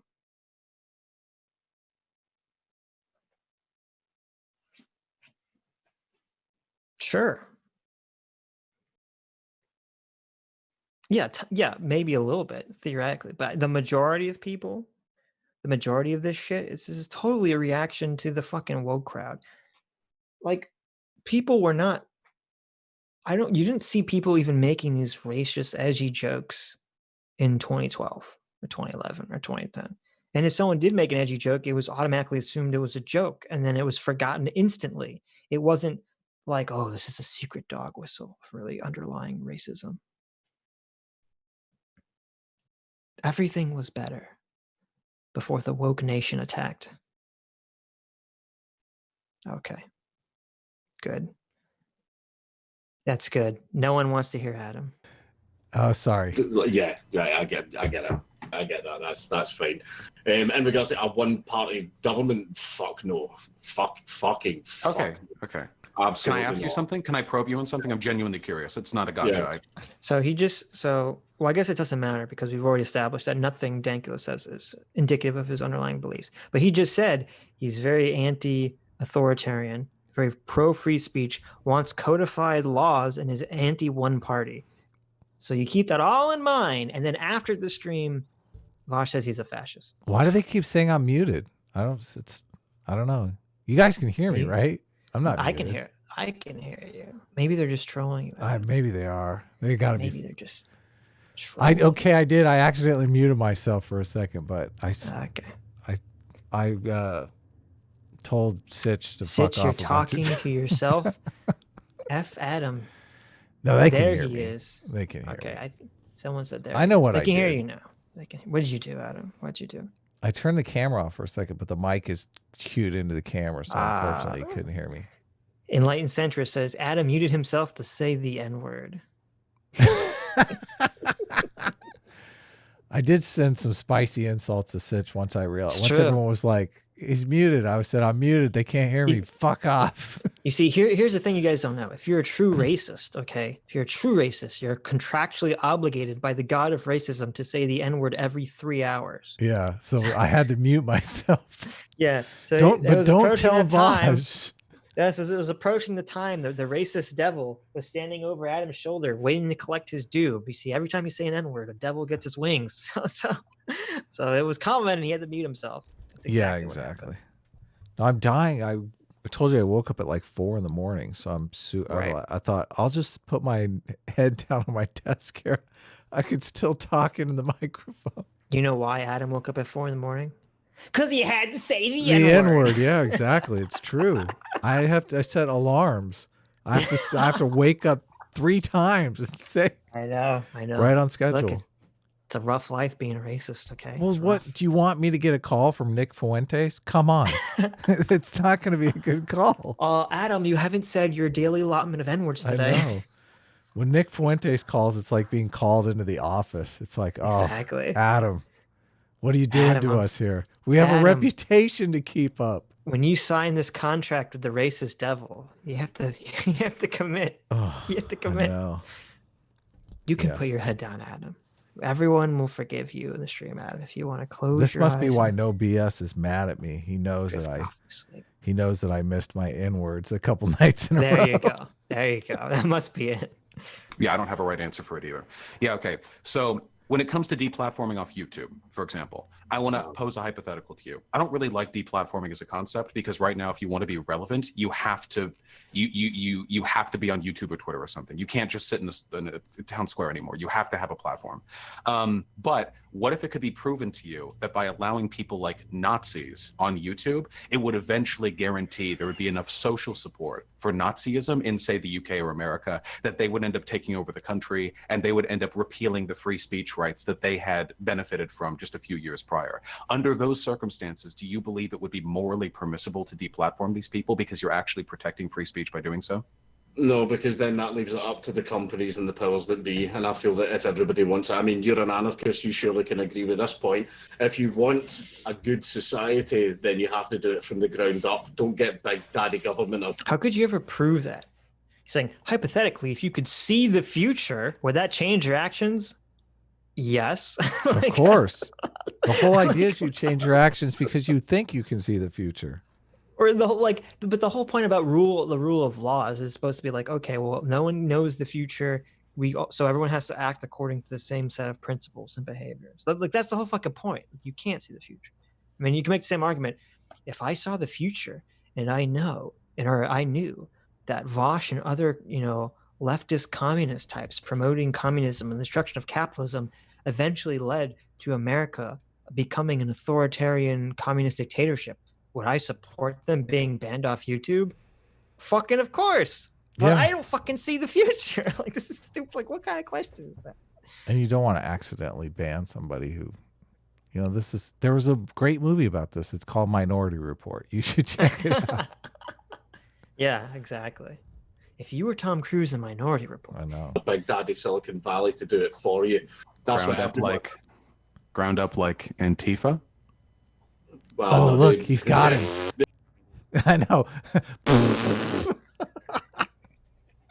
Imagine. It's hilarious. This is so funny because Vaush is going to say, well, even though Count Dankula said that he's against, being racist, he's said other things that make me think he secretly is racist. Therefore, he is a white supremacist. Okay, so you can make the same argument in saying, well, even though Vaush has said that he's against attacking Christine Hoff Sommers with a brick, he does seem that he constantly supports Antifa. And that's what Antifa wants to do. So ergo procto, expo facto, Ergo post ad procto hoctum. Okay? You made that up. That's not a real word. That must mean that Vaush really wants to attack Christina Hoff Sommers and other people he disagrees with a brick. With a brick, that's what that means. Evil. I'm just Adam. I'm just inductively deducing this. Deductive inductiveness. I'm inductively deducing this. Okay. I'm the next Sherlock Holmes, guys. Yeah. See, when you talk about taking away free speech rights, there's some. I mean, imagine Wait a second. You're the next Moriarty. There you go. No. Wait. You're the next Watson. That's. Oh, my dear Watson. You're the next Watson. No, the truth is I'm Sherlock Holmes, and the truth is you're Moriarty, Adam. Oh, I'm cool with that. I'm cool as long as I get to be the hero of my own story. There you go. But imagine thinking or using Antifa as an example of some sort of positive grassroots movement. When all Antifa does is fucking, they're just LARPers who want to fight in the street. That's literally what Antifa is. They don't care about fascism or racism or any of that. They're just LARPers who want to fight in the street. Yeah. God, I love it.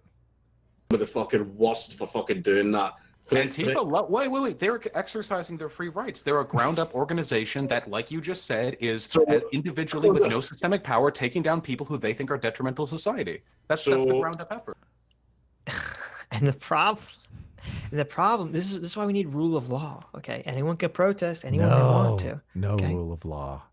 But the rule of law is we're not fucking anarchists. I mean, he's an anarchist, so I don't know. We're not fucking anarchists. I don't trust the mob of people to make the proper judgment about who needs to be silenced and who can't be silenced, or who should be promoted and who should be silenced. I don't trust the fucking mob of people, okay? It's hilarious to me that the same people that are going to shake their hands and say, look at this horrible mob of racist white people trying to lynch the black man. They're going to wag their finger at the lynch mob. But then when the lynch mob turns out to be the group of young white people in Washington or Portland, Oregon, trying to lynch the person they claim is racist, that's okay. Yeah, the old lady. Remember that old guy they pulled out of the car? Oh, racist. Yes, remember? Yeah, I do remember that. Right. Some random old guy. It's racist to try to drive through here while we're protesting. Yes, so fucking stupid. Well, I didn't know you were. Shut up, racist.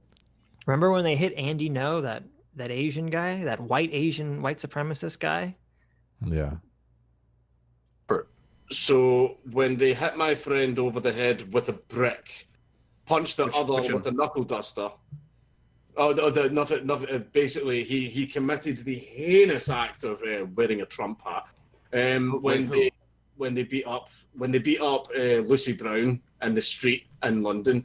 Who was the other? Oh yeah, when we were having an event on, they threatened to firebomb the venue, and then there was a place that we went for our after party after that, and that was the Human Village, little family-owned business who still to this day are getting threatening calls, basically because they've got a young kid, and they were threatening the kid, and everything as well. Antifa really cares, right? They really care about stopping the fascists and helping the average person. Wrong. I can't fact check you on the fly. I know a lot of claims made about Antifa are factually incorrect. Like that shit Andy Ngo puts out, for example. Like a lot of that stuff is factually untrue. Lucy Brown, I can send you a video right now of them kicking the shit out of a girl. Wait, does the video start with her getting kicked the shit out of? Or does Lucy Brown actually open by attacking and then the video starts when they're... No. Vaush goes full sitch here. He's like... How dare you? George O'Keefe. How dare you? Okay. He's like, Georgia O'Keefe, please. Georgia O'Keefe? Yeah. Georgia O'Keefe, I want to see the vaginas you're painting. I want to see the context of your paintings. I want to see the whole context. Release the whole clip. Release the whole painting, Georgia O'Keefe. I agree. They were attacking a male friend of hers. She tried to intervene, shouting, "Stop, stop, stop," and then they went for her. Well, what did the male friend do? I know, this doesn't go well. Do you love this? It's like, well, I knew a woman who was assaulted by people. It's like, well, why was she assaulted? Well, because her friend was getting assaulted and she said, stop. And then Vaush says, well, what did he do? Like, it doesn't matter. Like, what? Why would he could have pulled out a gun and started eating a baby. And then after he's getting beat up, if someone says, stop, don't beat them up, that doesn't justify you then beating that person up. Like, what the fuck kind of logic is that? Yeah. Get the criminal. He committed the heinous act of being Tommy Robinson. Oh, well, hold on now. I don't know. I'm doing a big think over here. I don't know. Maybe she should have stepped back and let nature take its course a little bit. Tommy Robinson is one of those. Let nature take its course. Yeah. I don't want someone I don't like politically to speak, so therefore it's okay for him to get his ass kicked. Yeah. Right. Totally. Well, the problem is this is the problem with being an ideologue, because if you're an ideologue, you don't believe in rule of law. You don't believe morals.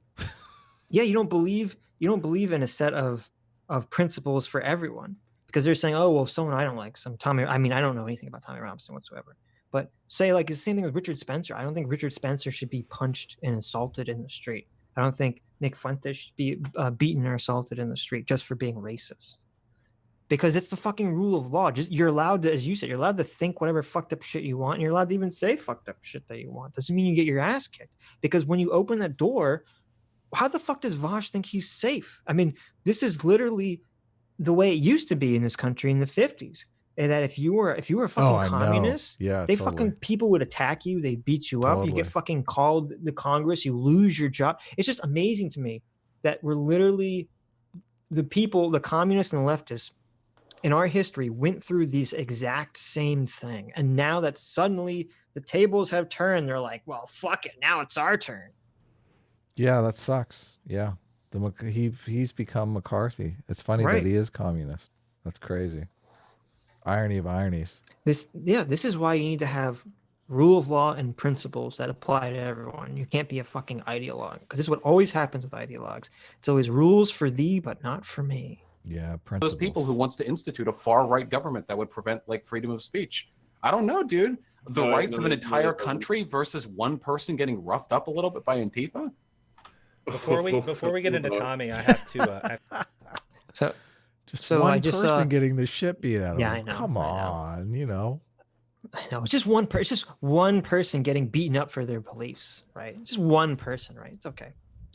Stooge McDuck, 33 for $2 on Streamlab says, sounds like victim blaming to me, Vaush. Oh, I know. I was thinking the same thing. Sounds a lot like victim blaming. You had it coming, bitch.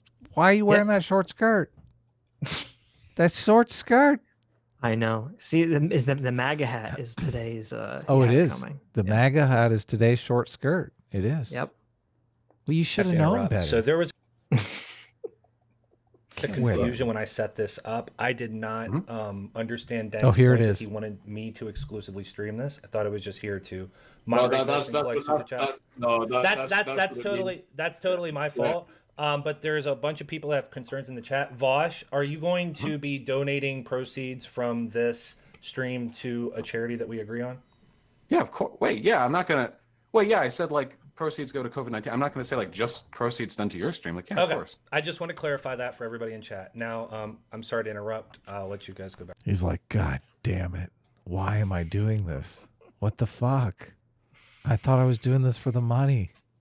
I'm in this uncomfortable situation here. I got to make up shit, call people liars. I'm not even getting paid.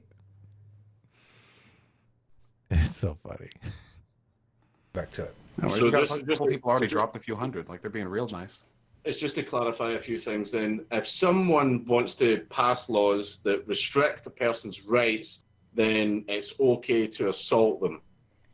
Without being familiar with the specific incident, I don't know what led exactly to the assault, but I would say that yes, when if you're trying to pass, well, I'll just assume your version of the offense. Yeah, I would consider. Just to clarify, yeah, sure, go ahead. You're then saying it's okay for me to assault members of the SNP and the Labour parties who are left wing. Wait a minute. Okay.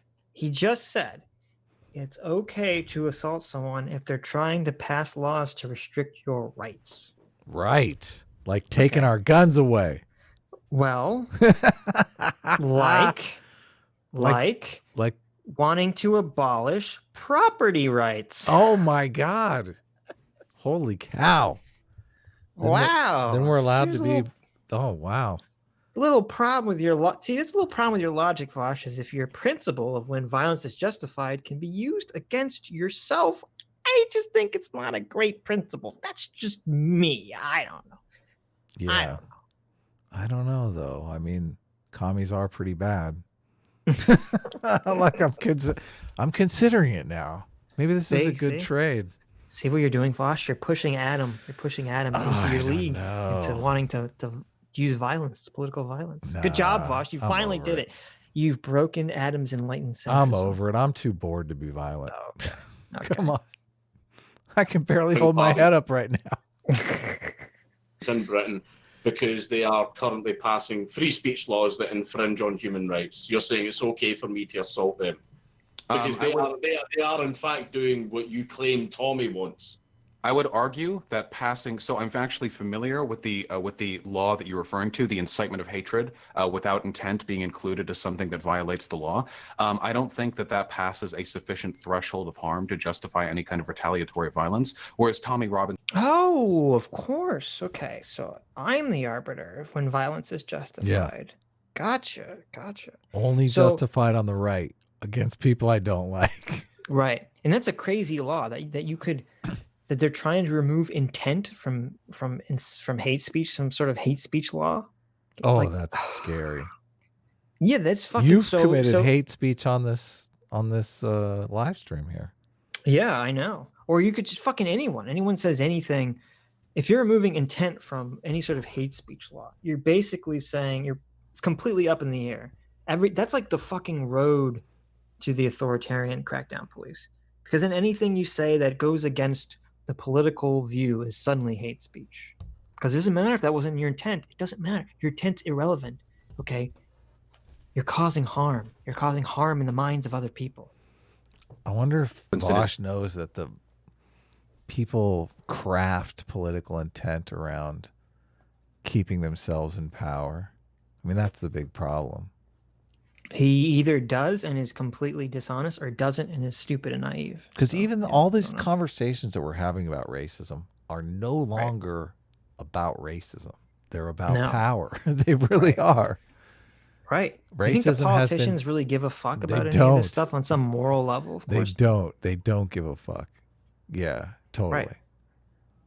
And it's so absurd. Like, Vaush needs to read Dictator's Handbook or something. I know.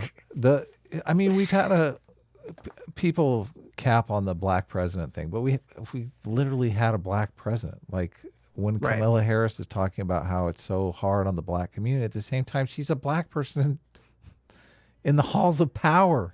What the fuck? Right. She was obviously super hard, and she was a fucking prosecutor. She was a fucking state prosecutor. Yeah. Like, come on. Yeah. I know. It's crazy. Kind of basically contradictory. Just a little bit.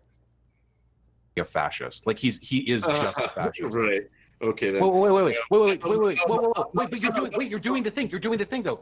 This is one of the reasons why people accuse you of being far right, because you're playing both sides between a fairly minor. That was pretty good. Vaush is like, whoa, you're doing the thing. And Dank immediately stops like, Oh, what's the thing? Like he listens intently. I don't want to do the thing. Minor alteration to an existing like series of hate laws and a literal fascist government. Do you see how these are very different things? Right. See one thing. See how you say hyperbole. Like one thing I will say is Tommy Robinson is very, very right wing.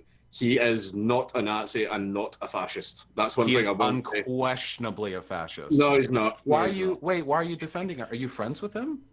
Yes. Oh no, guilty. Okay, well there we go. I'm there we not go. so Got I don't him. have any weird like presumptuous like biases. Correct? Yeah, no, he's definitely a fascist. Now, if you want to, Did you know that Vaush doesn't have any weird presumptuous biases in this conversation? I didn't know that.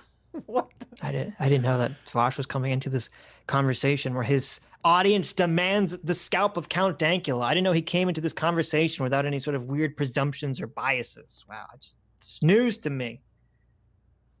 fascism is okay. No, he's not. He's not. You can sit there and do like you can repeat a lie over and over if you want. Vaush doesn't make it true, right? You can sit and go, "Oh, he definitely is. He definitely is. Yeah." But then I guess all of the information that you know about him is the same as the information that you know about me, where it's just certain things that people have tweeted at you. I mean, one thing I especially loved was that very, very old, the old picture in the early days of the EDL, where it's Tommy Robinson and his friends literally setting fire to a swastika flag. And all that, yeah. What a fascist! What a fascist! Wait. Do you think the KKK? Wait, do you think the KKK are anti-Christian when they burn a cross on a black person's lawn? Oh my God, it's so good. That's got to be like the height of obvious lying, disingenuous bullshit, right? Motivated reasoning, yeah. Well, not motivated reasoning. He doesn't believe that. He knows that. There's no such, I'm assuming. Yeah. Maybe I'm totally wrong, but I'm assuming that he knows there's no such thing and that there isn't such a thing as some fascist white nationalist group that goes around burning swastikas the same way the KKK is burning crosses. Like, come on. And they don't go to they don't go to the church and burn the cross off the steeple. They like plant it on your lawn. It's like they go to the lawn and the black person they're racist against and they put the fucking cross there to intimidate them. Yeah. Yes. I know why they do that, and I'm annoyed that the KKK do that because that's based on old Scottish pagan rituals. So wait, you think that burning a hate symbol? Oh yes. Could you give us? I'm sorry to interrupt, but could you give us a definition of fascism? See, Vaush knew that was a losing argument, so that's why he allowed Caleb to change the topic of conversation. Caleb helped him out. He knew he was drowning there. He threw him a lifeline. Right. This looks like a 2-on-1 to me. Just to work off of here. Yeah, fascism is an emergent. I don't think that's fair. I think. No, it's I'm joking. I'm completely joking, Caleb. Oh, okay, obviously. Okay. Gotcha. Obviously, I joke so well, Sitch doesn't even know that I'm joking. I didn't know. That was the thing that they labeled, that Vaush's audience labeled me with. They were like, "This was obviously that was a 2-on-1 because I couldn't shut my mouth." When Vaush is foaming at the mouth, constantly interrupting, has his volume of his mic like 1,000 times louder than everyone else. Yeah, exactly. I don't know how to. I can't turn it down. I don't know how. I know. Sure. But see, he's learned from that debate. He's always tried to pull it back from that. He knows that he performed really shittily in that debate. Yeah. Sargon did the same thing in that debate with, I think it's Richard Carrier. Yeah. He made a video talking about how his performance was horrible. Did Vaush make a video? I don't know. A come to Jesus moment video? Mea culpa? I don't know if he did. Yeah. Emergent political characteristic defined by a number of propensities, usually involves xenophobia, rabid nationalism, I'll be right back. chauvinism, a belief in ethnic superiority. It usually... Adam, you just said the N-word. Do you have to say it again? Oh my God. I didn't leave yet, okay? I heard that. Fuck you bastard. Sometimes you just get the urge, man. You just get the urge to say it, you know? Of course. It's conflates anti-intellectualism and a belief in the simultaneous power and weakness of your enemies. It's more a collection of like emotional biases that coalesce into a political belief than it is like a very specific political doctrine. Like capitalism, for example, is literally just like market economy dictated by laissez-faire, like individual ownership of capital. Very easy to describe. But fascism is more of like a mental illness, kind of. Wait a second. We gotta go back a second. He said that so fast I couldn't tell if what he said was crazy or not. biases that coalesce into a political belief than it is like a very specific.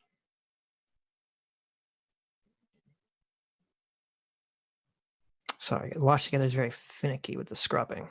By a number of propensities, usually involve xenophobia, rabid nationalism, chauvinism, a belief in ethnic superiority. It usually conflates anti-intellectualism and a belief in the simultaneous power and weakness of your enemies. It's more a collection of like emotional biases that coalesce into a political belief than it is like a very specific political doctrine. So fascism is a collection of emotional biases. Okay. Sounds like he's going full horseshoe theory. Sounds like you could describe Vaush as a horrible authoritarian fascist under this definition. Doctrine. Like capitalism, for example, is literally just like market economy dictated by laissez-faire, like individual ownership of capital. Very easy to describe. But fascism is more of like a mental illness, kind of. So it more emerges from like people being very, very angry and not having much else to do. I like this.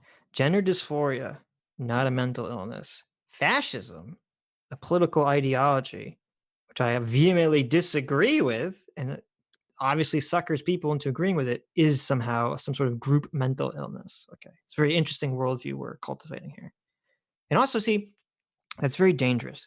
If you're going to label, it's very dangerous to label fascism as a mental illness, because then it's very easy for you as an individual to say, well, I'm mentally healthy. I don't have a mental illness. Obviously, I'm not a fascist. All the while, you're promoting authoritarian bullshit.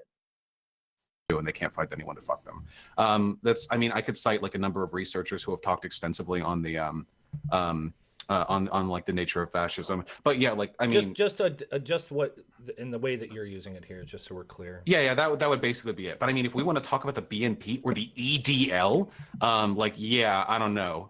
Yeah, no, I mean, I didn't come here to argue whether or not like a fascist is a fascist. Like I think this should be pretty self-evident to anyone, even remotely. Right, okay. So basically, Tommy Robinson is a fascist. It's not up for debate. The authority known as Vaush has decided. My word is law. No, it would be like if I came here and I said. It would be like if I came here and I said Obama is a liberal and you said, what? No, Obama is a communist. And like, okay, like I can argue this, but it's not what I came here to do. And I think it should be self-evident to any reasonable person what his political predilections are.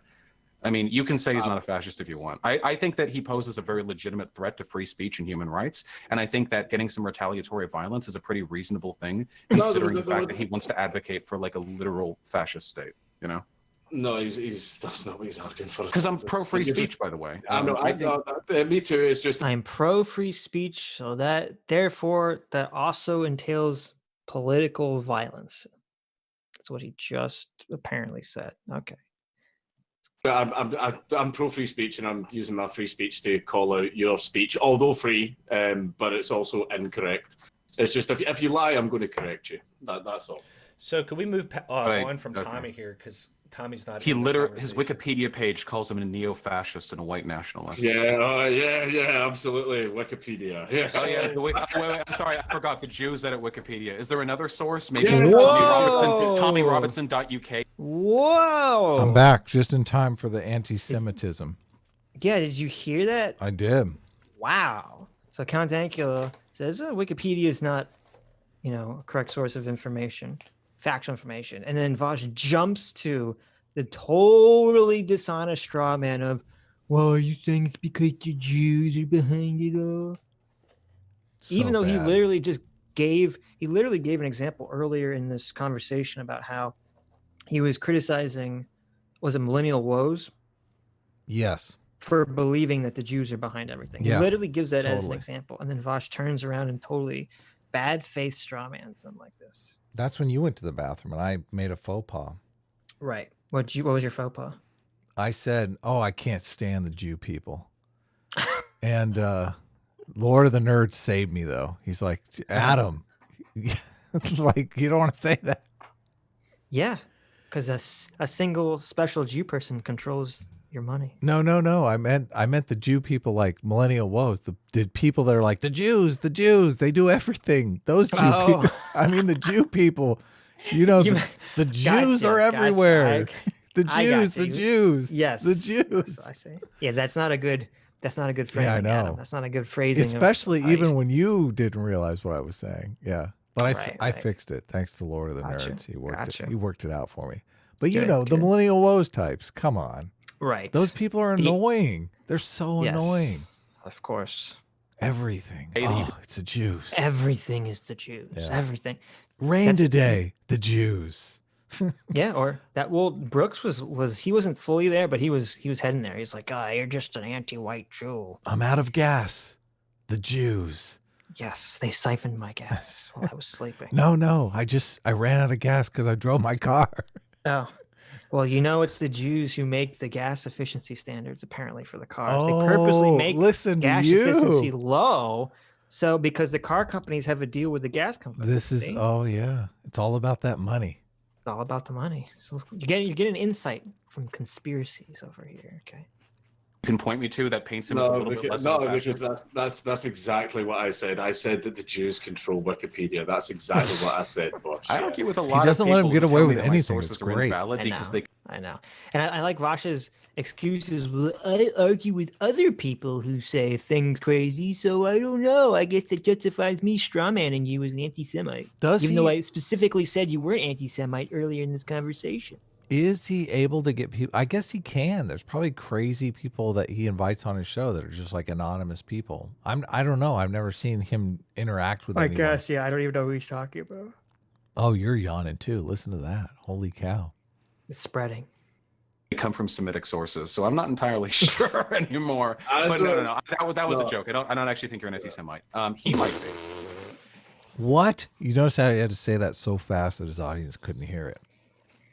I like it. This whole conversation is about like, Count Dankula, I think your jokes underlie the specific secret racist intent. And then like, it's like, oh, but it's okay for me to joke about you being anti-Semitic in the course of this conversation. Yeah. And that doesn't underlie a secret but intent. It does.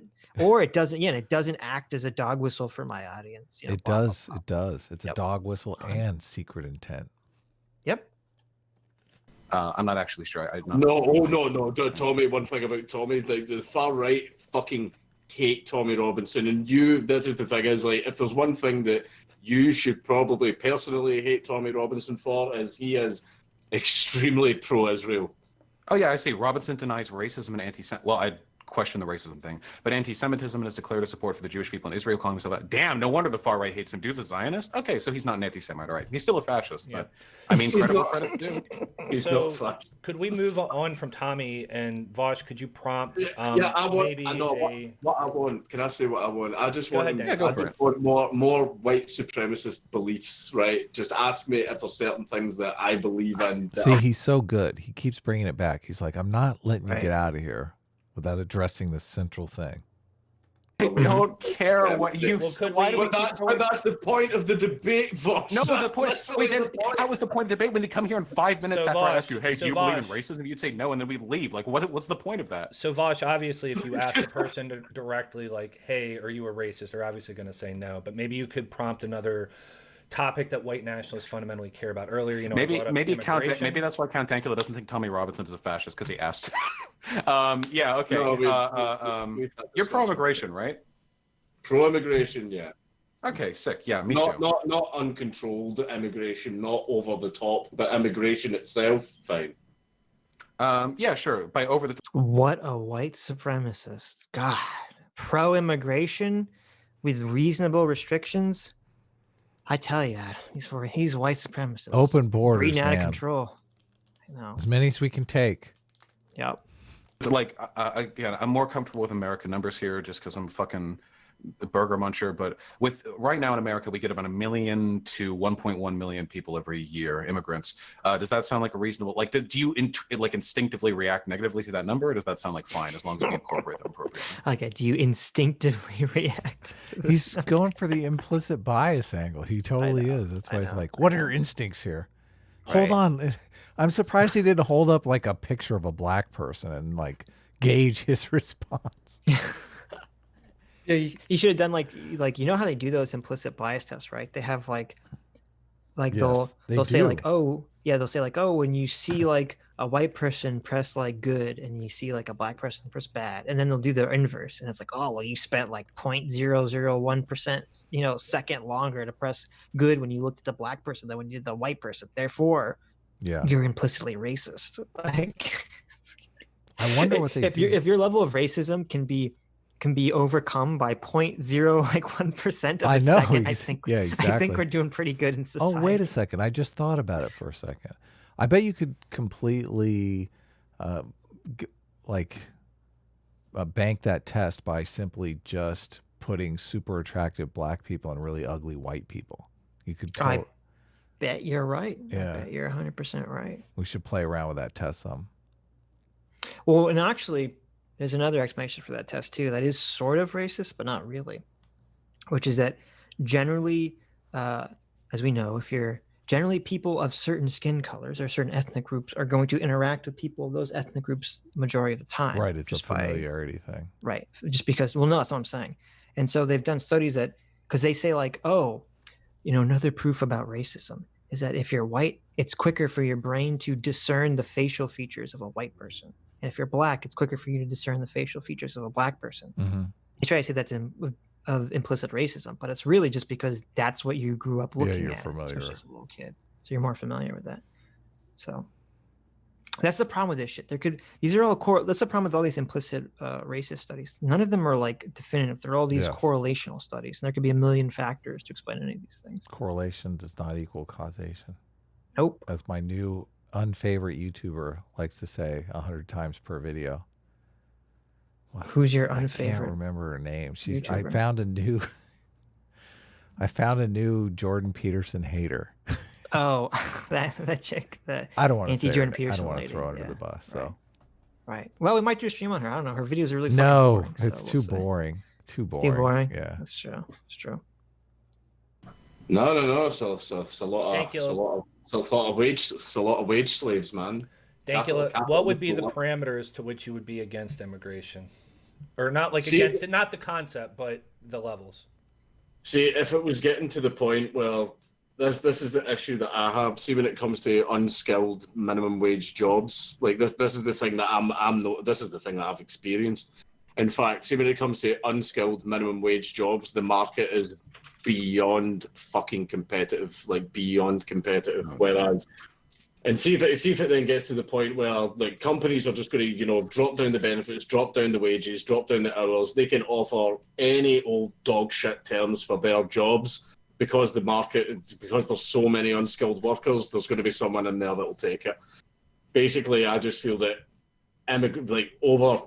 too much immigration overall actually increases poverty because companies have a huge wealthy people and they're going to find someone among them that's going to take their absolute dog shit terms for a job. Could I convince you that this isn't the case and actually immigration bolsters the economic productivity in a country in every conceivable way? Translation. Well, it's so funny because he didn't even what he just said had nothing to do with what Count Dankula said. Count Dankula, this is so funny. I love this. Count Dankula was talking about this is actually like a left-right role reversal. Though I don't know. I don't think Count Dankula considers himself on the right. I'm not sure, but he's talking about too much immigration hurts individual lower class workers, and then Vaush's response to that is, yeah, but it has greater economic benefit to all of the country. The capitalists, buddy. Come on, capitalist who do you class. think's making money off of those workers, buddy? So isn't it a little really weird to have the socialist or the communist guy say that, well, immigration's okay even if it lowers wages of individuals because it helps the capitalist overall rule the country? What were you It's a saying little about strange principles? thing to say. What'd you say about principles earlier? I said you threw them in the fucking trash can and took a dump on them. That's what I said. To about win an principles. argument. He's like, let me just play capitalist. Let me just play the capitalist for a second here. Right. Capitalist advocate. Okay. No, Vaush. That's what he's saying. Oh, right. Then it's so funny too because when Caleb asked Dankula, like, when would you be against immigration? He didn't bring up any of that fucking culture shit. He brought up the economic issue. It has nothing to do with race or anything. And then Vaush is like, yeah, but.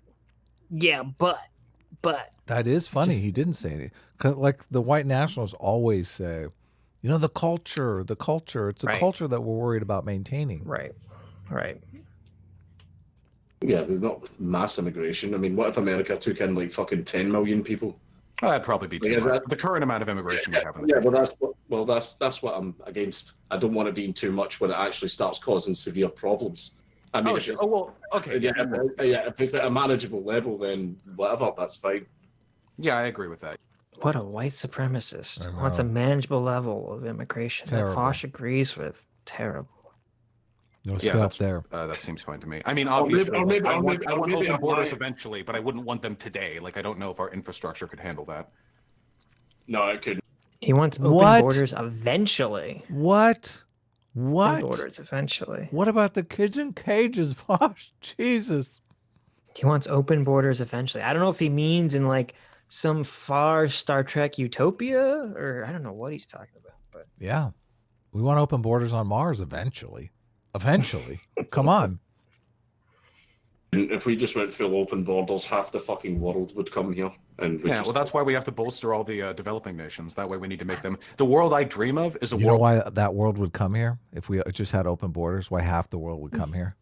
Because we're the best? No, because all the racism. They all want to be racist again. You know what? That's so true. All those people clamoring to come in America, don't they know that America's just saturated with racism? Yeah, racism, like, don't they know? White nationalists and Nazis and fascists, like that's what they're coming here for. Yeah, don't they know that around every corner, under every rock, behind every tree in America lies a neo-Nazi, just waiting to Heil Hitler you. Yeah. Just waiting to throw a racial epithet at you. Can you imagine? And yet for some reason, people are clamoring all across the world to become citizens of this really racist country. I don't know why. I can't imagine it. What happens when the immigrant who's, obviously fled some war-torn nation to get here, and someone Sieg Heils at them and they're like, okay, later. They're like, well, yeah, going back. Gotta go to work. I know. This whole thing is so it's a farce. This whole it's conversation. Such a farce. Farcical, privileged bullshit. Well, I think Count Dankula's worked security and stuff. So I understand what he's talking about. He's saying like these jobs aren't infinite here. Right. Well, it's funny because that's what Mark Blythe was going on and on about how this whole immigration debate's so ridiculous because it's like, yeah, obviously the people on the left or the more elite types, when they don't view immigration as a threat because they don't have this competition for labor the way the lower class or lower wage jobs have. Yeah. The marginalized, like the poor. The poor marginalized, but they're, you know what? We can't care about them because they're white. So nobody's marginalized like the poor. Or even, it's funny because even the black population in America can be hurt by an influx of immigration in terms of labor, job markets. Big time. No one cares about that. They're more hurt. They are. Right. They are. And it's so stupid because this whole immigration debate in America is total bullshit. It's just the Democrats want more immigration because they think they'll have more votes and that'll help their power. And the Republicans are anti-immigration because they also think that there'll be more votes for the Democrats. That's the only reason they care. It's so bullshit. This whole thing is so fucking bullshit. UBI would destroy the Democrats' power base though, because all the programs would go away. Well, only if the Republicans were on board with UBI, but they're not. So yeah. Why would they want to destroy the Democrats? I don't know. Think about it, guys. It doesn't matter. They're too ideologically against it, Adam. It doesn't matter. As you know from everyone arguing against you on this stream and on Sargon. I know. Stream, there's too many.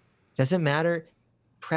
There's some level where pragmatism fails to sway the populace. Yeah, maybe it'll sway politicians who are in it for the power, but it's not going to sway the voters necessarily.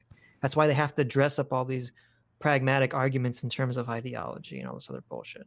Yeah, I've had some arguments thrown at me against UBI that I think are kind of convincing. So I'm still weighing it out. It's funny when Sargon offered to have us on his channel for that stream, the first videos we threw out I threw out were like the Mark Blythe video.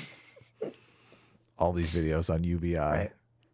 Well, I think the only reason we talked about it is because for so long we were trying to get Sargon to watch the Charles Murray UBI video, and I understand why he doesn't want to, because he doesn't want to be associated with Charles Murray, which is totally understandable. But that was the only reason why we were talking about it, because it's so funny because the Charles Murray video addresses all of sort of the talking points, the right-wing talking points about why UBI would actually help those problems instead of hurt them. So yeah. I don't know. Maybe we'll just watch it on our own one day on this channel. World where the United States can open its borders because everyone would rather go and live in Nicaragua. That to me, that's a beautiful world. All right, we don't even need to worry about it. I'll agree with that. I do. That means that, which is why I want China to get the fuck out of Africa. So we can get the fuck in Africa? No, I want China to get the fuck out of Africa. They're fucking raping that place. Oh, hey, hello. No, okay, China, all right. Just making sure no. we're not doing a horseshoe. Yeah, based. Okay, fine with me. No, China.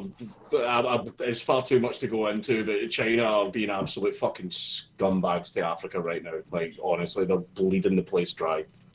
Yeah, okay. So is that an anti-imperialist sentiment? I don't want to conquer anybody.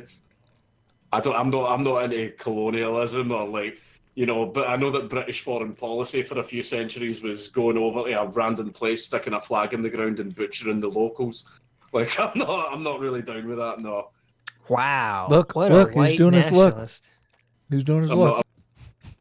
What a white nationalist. He's going to say that British history was the British army going over to some random land, planting a flag in the ground and butchering the locals. You really think a white supremacist is going to say that?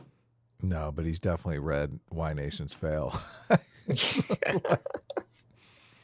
I'm not doing with getting into tanks and, you know, getting some Lebensraum or anything like that. No, that's not my jam. All right, well, do you worry about the future at all? I mean, it's pretty much a fact that far-right sentiments are on the rise pretty much across the world right now. It's a fact, Adam. Well, because the SJWs took over, obviously. Like, like I said, this is Vaush. It's pretty obvious that I'm turning up the volume on this stereo full blast and that I'm arguing that we should turn it down. But here I am. You know what else is a fact?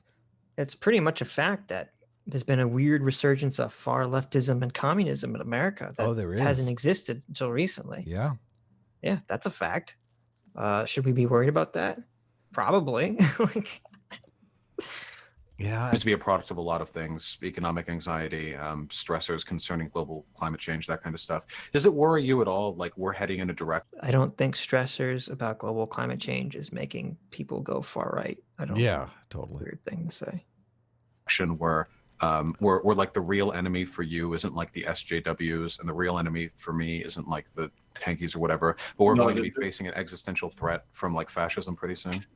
Do you like the very disingenuous framing of that? He's like, maybe the real issue for you isn't SJWs, and the real issue for me isn't the tankies, right? So he's comparing Count Dankula attacking his ideological opponents to Vaush attacking his ideological same-siders who just have bad optics.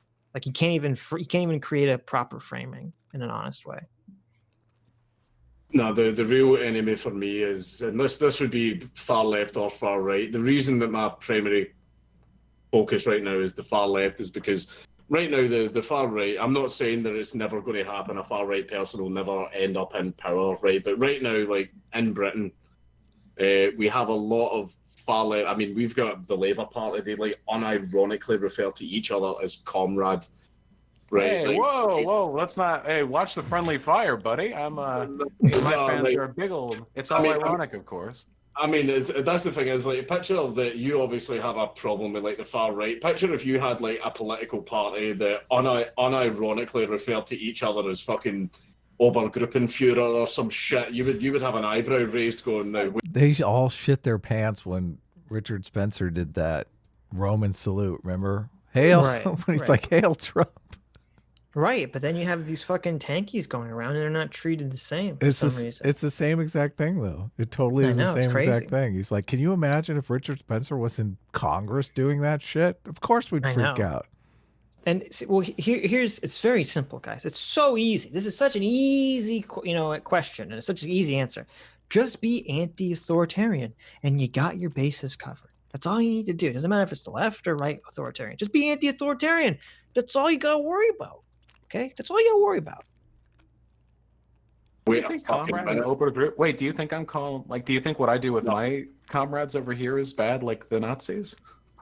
No, what I'm saying is, basically. Yes. Yeah. Wrong answer. Yes. Dunk. Yes. Dank loses a point. Yes. Primary fear, my biggest fear in the future is a totalitarian government. It could be right wing, it could be left wing. That's my biggest fear. Like, my primary concern is the government itself. I don't want the government having absolute control over, you know, every single facet of our lives. You know, the far right want that, the far left want that. The reason that my primary focus is on the far left is there are people in the far left right now that do actually have institutional power. Like, we have far left parties, we have far left MPs and everything, and that is why I've got a problem. And they're the ones that are constantly trying to pass all the speech laws right now. Well, so that's why but isn't Boris Johnson your PM right now? Boris Johnson's a fud. Like, see when it. Well, see I when agree, it he's an idiot, but like, see when it he's comes the to one who's- freedom of speech, like this is the thing is, right. Labour actively want to pass, the two primary parties in Britain is Labour and the Conservatives, right? Labour actively want to pass laws to restrict freedom of speech. But that doesn't mean that I like the Tories. Now, the Tories aren't doing anything against freedom of speech, but they're also not doing Boo, British politics. Boo, boo. anything for it because the Tories just simply don't give a shit. Like, the only one person and Tory, what is it? Who cares? Woo. God, England just sucks. I know, it's What a awful. shitty country. Tory. I'm so sorry that you guys have to live there. What is a It's so Tory? terrible. Who even knows? I don't even know. Far right, that like far a- left? Who Isn't that cares? like a kind of parrot? This is a kind of parrot, right? Yeah, exactly. They're Like the a top Tory parrot. Yeah. Far right, far right. who's fallen out with me now and actually fucking bitches about me now. It was the person that we thought cared about freedom of speech in the Tories was Jacob Rees-Mogg. And he was on this big free speech stance for ages, like Antifa, like charged anyone. What about Tories trying to censor porn in the UK? That's retarded. Okay. Yeah, my main concern here is that I feel like there are a lot of free speech warriors who talk about the necessity of like of fighting back against far left censorship, when at least right now, at least in America, and I would need to read up more in the UK, but I have a feeling this is probably the case over there too, much of the censorship, almost all of it, is coming from the far right, from Trump threatening to take away or to tighten libel laws so that it's harder for the press to criticize him, for him threatening to take away press credentials for people who criticize him, to the active systemic disenfranchisement of like poor voters in the United States of America. Like in the United States, if you're an American, It's so funny because you can point out, you can definitely point at Trump saying stupid shit about going after reporters and all this other shit. As everyone knows in the stream, I'm not a big Trump fan, obviously. So you can point to all that stuff, but to then turn around and claim that all the censorship is coming from the right in America is so fucking dishonest. Yeah. It's such a fucking lie. Because, like, well, so much of the censorship that we're talking about isn't coming from a governmental level. It's coming from private businesses. And who controls all of social media? Vaush himself said that he thinks that people shouldn't be kicked off platforms. Well, who's kicking people off these platforms? It's not the government. It's not the government.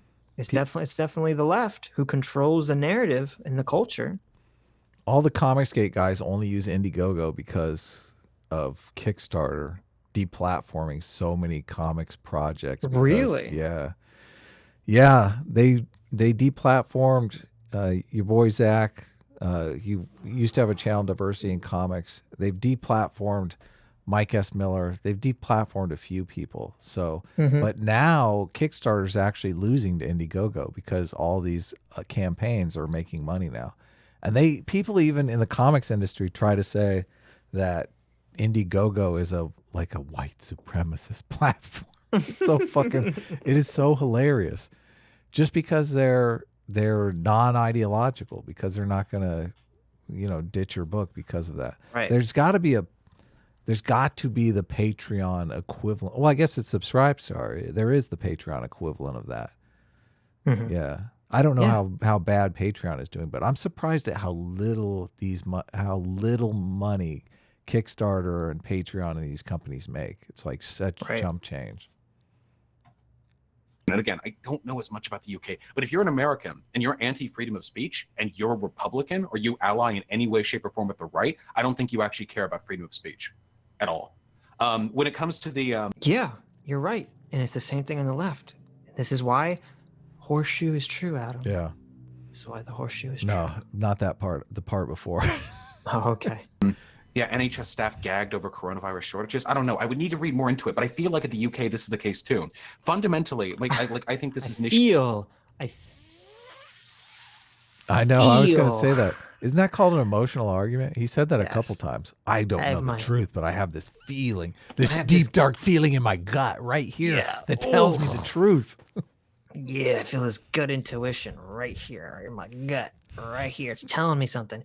It's saying, Vaush, only the right goes after free speech, never the left. That's all college kids on college campuses who have no impact on the world, despite the fact that they control Google and Twitter, YouTube, and all Patreon. It's all social media platforms. All those Ivy League students that go out and all control the world. Ivy League schools. It's just the right, guys. It's just the... Look, if anyone ever tells you, you got to bring a puppet on, man. That's like perfect. Like if anyone ever tells you that something bad or good is all of X group, and then their group is all good, they're racist. They're racist, and they're stupid, and they're an ideologue, and they're wrong. Yeah, okay? they're ideologue. Yeah, you asked what was the definition of enlightened centrism? It's understanding that there's no one answer for everything. Yeah. Except for enlightened centrism, obviously. But it's understanding that there's no one magic ideological group that has all the answers, that suddenly knows that is all good and the other side's all bad. It's complicated. Everything's complicated. It's complicated. Nuanced. You're right. I'm trying to do Tim Pool. You're trying to do It's complicated. It's complicated. Yeah, the verbal tick. Whenever you know Tim Pool's wants to dismiss something that he knows isn't true, but he can't say for his audience, he says, it's complicated. So it's just, I don't know. It just, this triggers me. This triggers the enlightened centrist in me. With liberalism, and fascism is an extension of liberalism to an extent. Everyone's complaining about the super chats. It's almost like they want to, it's like the N-word thing. It's like every so often you got to do it. There you go. Every so often, got to throw out an N-word. Well, I guess super chat. I'm so sorry.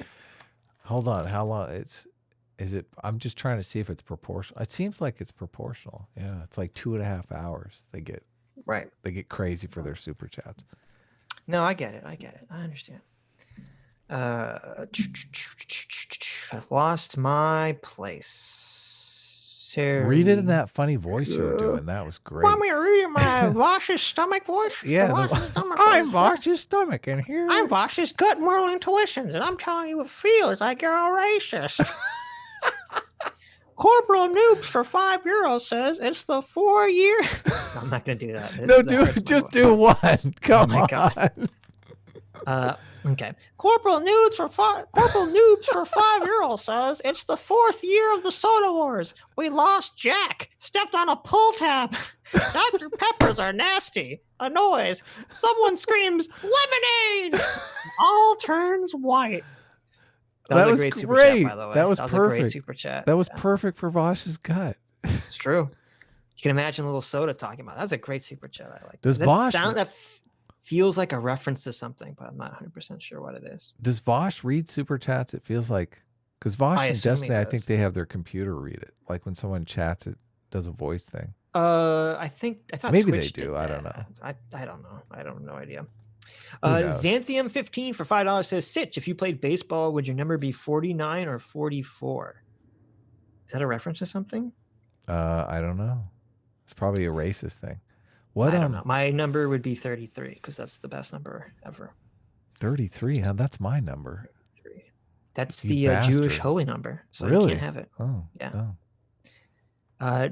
Dragnuity 182 for £5 says, Dank, I'm not a racist. Vaush, that's what a racist would say. That's literally this whole conversation. Exactly. I agree. Bobby for $2 says, Sitch is going full Starship Troopers. Yes, I am. Service for everyone. I know. Yep. Service or you don't vote. I agree. 100%. What Hummer Wado Rodriguez Madrano for $2. What were you saying? Go ahead. No, after the super chat, I have a super important question that I have to ask you. For $2 says, being a snitch about Darth Jar Jar Sitch. I took it down. It was only you were Star Sitch for 1. So I heard you played Yu-Gi-Oh. Yes. I finally played Yu-Gi-Oh with Matt Magnum. And I heard he slaughtered you. I heard he destroyed you. So we played 2 games. The first game I was winning and he disconnected. Okay. Oh, what? Right. And then the second game he destroyed. No, actually, we played 3 games. I'm sorry. Second game he utterly destroyed me, and the third game he utterly destroyed me. Oh, okay. So, right. Oh man, what happened? Do you think he called in a favor? You think what is so? Well, let me talk about this briefly. So this all started because I mockingly said that Yu-Gi-Oh was like baby's first Magic and was like a game for children. Blah blah blah blah. Okay, I take it all back. Yu-Gi-Oh is the most complicated, convoluted, dumb, horrible fucking card game of all time. Each card, like, it's not like when I played. Okay, now like it seems like every fucking card on the Yu-Gi-Oh set has like a fucking paragraph of text you have to read to understand what the fuck the card does. And even when you read it, you still don't understand what the fuck the card does because the rules are so fucking convoluted and ridiculous. Like, I'm used to playing Magic, guys, okay? I'm used to playing Magic where games can go for a long... Like, sometimes someone has, like, a quick deck and you just beat someone in, like, 3 or 4 turns, but that's rare. Usually games go on, and it's, like, all about, like, reacting and strategy. But no, Yu-Gi-Oh! Is all like, oh, I can kill you in turn 2. Like, all these decks are, like, kill someone on turn 2 or 3. And it's, like, I'm like, why do you even play this game?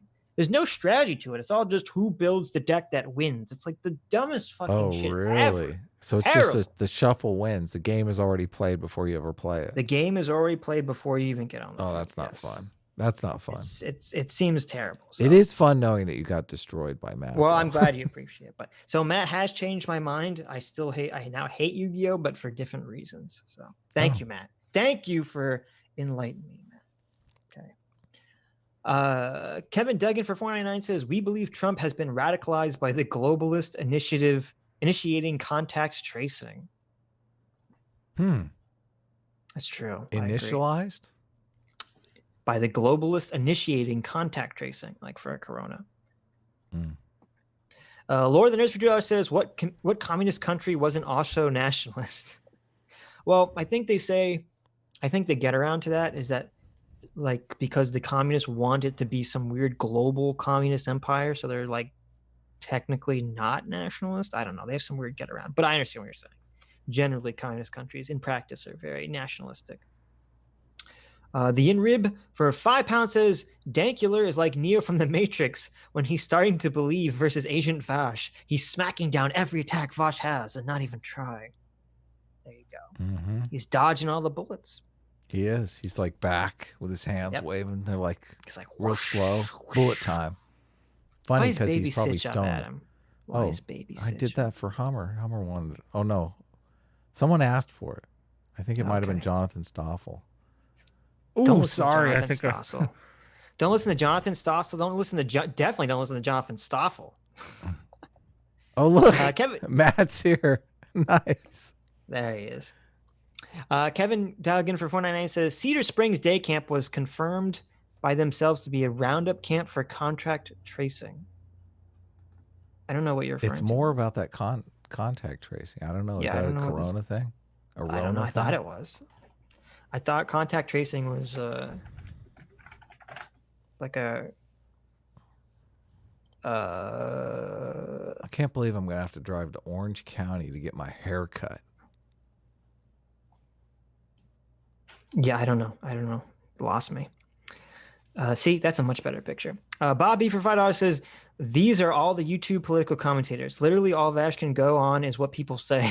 Yeah. Vaush is just saying nuh-uh with extra steps. Totally. Like right on the money. Critters Bugging for 20 Canadian says, people lie about the label, not when answering the questions. I agree, Critters. That's what I've been saying. They will always deny the white nationalist label, but the answers will always fall inside of white nationalism. Vaush is arguing this so poorly. 100%. Yeah, this is the whole point of the what's it called? The dog whistle. This is the whole point of the dog whistle. Right.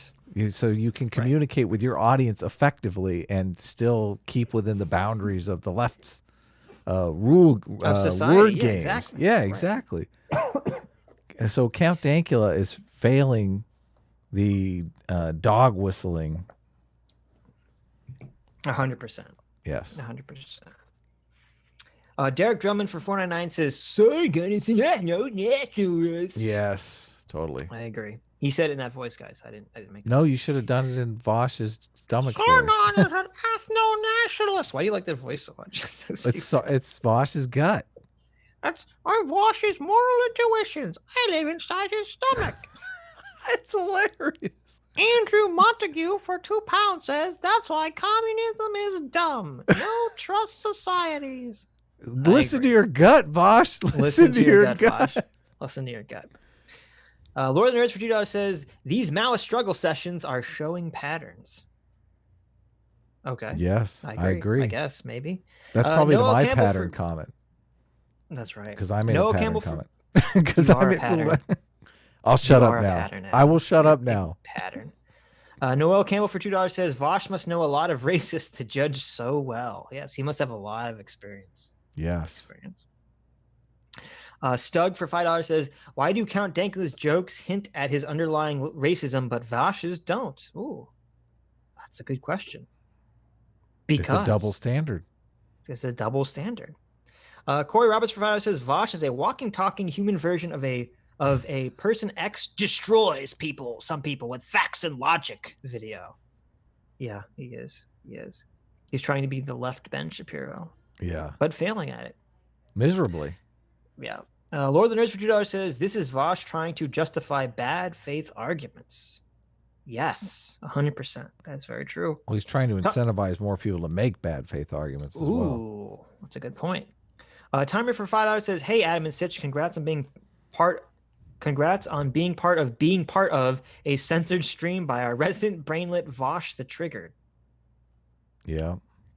Wait, part of a censored stream by that's probably Sargon's Vaush wasn't stream. responsible for censoring that stream. That was Carlos Mazda in the Surfs. So yeah. But I guess we weren't talking about Vaush. So Smugger Than You for $5 says Vaush won because he is a real YouTuber by stretching 30 minutes of content to 2 hours. That's true. While Count is trying to end this as fast as possible, making him fake. There you go. Well, it was over a long time ago. Let's be honest. Yeah. Well, Count's not gaining anything from this, unlike Vaush is. So he is somewhat clearing his name, I feel. That's true. But who? Most people that claim that Count Dankula's racist aren't going to watch this conversation. And so. You really don't change people's minds. You don't change your minds, right?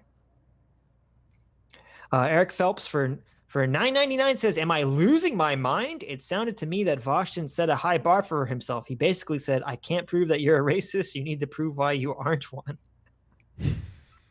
Nice. You're not losing your mind. That is pretty clear. That's pretty close to what he said. Cole for $5 says, I'm actually a racist. Where I grew up, about a third of my friends were black, a majority non-white. Racist people don't hate other peoples. There you go. There you go, guys. Straight from an actual racist. Racists don't actually hate other people. You got it. Hater Jeffrey A for $10 says, my chat was about the troll me shirt comment. I meant it should be troll me daddy instead. It wasn't supposed to be OT. It was it. I apparently can't type. That's okay. Our racist commenter makes an interesting point. What? Like, you could think that you were superior to other races without hating them. I mean, obviously, you think you're superior to other people. I'm certain of it, but you don't hate them. I think we're superior to cats, but I don't hate cats. I love cats. But I know I'm human superior. Supremacist, Adam? Is that what this is? Your human supremacist? Of course. Yes. When we go to the doctor, the cat is the one that goes in the carrier, not me. Wow. We got to change that. I mean, what? Humans should have to go in the carriers now. Well, technically, a car is a form of a carrier. So it we is. create our own boxes, Adam. Adam, man. We create our own prisons. Anyways. Was that you snorting? What would you got over me there? Smoking pot. Oh. Richard Jammer for 125 PHP says, what's the kill centrist position? Kill all the life fibers or let them consume all the humans? How about better waifu, Ryoko or Satsuki? Obviously, Mako. What is the centrist position of kill will kill? Well, I think when you have an alien life form trying to kill you, it's very difficult to maintain. Spoiler alert! Jesus Christ! I guess that's true. I got very triggered in. There was multiple episodes of Star Trek, and where they're able to like Star Trek, where they're able to destroy the Borg and they don't because they're like, well, the Borg are their own species. They shouldn't be. I'm like, fuck that. Fuck the Borg. Yeah, Take the totally. Borg out, destroy them. There's even worse in Battlestar Galactica. They had an opportunity to fucking eliminate all the robots, all the Cylons, and they fucking didn't. And I was like, this is the dumbest shit I've ever Yeah, you seen in my deserve to life. die. You deserve to die. They destroyed Earth in episode 1. They deserve to die. Yes, they deserve to die, and I hope it's burning in hell. As for the better waifu, obviously Ryoko is the better waifu. Ryoko is the main girl. 16-year-old one. Well, they're all that age. But she's the main one. Satsuki. One of them's running the school, so she's not 16. Satsuki's the one running the school. Yes. Okay. Yes. I mean, she's hot, but at least she's an adult. She's hot, but I don't know if you'd want to be in a relationship with her. I mean, unless you want a strong, domineering woman to control every aspect of your life. So, she is kind of a uber bitch. Kind of an uber bitch. Squeeze Louise for $5 says military civil service should be required before you can vote or receive any government benefits, but not outright mandatory at 18. Interesting. No. I'm saying outright mandatory. But, yeah. The in-rib for £10 says Vaush tactic when your opponent calls you out on the invalid point you just made, you interrupt them with, whoa, wait. Then you change the subject and then ask a question as a distraction. Yeah. Classic. Exactly. Gemini Samurai for $2 says, I'm back. I love you, Adam. Ooh. I haven't. Are you jealous that the A team is growing so strong? I'm so jealous. And the SS team is racist? Do you guys want to be racist? Why would you guys want to be racist? Don't join the SS team. Join the A team. That's right. We're completely free of racism and implicit bias. And we've got as many waifus as you... Look, as many people are welcome to join the A team as long as it's to cure Adam's homophobia, then that's all good, okay? Join the A team, cure Adam's homophobia. It's all good. Okay, you don't want to be in the horrible SS team. Homophobia? What are you talking about? Not afraid of nothing. Not afraid of nothing. Yeah. And Reeb for £5 says, in the comic, what are you holding up? I have some trading cards that you'd probably like. Oh, I can't see. It's too small. Oh, you have some waifu trading cards? Is that what that is? Kyung Lee is the artist. It's a Comicsgate book. Oh, okay. Look at that. The in-read for £5 says, in the comic, do a story that's a reverse Wonderful Life where a demon gets his wings by turning a Vaush into a racist. Ooh, yeah. There you go. That's pretty funny. There are Eldritch Horges in our comic book. We have a first draft now that's fucking amazing. It's fucking amazing. Totally fucking killer. The best ever. Matt Magna for $2 says, Yu-Gi-Oh was played. Yes, Yu-Gi-Oh was played, and I hated it. But I don't hate you, Matt. I tried to get in there, but you guys had already ended it, so okay. I wanted to hear you complain and lose. DJ Crunk Factory for $2 says, Vaush is fake news. Fake news. Kevin Duggan for $1.99 says, Jeffrey Epstein is part of their culture.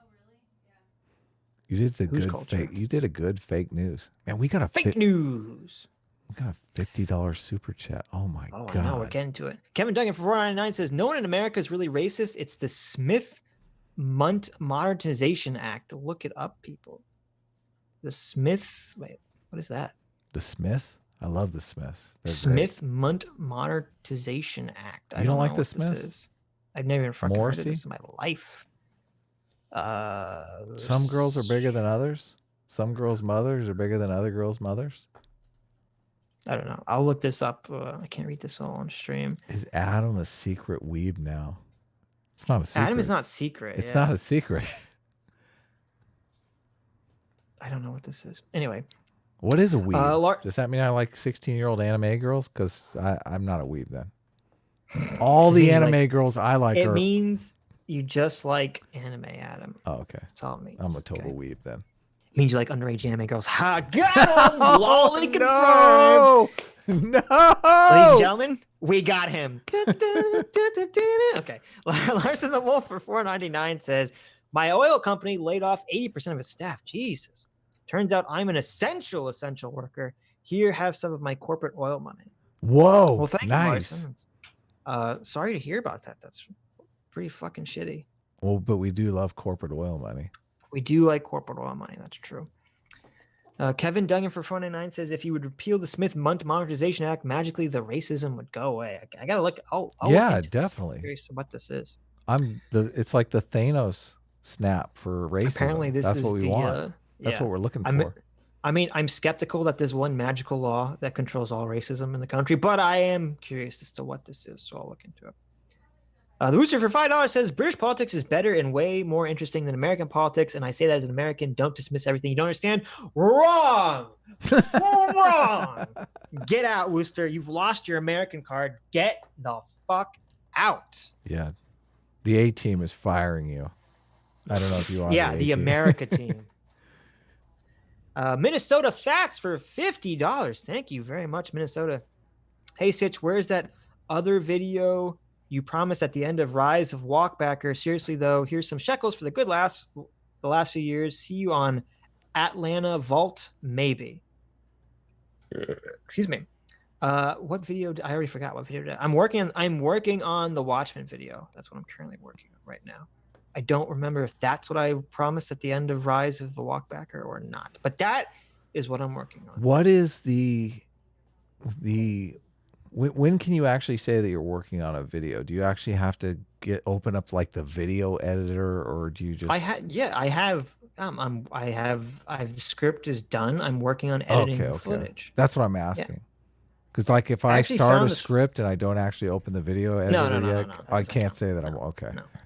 I was going to say actually, I found this really cool program that I might use for the video that you'd probably be really interested in, where it takes a 2-dimensional picture and it creates like a fake dolly effect, and it like an algorithm like separates the subject from the background. It looks super fucking cool. So I'm just laughing my ass off at the super chat.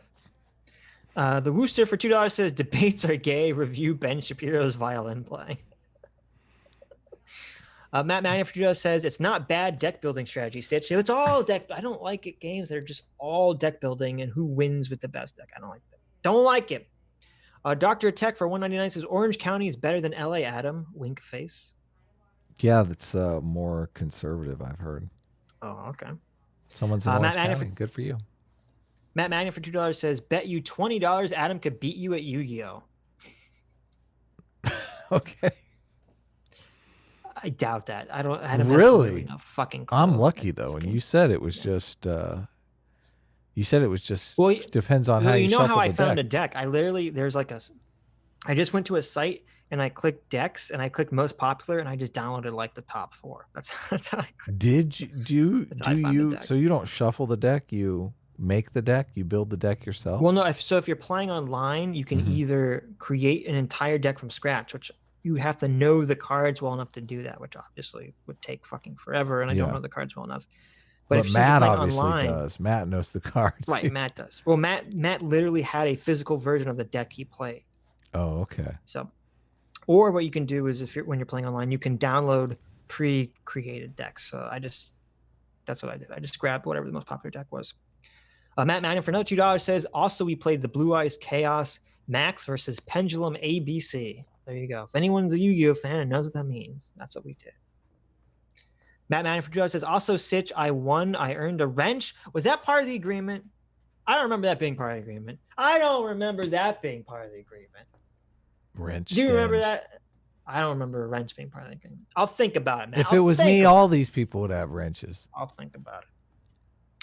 Timmy Crawford $5 says, if you think that's a bad take, you should see his debate with Vegan Gains, where Vaush said there's an ethical way of selling child porn. Oh, yeah. We've talked about that one before. Well, I know we talked about him saying that he thinks consuming child porn is as on the same moral grounds as owning a computer. But didn't that come from the Vegan Gains debate? I thought it was, but I didn't know that in the debate he said there's an ethical way to sell child porn. That sounds even crazier. So I'm curious to that. I don't know if I'll watch it because I don't give a shit about either Vegan Gains, but that's interesting. Ethan Johnson for $5 says, commies never admit what they're doing. Fascists tell you exactly what they're doing. I agree. Yeah. They either tell you codedly or they tell you straight out. Right. The Rooster for 199 says, "Hey now, nobody here is racist except Nuance Bro." Poor Nuance. Oh bro. yeah, poor Nuance, bro. But he can't be because P plus P equals R. That's right. He's not white, so he. I mean, he might be part of the Aryan master race technically, but he's not white, so he can't actually be racist. He might be privileged. He might be privileged. Matt Madden for $2 says, "Is Adam a secret weeb now?" Adam is. Yep.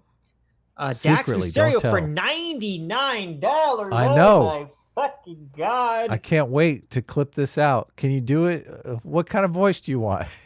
Dax Lucerio, oh my lord, for $99. Thank you very much. How generous, how kind. Says SS Gang. Now say Trump 2020, Sitch. There you go. No, you gotta Trump say 2020, good. everyone. Trump 2020. I'm a total whore and will say anything for money. Yeah. All right, Alex Karras. Believe use it. that. He's going to use that in a Trump 2020 ad. That's Trump right. 2020. I'm a total whore. Did you read the $50 one? Did I miss that? I did. There was two, wasn't there two $50 ones? Yeah, I read the last one. Minnesota Fats. Yes. It was about my Watchmen video. Or what I assume was my Watchmen video. Do you want to do the Vaush's intuitions voice? Trump 2020, guys. I'm Vaush's moral intuitions. I really want Trump to win because if Trump wins, then I could keep bitching about being victimized. Yay! That's exactly what it sounds like. To be fair, it's actually a little disconcerting for me, if that's a word. Is that Vaush is actually very anti-Bernie or bust. Oh, really? So yes. You agree with him? I know. I hate it. I hate that I have to So agree he's with him. he's a Biden guy? He's a political pragmatist. Anyone but Trump, huh? Maybe he's in anyone but Trump. I think he's a political pragmatist. Wow. So unfortunate that I have to share some space with Vaush. I know. Well, Vaush, I think, agrees with Count Dankula and Sargon on all this race stuff too, despite the fact that he's going out and calling them white nationalists right and left. Like their positions are basically the same. I know, it's really stupid. Yeah, it is stupid. Matt Magnum for $5 says, "Adam, watch Gurren Lagann, made by the same guys as Kill la Kill." Which one is it? I think I looked Gurren at one. Lagann. I didn't look that one. Gurren Lagann is fantastic. But unfortunately, I have a huge problem with the series. About a third of the way in the series, I think, has a huge fucking problem. But I would recommend watching it, Adam. You'd probably like it. What's the skin to clothing ratio? Well, there actually there's a pretty scantily clad attractive woman in the show. Mm-hmm. Okay, but there's also like the main guy in the beginning of the show is just a topless guy. So. Oh well, that's not too bad. But he's hilarious and the best character in all of anime. There's a bunch of nudists in Kill la Kill. It has that same over the top like hilarity style. If you I like that. I do like that. Yeah. Yeah.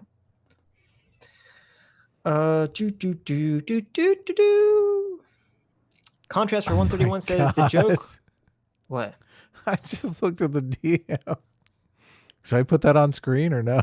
You should put that on screen. Oh my god! So let me know when you have it on screen. I'll put it up, but it's okay. So during the course of this conversation, Feed Fancier took my notes about Adam characterizing how my avatar should look, and he created the avatar that we talked about. Oh, it's so bad. It's kind of fucking hilarious. It's kind of hilarious. This can't. You have to say like I'm Jewish before I post. Okay, I'm Jewish. Hold on. This avatar is a joke mocking anti-Semitism. Okay, this avatar making fun of anti-Semitism. Okay. All right, we'll put it right down in your Doesn't little avatar zone. It's pretty funny. It's pretty. I love it. I actually really love it. It's so funny. Oh, this is too bad. This is like awful. I love how he's got your hands up. Cause I don't want to get shot by the Nazis. Don't shoot. Don't shoot. Don't shoot. I'm a person of shadow. Okay. It's great. I think. Wait. I think he has a knife. He has a knife in his sleeve. So thank you, Feed Fancier. This is pretty amazing. It's pretty hilarious too. I love it. All right. Enough of that. Love it. Vaush is going to obviously now. I know, fallen I know. victim. Fallen victim. We're racist now. Contrast for 131 says the joke was Vaush is a poor man's destiny. Oh, I got you. Listening to the way he talks and delivers his points, even when he goes on a spurred Gish Gallop streak, he wants to be Destiny so bad. So it's true. Vaush copies Destiny's speech pattern a lot, and it's very creepy when you notice it. Yeah, he does. When you hear it and you go, "Oh, wait, wait." Right. Did I get that's it? Because, yeah, you got it. And that's because he but he started his foray into the internet politics was watching Destiny. Yeah. So he was learning. He was learning from Destiny how to be. Yes. Very Dead Horse for $1 says, so Adam equals the A team. Does that mean Sitch is the S club? On the SS club, apparently, according to Adam. Yeah. On the SS club, right? Do you want to be on the A team or do you want to be on the SS club, guys? Okay. It's a very easy answer. Very easy. One's very American. One is vaguely German.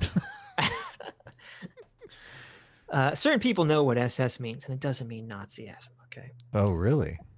Astro Line for $2 says, Sitch brought it up, so S is often the highest grade rank in a video game on an account. S is the highest grade in the Japanese school system. It's basically like an A+ in North America. Bam, bam, bam, bam. That's right. Well, S for we can super. change it. Super. We can change it. We can change it. Oh, SS, superstar. I get it. That makes SS, perfect sense. Superstar. That's right. I didn't know that was a grade system in the school system. I had no idea, but thank you for teaching me that. Isn't it on the tier videos? Sometimes they have an S at the top, I've noticed. S tier is always considered the top tier. Yes. Yeah. But I didn't know that was from the school system. I thought that was just some weird Japanese thing, like S meant super, and thus it was better than A or something. I don't know. Why would they use English letters in the Japanese school system? Yeah. It's bizarre. That's strange. Japanese people are weird. Base Honduran for $1 says Ryan Downson is a Native American. Oh, maybe someone else from a Croatan tribe, a historian and economics professor. He's not a racist. He has a YouTube channel and just went on the Sean Atwood show. He would definitely talk to you guys. Okay. We'll talk to anyone. We'll talk to anyone, even if he was a more racist. Yeah. But yeah, I don't know anything about him. I know that you or someone else keeps asking us to talk to him desperately. But we got to get Sean on, and we got to get short, fat Itaku on. Right. Got a lot of people. You gotta get a lot of people on. I know. Yeah, I'm racist. Fuck you, N-word. $1 says. No way. Does it say N-word or does it say? No, it says N-I. It says N-I. Oh, okay. Mon Bailey says he wants to bomb Israel. Says he wants co-ops but doesn't share his profits. Claims to love trans people but dates a whale. Vaush is not an intellectual mind. He is a mouthpiece for the mob. I don't disagree. It's not untrue. Not untrue. Attack Helicopter for $1 says Vaush is a pedo confirmed. There you go. Paradox for $1 says when Dank says I'm not Sargon, I'm not Fuentes, and Dank went into the pedo argument. Went with the pedo argument, saw what was coming and checked out. I thought Vaush got what he wanted. I've seen it with Ethan Ralph. Irritate with accusation to the point you start saying stupid stuff. Maybe that's a strategy. Paradox for $1 says, this I can't be racist if I have black friends. Counter meme is how old? 10 years, 20 years? I remember reading it in a feminist online magazine 12 years ago. Sitch actually makes somewhat of a counter to that, but I don't think Vaush or Destiny would be satisfied. Of course they wouldn't be satisfied, because part of the whole black friend discredit is that they don't have to make an argument. That's why they just say, oh, it's the black friend meme. That's not an argument. They just dismiss it instantly. Yeah, And the problem is when they say that, they're drawing on this false idea of like, oh, the rich, hoity-toity, white racist person who's friendly with the black help, and that's the person they're trying to invoke in your mind when they say the black friend. Yeah, it's a complete emotional argument. Right. It's exactly what it is. And I love how they've got all these arguments down to one word. They're like, the black friend, that one loses, right? Right, exactly. Just got to throw it out there. Yeah, I'm racist. Fuck you says for $1, 1350 can be used as a joke, but Vaush is ignoring the truth behind the joke because it makes him uncomfortable. Yeah, I don't know if he's ever addressed that or not. I'm assuming he has at some point, but I don't know what his answer is. I'm assuming that, economic conditions and things that probably actually is, and not because there's some magic propensity towards violence for certain racial groups. Dawkins for $3 says, best comment on Faraday's comments, comic book guy versus Groundkeeper Willie. Comic book guy. Oh, like from The Simpsons, yes. Versus Groundkeeper Willie. That is sort of accurate, sure. Worst debate ever. Sean Welch for $1 says, I vote to never, ever, ever, ever, ever, ever, ever, ever, ever, ever, ever watch a Vaush video again. The smug, unintelligent circles are too much. Yeah. Maybe. Can't make any promises. Paradox for $1 says, wait, what? I switched off before this part. Vaush admits the misogyny. Quick, Vaush, put your hand in the fire. Yeah, I know. Yes, I've only watched one Vaush video on his channel. All the Vaush videos that I watched are him.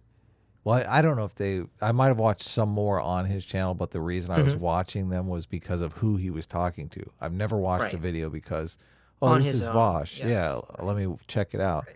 Right. It's very boring. Yeah, I did that for the first time, I think maybe a week ago or so, and it was just him arguing with his chat, just yelling at his chat. So I was like, what is this? Okay, never mind. That's why he needs to find people to debate. Otherwise, he's just debating his chat. Right. Yeah. Dagmar1177 for $15. Thank you very much. Dagmar says, I finished my woodworking project and now I bought a car, so I can't simp for Sitch as much. That's okay. No simping necessary. No simping necessary. We don't want your simp dollars. No simping. Just remember, racist. Oh, go. Are you reading another chat? No, I'm reading the same one. I didn't finish. Okay, go ahead. Just remember, racist humor proves you racist. So just be like SJWs and make jokes about white people because you can't be racist against white people. I know. It's so wrong. Good point. It's so wrong. Great point. So much anti-white racism, and then they say, well, it's just a joke, bro. But I guess Vaush, that there's an underlying racist element there, right? Yeah.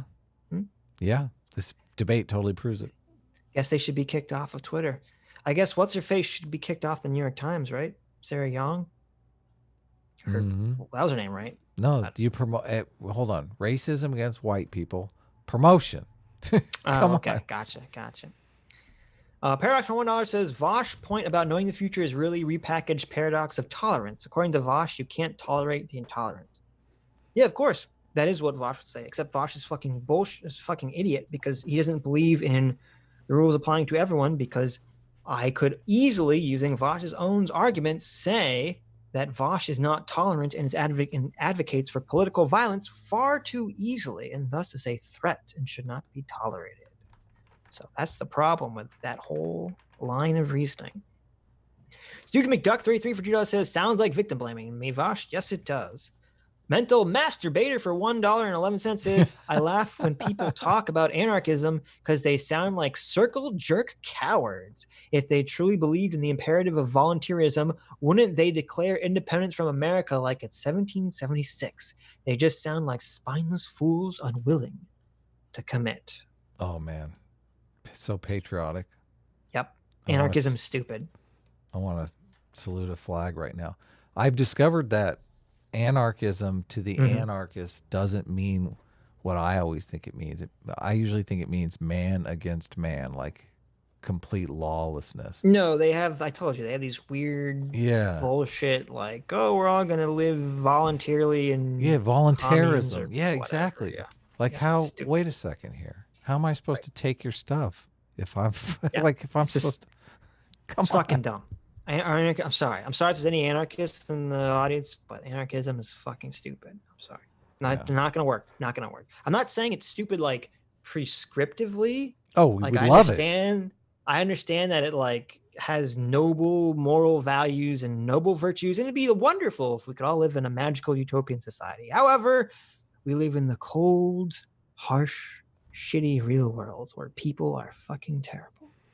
Well, even if 95% of people are good people, and I can see where good people would say, I wouldn't harm a fly. I wouldn't harm somebody else. And as long as we all honor that principle, everything will be just fine. But it's like that 5% of people that just have the power to fuck everything up. They do. Yep. It's true. So we have to grab those people and incarcerate them. It's really evil. No, see, right. Here the big issue isn't just the tiny minority of people that will always commit crimes or violate the rules or whatever, but it's also the minority of people who will not commit violent crimes but are able to be charismatic enough and manipulative enough to get large swarms of people to follow them, and thus they'll gain power through that metric. So. I thought you were going to say they convince other people to commit the violent crimes for them. No, well, I mean they do. That's how you get these revolutions. Oh, hell yeah, hell yeah. I mean that's the problem that Vaush and all the communists never address, is that you can't have, and I guess the anarchism too, is that you can't have this. There's always going to be, as you always need the Leviathan, right? You need the chain Leviathan, because if you don't have a Leviathan, there's going to be the power vacuum, and something is going to fill that power vacuum. That's why it's called a vacuum. Something is going to rush in and fill it as quickly as possible. Okay, so that's why you need to have the chain Leviathan there to prevent that from happening. Yeah. Very Dead Horse for $1 says, a couple of other YouTubers I used to follow have made the exact argument that Vaush made about Antifa almost verbatim. Let's not use names, but let's call them Smef, Smoliday, and Brovin. Oh, no. These two have both told me I changed and gone nuts. With the internet going crazy this week, yes, with everyone fighting everyone, I had a little bit of like, what really happened with Jeff Holiday? Like, I feel like Jeff Holiday and I were friends at one point, and then just something happened, and I don't necessarily know what it was. So Trump won. That's what happened. You're positive that's what it is? I mean, I'm not positive, but I didn't vote for Trump, and I don't know that I'll support Trump in the next election, to be honest with you. No, but it changed people's priorities. Right. Okay. Completely. A lot of people's priorities. And I understand that, but yeah.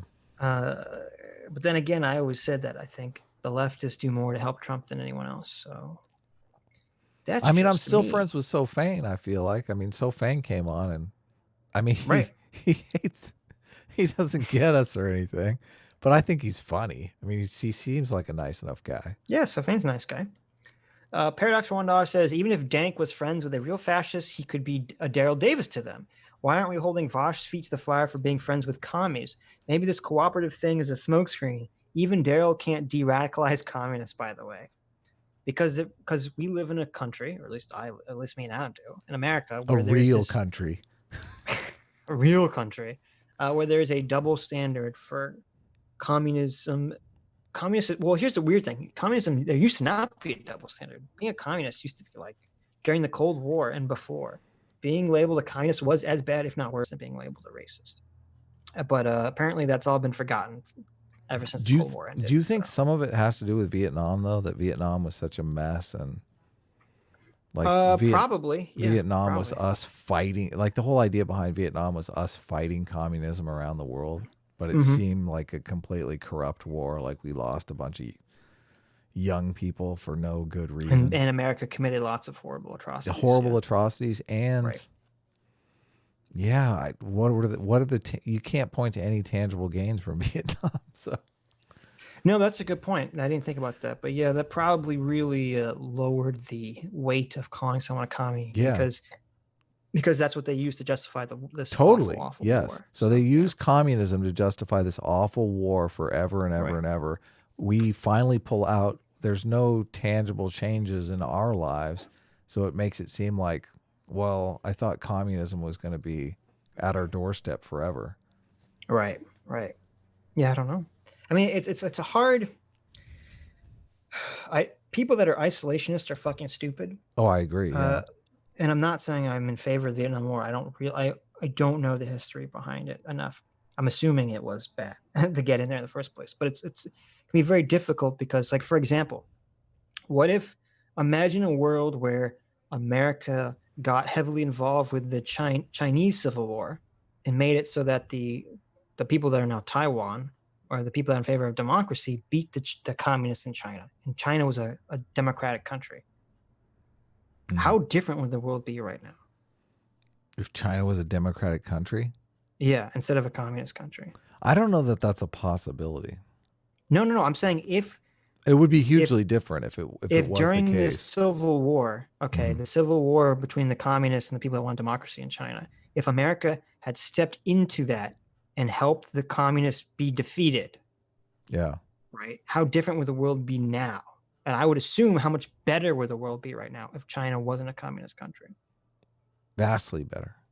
Right. But so that's why I'm saying I understand why it's difficult to kind of make these judgments about which wars are bad wars, because you never know how it's going to turn out and what the China is an authoritarian government. Right. Yeah. Exactly. Hey, we wouldn't have coronavirus either, probably. Maybe. Maybe. Paradox for $1 says the implicit bias test is not even brought up anymore by intersectionalists because it's been shown it's impossible to replicate results. They change with time. They can be gamed by games. Shocker. Even their creator, Dr. Green, backed off of them. Interesting. I'll look into that. Dr. Green implicit bias test. Yeah, debate me, Vaush. Debate Sitch. Sitch will debate you. You don't have enough clout for Vaush to debate you, bro. Sorry. I guess that's probably it. I'm not big enough. You gotta have clout to get in Vaush's. Paradox from $1 says, but how open borders is Vaush really? Would he let the intolerant in? Give us your racist, your misogynist, or something like that. How about Russians? And give them voting rights, that ID, so they can elect Putin in America. So I agree. No, but that's part of what's so bullshit about this stuff.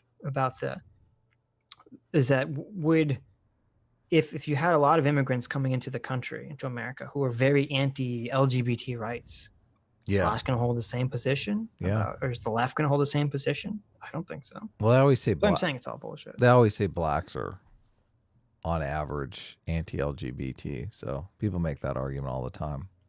Right.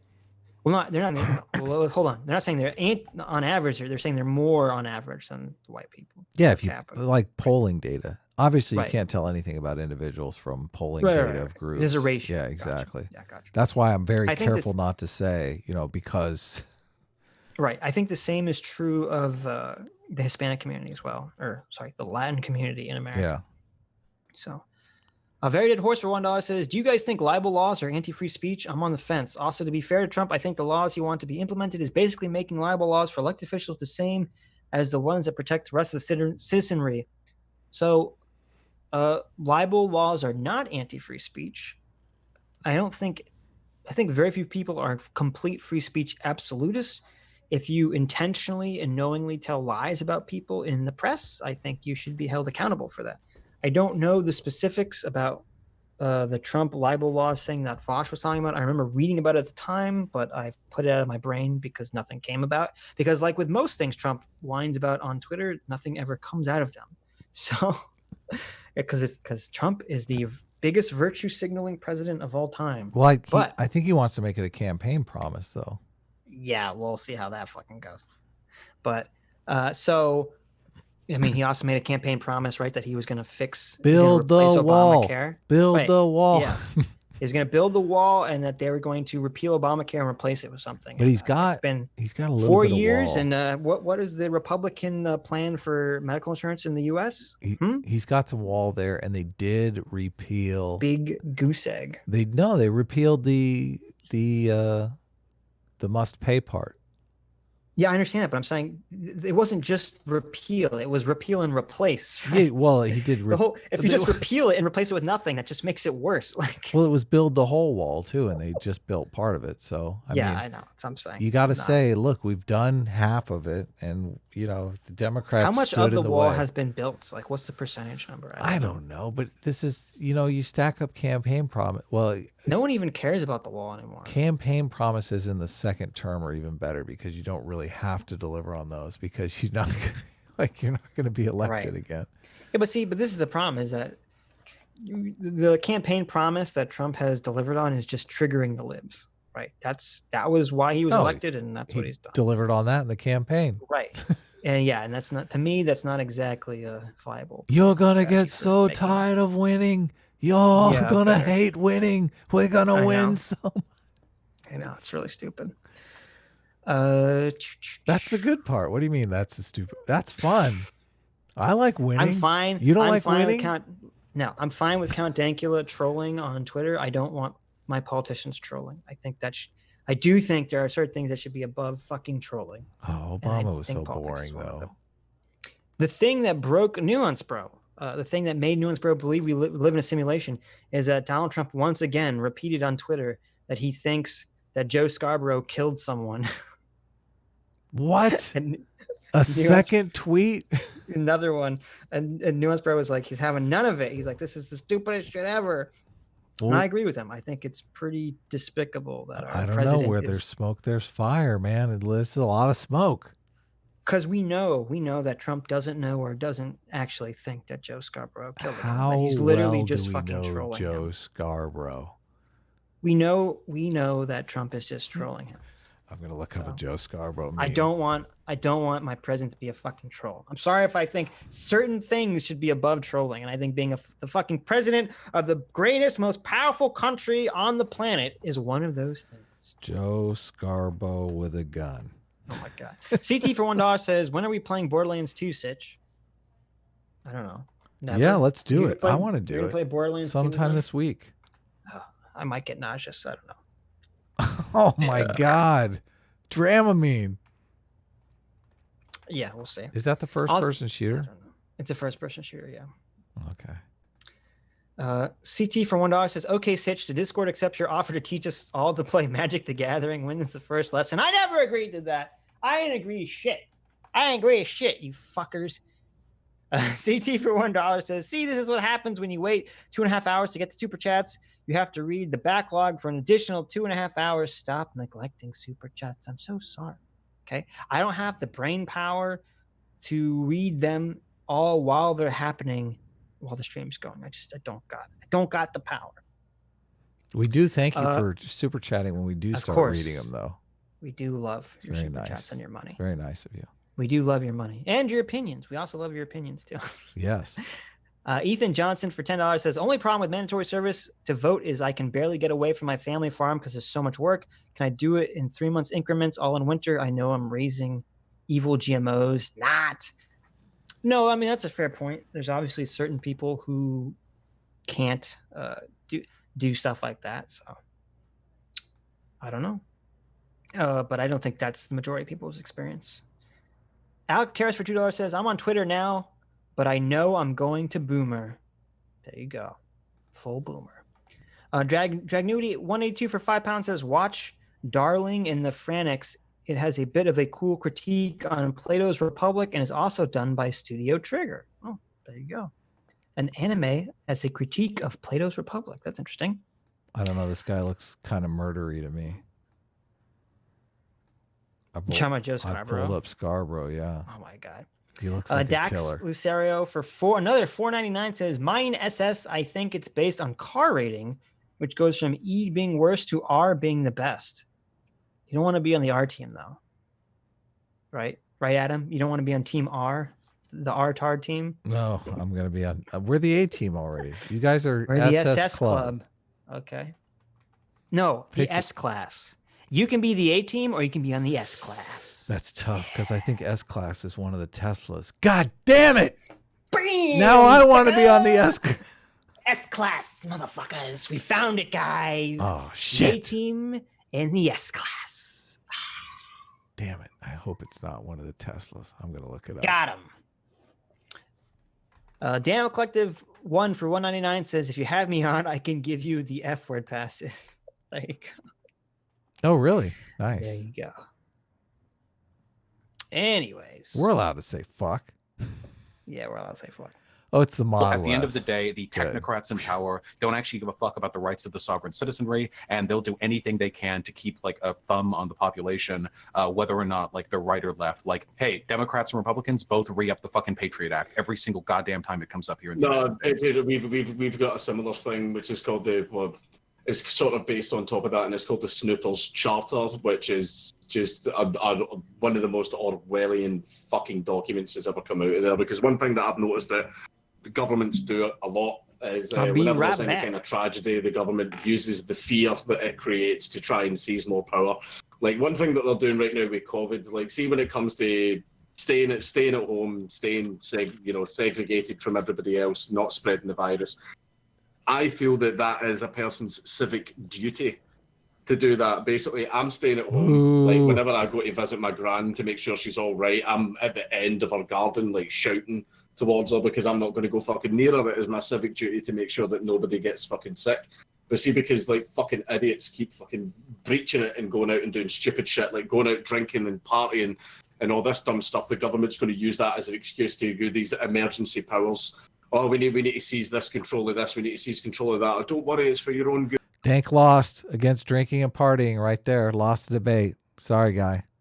It's for your own good. I'm an anarchist. Like, I'm not going to disagree with any of that. I just feel like the far right is far more responsible for suppressing the rights of the individual than the left. Usually when we say left, we're talking about stuff like C-16. Like this is, God, I remember like it was yesterday, C-16 from Canada, the most reasonable piece of legislation that hurt nobody and did nothing anyone said it did. But the world lit itself on fire because they thought this was the Canadian far left government like stomping on the throats of every cisgender person in the country. It was insane. Well, the problem is that the laws that we have right now controlling freedom of speech in the UK have all come from the left. Like the law that I was charged under was passed by the Labour Party. Like, I'll admit the Tories have done some like that. The porn thing got abandoned because the pushback from it was so fucking crazy. Like the Tories just went, okay, we're not going to censor porn, which is fine. Like, but the fact is, we've got the SNP right now who are trying to pass a law now. Apparently, this law is about equality, whereas they're trying to make misogyny a standalone offence, but misandry is completely fine. Basically, you guys have fucked laws with sexism anyway. You realize that's patriarchy, right? Like, didn't the UK have like it's not rape unless you're penetrated or something? Like, you guys have a really fucking weird standard. But yeah, I feel like the patriarchy. Listen to your gut, Vaush. Listen to your gut. I love it too. It's like, oh, you have fucked up laws. Well, it's the patriarchy's fault. Most of those suppressions of free speech took place back during the Blair days when the Labour Party was basically just like milquetoast liberalism. Like they went and joined us in Iraq. I don't know if that's really a reflection of like the left, but I guess it means what do you define as the left? The fact is that they are in fact still doing it because one of the things as well, like so you've heard of Sargon's infamous "I wouldn't even" comment. Isn't this a Tory policy? Yeah. Yeah, it's because you brought up the Patriot Act, and I just brought up something similar that we have. Yeah, I guess just see Sargon's infamous. Let me see if I want to skip past. I don't care about British politics. Yeah, totally. What the this hell? Comment? I wouldn't even. Yeah, but I'm looking at this from the perspective of a socialist. Yeah. Oh, this could be good. Right. Whenever I think. Oh yeah, he just said. Vaush said. I'll go back a little bit. This is kind of funny. I'm looking. Liberal. You can use the keys, you know. What do you mean? If you hit the arrow keys, it's like 5 seconds one way or the other. 10 seconds. Oh enemies of free speech are liberals, and that we need to do a based libertarian socialist. No, they're not liberals. They might call themselves liberals, but they're not liberals. Vaush said the enemy to free speech is liberals. I know that. Yes. Wait, which group? The Labour Party? See if anybody. I promise you, the Labour Party is run by fucking libs. Corbyn was the only shot that party had at being reasonable. Liberalism traditionally just means freedom. Jeremy Corbyn was the only chance the Labour Party had of being reasonable. That's what Vaush just said. I don't know Corbyn though. What does that mean? He's basically like a communist. Oh, okay, I gotcha. He's like the Bernie Sanders of. He's like the Bernie Sanders times like 20. Oh my God! Holy shit! Yeah. That's what I'm sorry. Liberal in the academic sense refers to the academic sense of liberalism, but wants to maintain the private ownership of capital. So I'm looking at this from the perspective of a socialist. Yeah. Right. Whenever I think like liberal, I think of a person that is basically you do whatever you want, just don't fuck with my shit.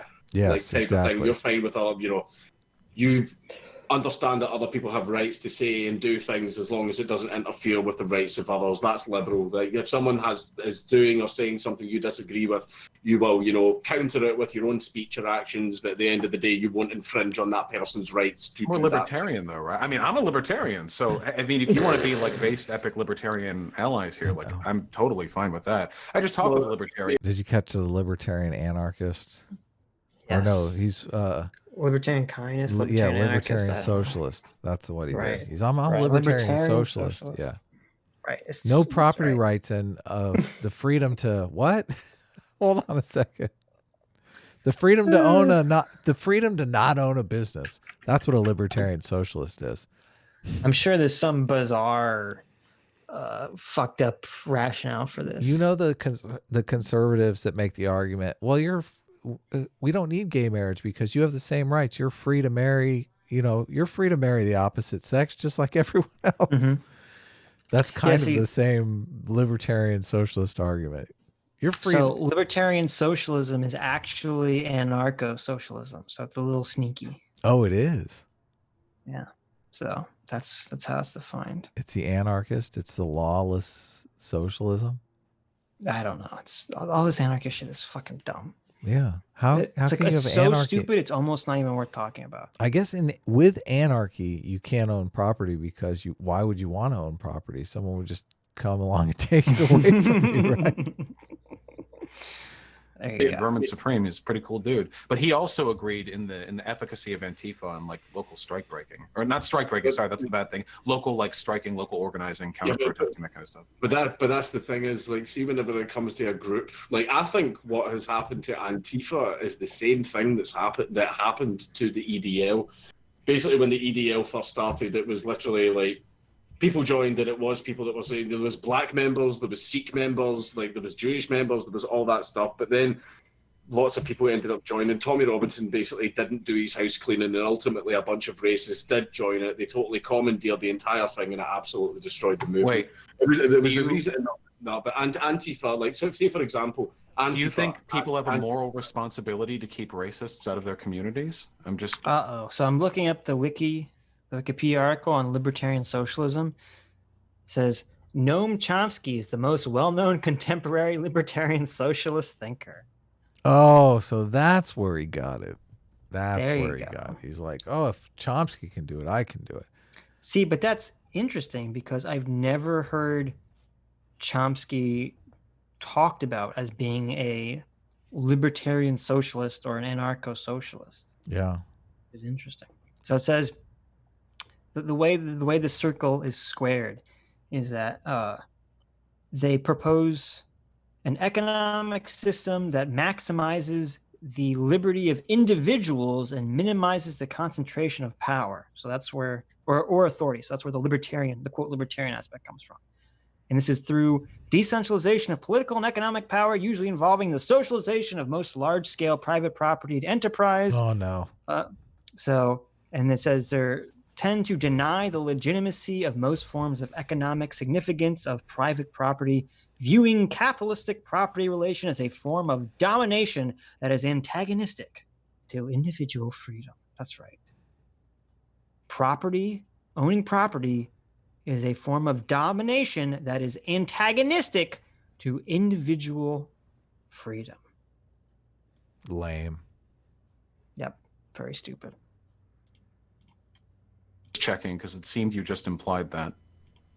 No, I do feel it's something that should be challenged. If you want to challenge it, then you challenge it. That's fine. That's your freedom of speech to do so. But what you don't have a right to do is take a brick over the guy's head. Right? That's not something you have a right to. And I feel that Antifa has been commandeered by people who are violent and just want an excuse to be violent. And that is totally possible. I've critiqued the optics of Antifa all the time here on this channel. I can tell you the reason now. Everybody knows I used to be a unironic fucking tanky back in my cringe days, right? I was part of the Young Communists of Scotland. I was part of all these groups, right? And I was in it for a while. And then what ended up happening was, see all the people that you're seeing nowadays that everybody's got the problems with, right? they started joining the group, and this was the thing that I remember this argument happening. You were getting these guys that were in they were in their 40s and 50s who joined the Communist Party purely because they were shipbuilders, they were miners, and then Margaret Thatcher came along and absolutely there he does. He's doing it. Totally destroyed their jobs, destroyed their communities. So these guys ended up siding with communism, and then they did that for years, and then came in these new kids who were all radical and fucking like communism. Back then, when we were in the group, it was all about workers' rights. But then the new wave came in, the ones with the funny coloured hair and the ambiguous gender, telling What's wrong with funny coloured hair and ambiguous genders? That's the future of progressivism, my dude. You look pretty wacky yourself with your big ear gauges. You don't think you'd fit in back in the 1960s, do you? I took them out ages ago. Took them out. Wait, you're not going soft on me now, are you? You're not going in back, running with a man, are you? No, it was mostly because when I was in security, I would get into fights a lot, and they were a problem. Yeah, definitely. Oh my God. When he had his blue collar. Yeah, his blue collar job, being exactly. Security. Yep. What a terrible white nationalist. Yeah. I took my earrings out, and I got giant fucking keloids to thank for it. So, hey, listen, we're both suffering. Look, okay, wait. That's right, kids. Remember. Yeah. Don't get gauges, okay? It's not good. Don't maim your body. Don't maim your body. Okay, I feel like we've departed a little bit here. Okay. Yeah. We both value freedom of speech, clearly, though maybe we disagree slightly on the extent to which it's acceptable for people to enforce that freedom of speech on an individual level. So you don't think, so you I love how every time Vaush says freedom of speech, Sitch goes, it's so hilarious. Well, I don't have the camera, so I can't look at the camera and do the eye roll. Oh, I know. Gotta go with the I swear Count Dankula can't see that. Like I think he's got a 2-camera setup where he has a camera. Well, I mean, Faraday Speaks has him on camera though. Yeah, but we don't know what Dankula's looking at. Yeah, I don't think Dankula's looking at the camera though. I'm going to ask Caleb. I'm curious. It's so condescending. It's so condescending. It's like, I'm the shit. He's the fucking lackey here.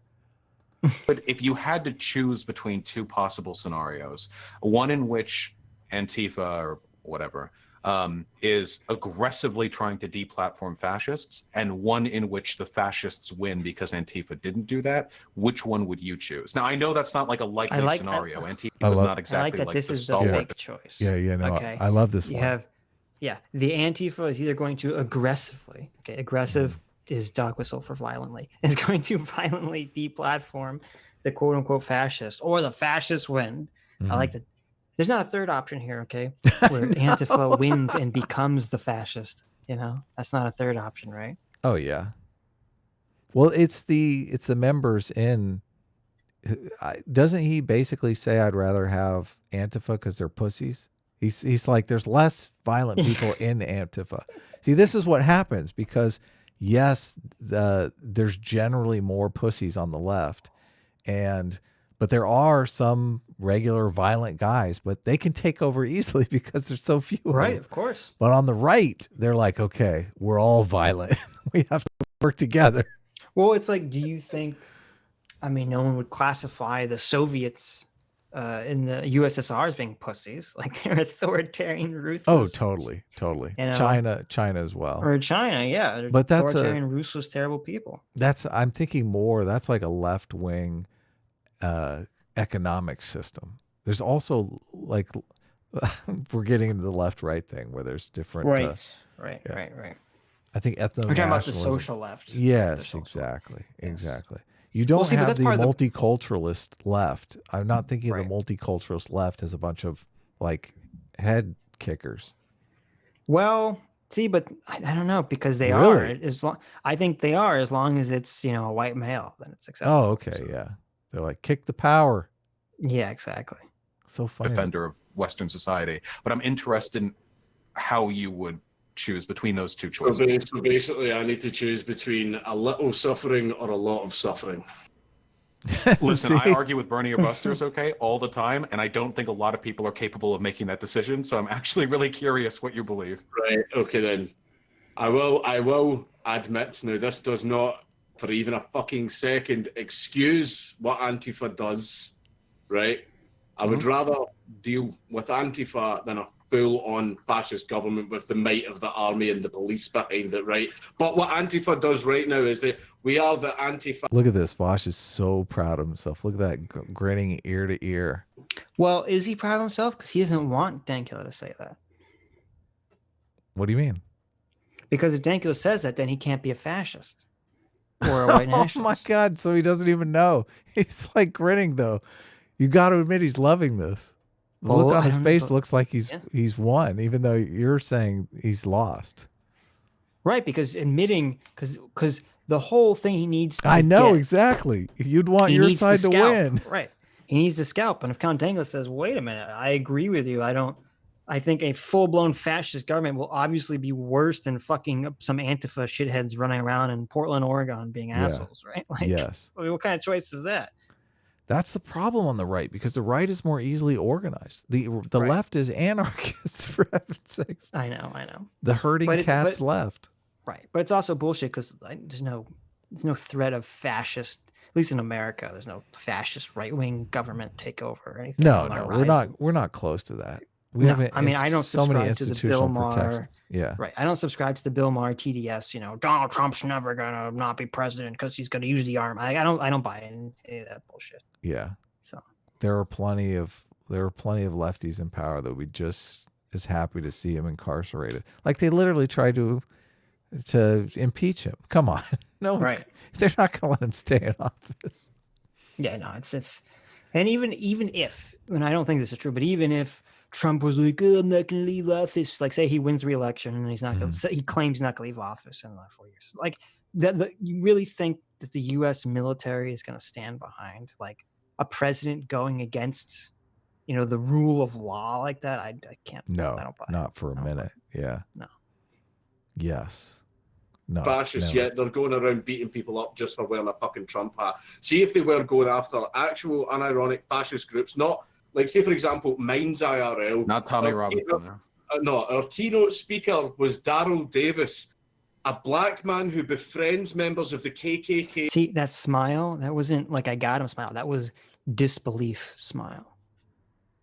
Yeah, okay. Maybe and convinces them to leave. The man has convinced over 200 people to leave the KKK. And Antifa were there throwing bricks and bottles at us, calling us all white supremacists and saying it was a white supremacist event. The current Antifa is fucking retarded, right? There's a lot of people that are in it just for the violence. Okay, I don't disagree, and I do criticize, as somebody who used to be involved in Antifa, unless Trump cries them a terrorist group, in which case I'm just joking. So Daryl Davis, main speaker apparently, Minds IRL. And yet they get protests by Antifa for being racist. Yep. Daryl Davis, who is personally going out there convincing KKK people to not be racist for no other, not getting money from this, just decided to do it purely on his own. Risked his life doing this, by the way. A true anti-racist hero. Yep. Because night is day and day is night. Up is down. Right now, as someone who used to be, I can tell you that the quality of the engagement definitely varies from group to group, city to city.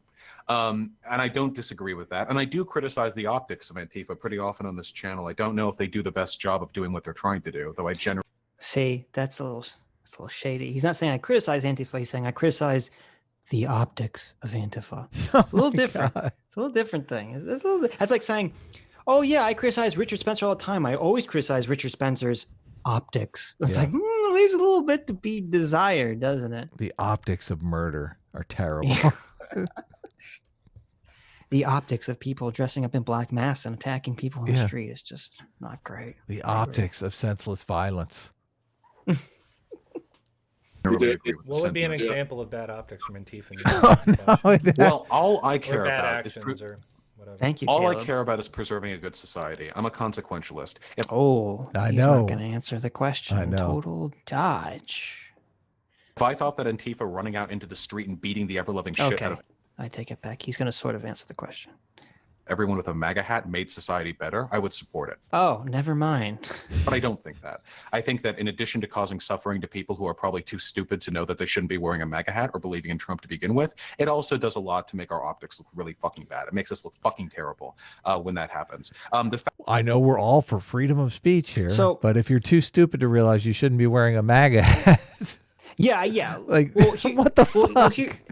Here's what's total bullshit, and this will trigger a paradox, okay? Because Vaush is coming out as a total consequentialist. Because he said, if I believed it would make the world better. Now he's saying he doesn't believe that, but he's saying theoretically, if it would make the world a better place for everyone to run out and bash the heads of everyone with the MAG hat on, he would be in favor of that. Yeah. So when he says he's in favor of free speech, that's a total bullshit lie. Totally, He's I only know. in favor of free speech in terms of consequentially, he thinks it will help him gain his goals. Right. Yes. But if there's some better world on the horizon, Well, you know what? that You know, throws free speech down the toilet, he's all in favor of that. there's a workaround to this, though. It's where you give your side freedom of speech, and then you take the freedom of speech away from the other side. Oh, You right. see, it's a perfect solution. Right. Yeah. No, I'm glad you brought that. I totally forgot that Yeah, that was an it's option. the Like, workaround. Totally forgot. Yeah. So, like, if you control the tech platforms or anything like that, you just make sure your guys can talk. Right. Broadcast You know what? That's a their good point. signal. I know. It's Right. great. Good. It's a great point. Saved. Saved. Fact that Antifa these days, like the Antifa boys will like go out there and they'll fucking rough up like the streets and throw bricks through windows and turn over trash cans. Now, do they do that often? Not nearly as often as people on the internet pretend, but they do it, and it gets filmed. Sometimes by themselves. They're real proud of it. They upload it and makes them look fucking awful. They look like a bunch of college sophomores, like anemic college sophomores dressed up in like their dad's like old like biker gear, you know? What I would ideally like to see, if we want real counter protesting being done against fascist groups, I don't want these people in the fucking black bloc because I don't want them to distinguish themselves. Organize a greater proletarian counter protest, get people together, wear your fucking mom jeans, wear your fucking sun hats, go out there and just scream at a distance and don't physically engage. That way, if the fascists do physically engage with you, they look. See, and if that's what Antifa did, no one would care. Yeah, It'd be exactly. totally fine. Yeah, they wouldn't be rated a terrorist organization. Right. Right. But that's not what they're doing. They're going on, putting masks on and beating people up. Yeah. Like monsters. But if you're Antifa with a fucking nail bat dressed up to the nines in black and you get attacked by somebody who's got a fucking swastika armband, the media is going to look at that and think like, oh, they're both the same. We've got a crazy fighting a crazy. They need to look like they're fighting civilians, and likewise, we need to normalize civilians fighting against fascism. That'd be my argument. It's called Hearts and Minds. Hearts and Minds. Yeah, we need to normalize anti-fascism. Should be like a community theater event. Okay, we all get together. Like that's the thing is, right, see people turning up and holding signs, fine. Even when it's me that's getting protested, I like that because that is the sign of a healthy society where people are able to go out and actually protest. Right? I've had events where I've went out and I've spoken to the protesters and we actually had a friendly back and forth. It was all very friendly, right? See if I stop seeing protesters, I'm going to be really fucking worried. Right, because I agree. It's like healthy civic society. You need those protesters. Like that's how you know things are going right. One thing that I actually had a concern about for a long time, and I felt it was coming, and I think it might come, is see how whenever there was huge fights, it happened in America a lot, where the police were told to pull back and just let everybody fucking duke it out. Everybody was like just not beating the absolute fucking shit out of each other. I felt. It sounds a little bit tinfoil. I felt that was being allowed to happen to turn everyone against the very idea of protest so that the government would have an easier time of taking protest away because it's just not safe. It's just not safe. It puts people at risk. It puts people at danger. And I worried for a while.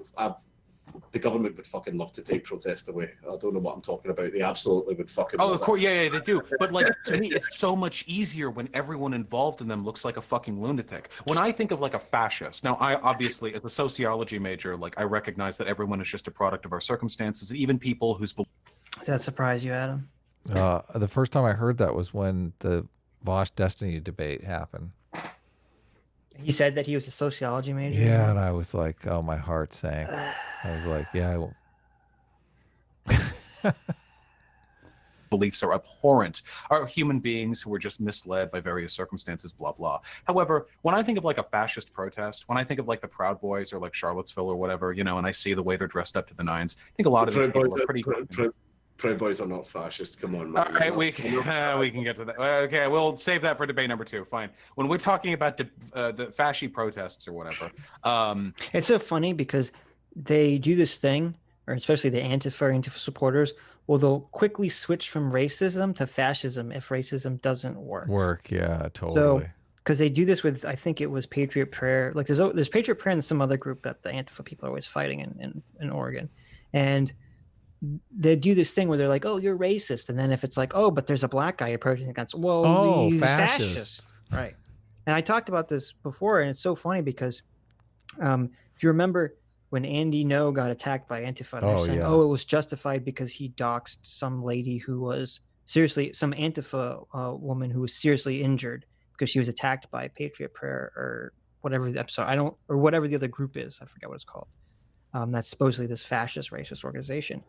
That was the video I told you about where they had the scene from Troy where it was like, send out the gladiators and like the Antifa sends out like their fighter and Patriot Prayer sends out their fighter, and they had a street fight to determine who can protest where.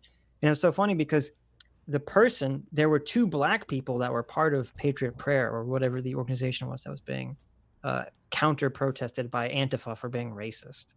So it's like, are they racist or are they fascist? Like, so it was 2 black guys fighting for this. Where are you gonna?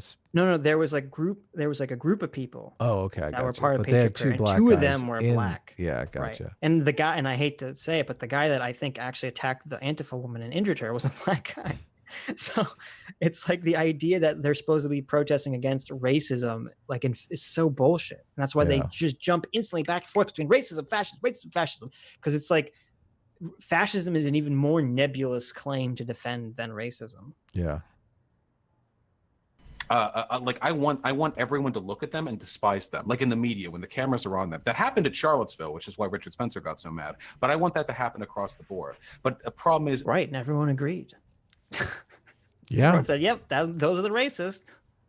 It's very difficult to do that when people think that like Antifa and fascists are some sort of mirrored reflection of one another, that it's just like crazy battles popping up in like city streets and it doesn't have anything to do with the average person.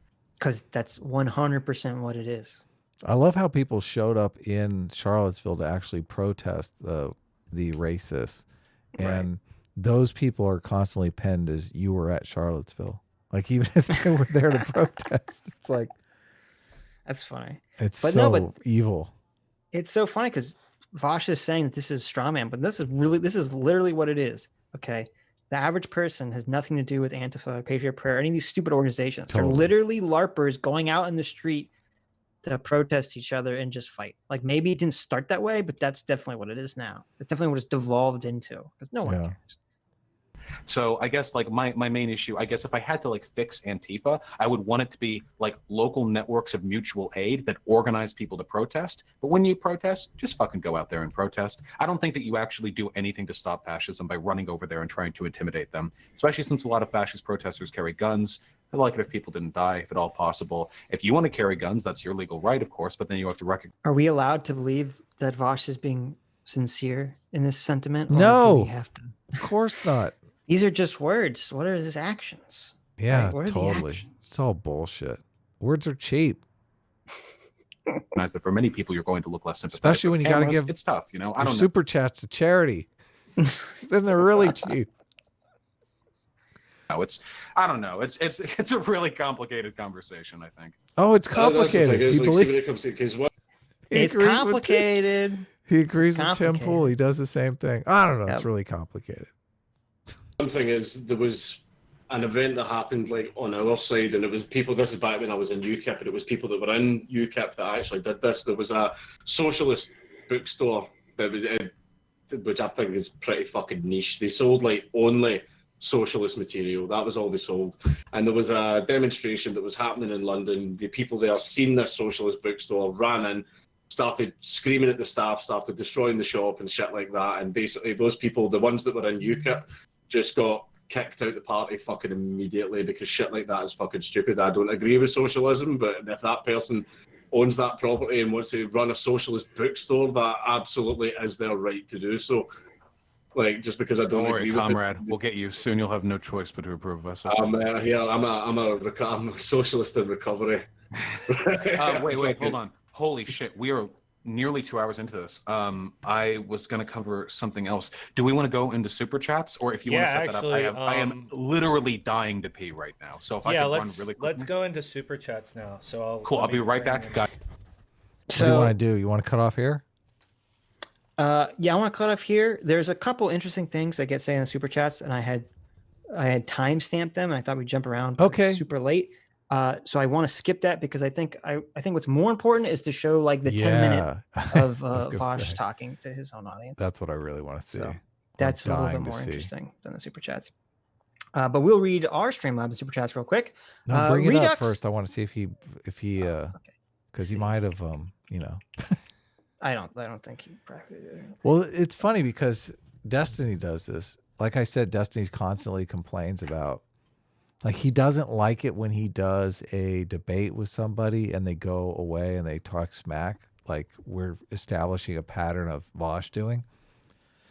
But the people are, because Destiny will basically debate anybody. So he debates a lot of smaller people that never expect Destiny will have time to come listen in on them, but he does. So that's when he hears them talking the smack and shit. So it's kind of funny. Vaush sets his to unlisted, so 249.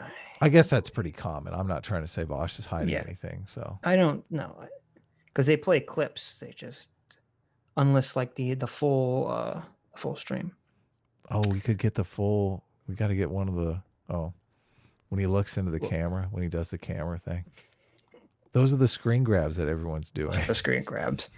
Very Dead Horse for $1 says Vaush is the totally not anti-Semite who wants to glass Israel and is also pro-Corbyn, the socialist, who along with the rest of the Labour Party has repeatedly been in trouble for his and their comments on Jews in Israel. What? To borrow a phrase, imagine my shock. What? Is that your phrase? Or did you lift that from somewhere? No, that's Paul Joseph Watson. Imagine my I can't. You're doing he's a fascist. What are you talking? Oh, is he? You're quoting Paul Joseph Watson?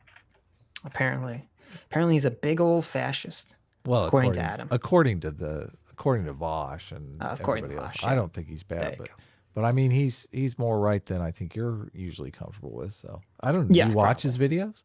No, I don't watch his videos. Yeah.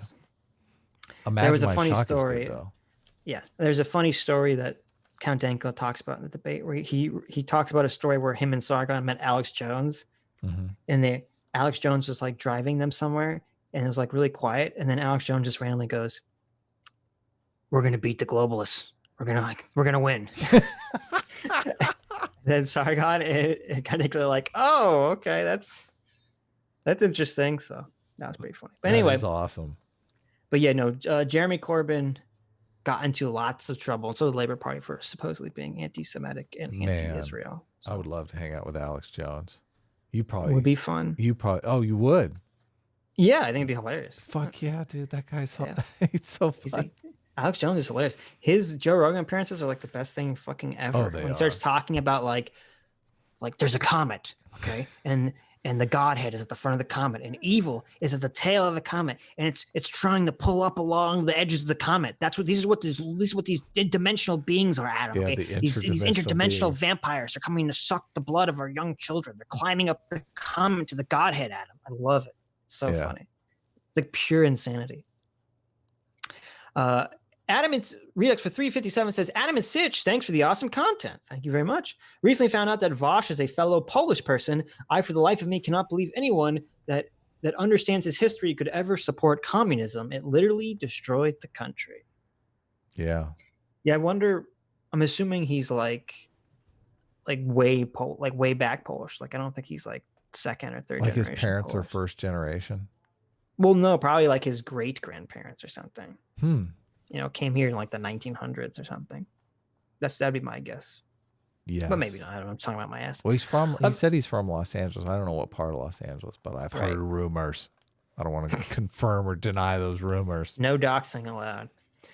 Varied Horse for $1 says Vaush thinks it makes them look like sophomores. I think sophomores are pretty much the oldest ones other than professors.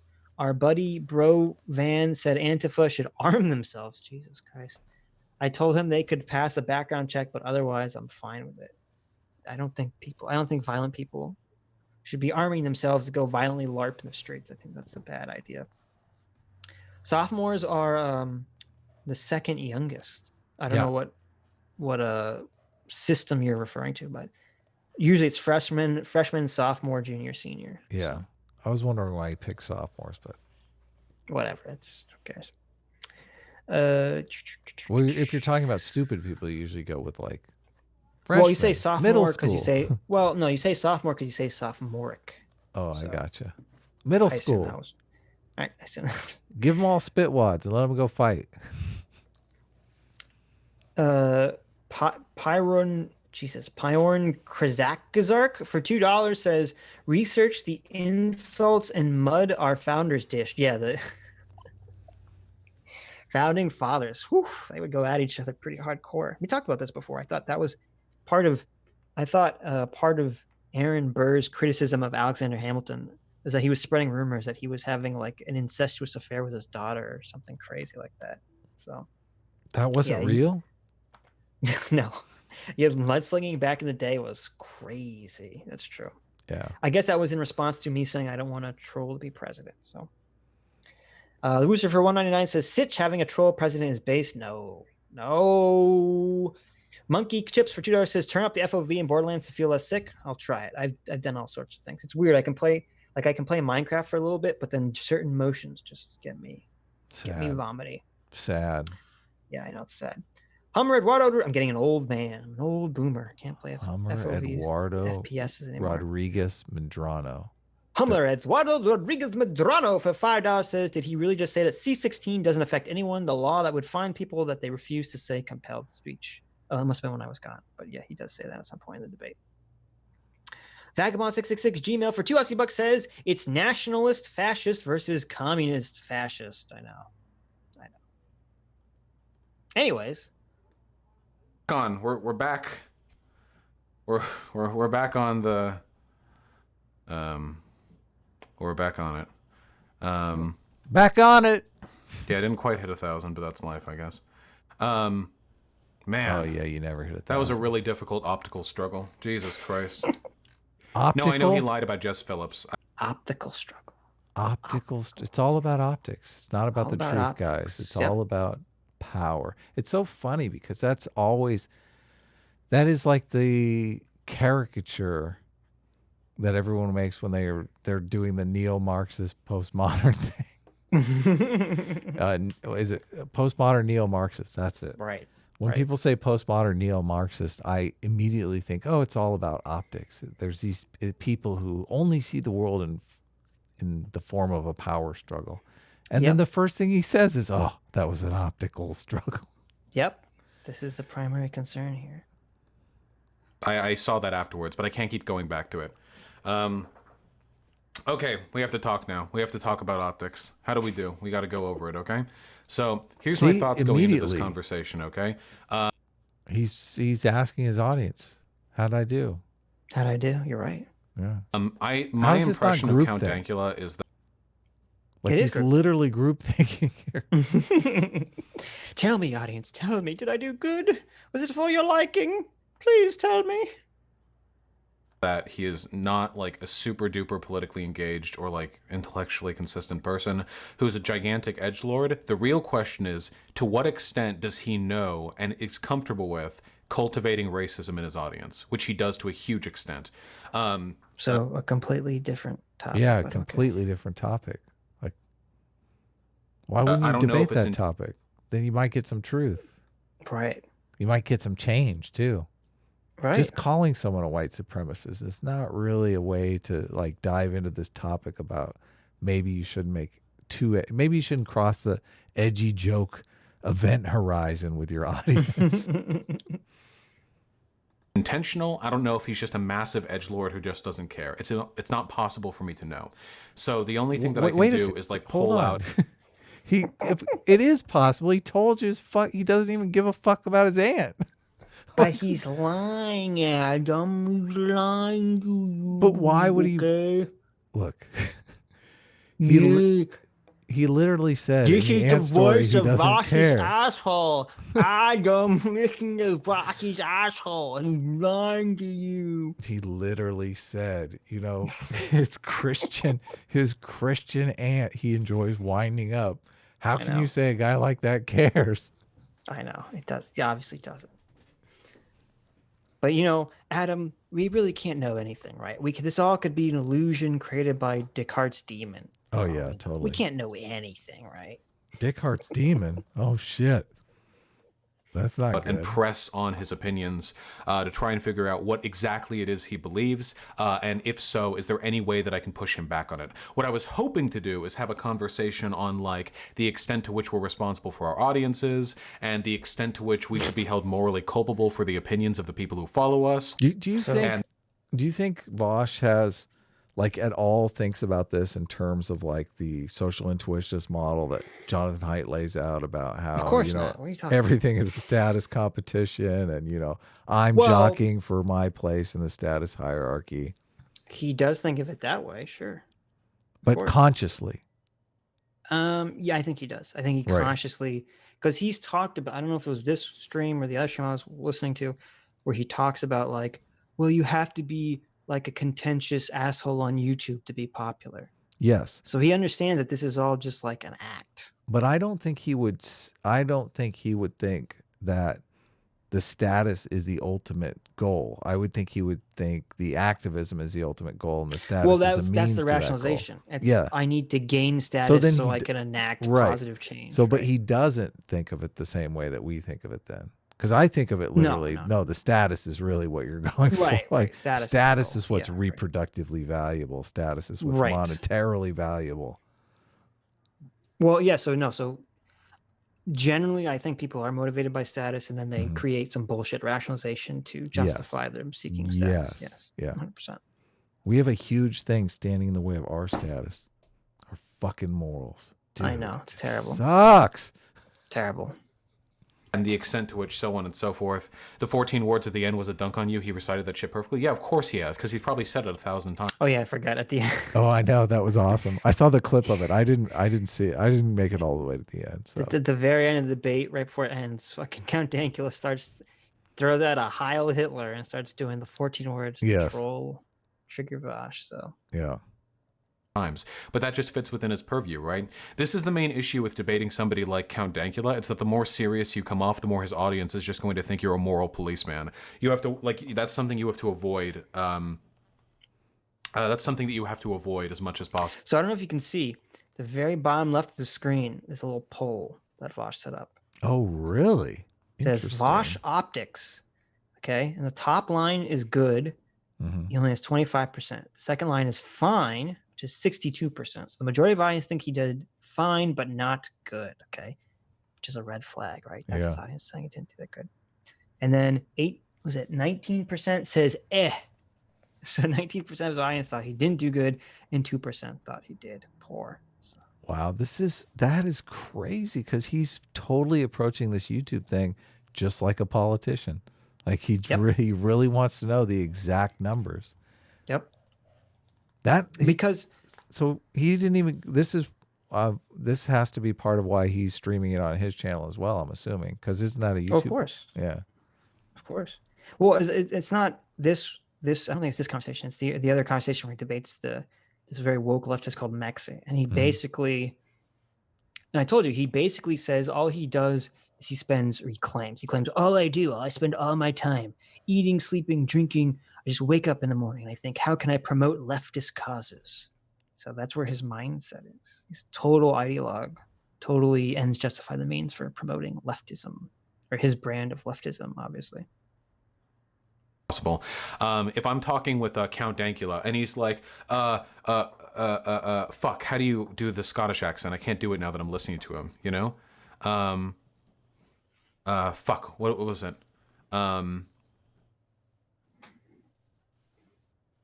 I forget how to do the Scottish accent. You know what's funny? If it's fun. He can do like an impression of Count Dankula and do the Scottish accent, right? But what if he was talking to like someone who wasn't white, someone who was brown skin, and had and he did an accent? accent? You know, they were Indian or Middle Eastern or I don't know, or African. Jar Jar Binksian. Jar Jar Binksian, right? If someone had an accent that was not attributed to generally white people, you think Vaush should be going off doing the accent? No, of course not. No. Come on, because it's all about the opticals of it, right? Accent. But the point is, like, if I'm talking with him, he's like, yeah, I hate racism. Racism's bad. Ask me if I hate racism. I hate racism. Okay. Haha. 14 words, 1988. Like, when he does that, if I take that seriously, like, it ends up making me look like a stuffy SJW moral policeman. The main issue, that's him rational. That's him talking to his audience, right? Saying like, they're basically saying you should have called that shit out. That was awful. Right. And yes, you're like right. He farted in your face and you said nothing about it. And you took it. You smiled and you took the fart. You smelled it right in. Right. You went, thank you so much. Thank you, sir. May I have another? Yeah. Vaush is right though. Like all these SJWs, they come off as a church lady. That's why nobody likes them. Well, that's what I told you. His whole branding is supposed to be, yo, dog, I'm the edgy leftist. I'm not down with all the woke SJWs, yo. Yeah. He says it just like that, too. The main issue is that 1988? What are we talking about? Why are people saying 1988?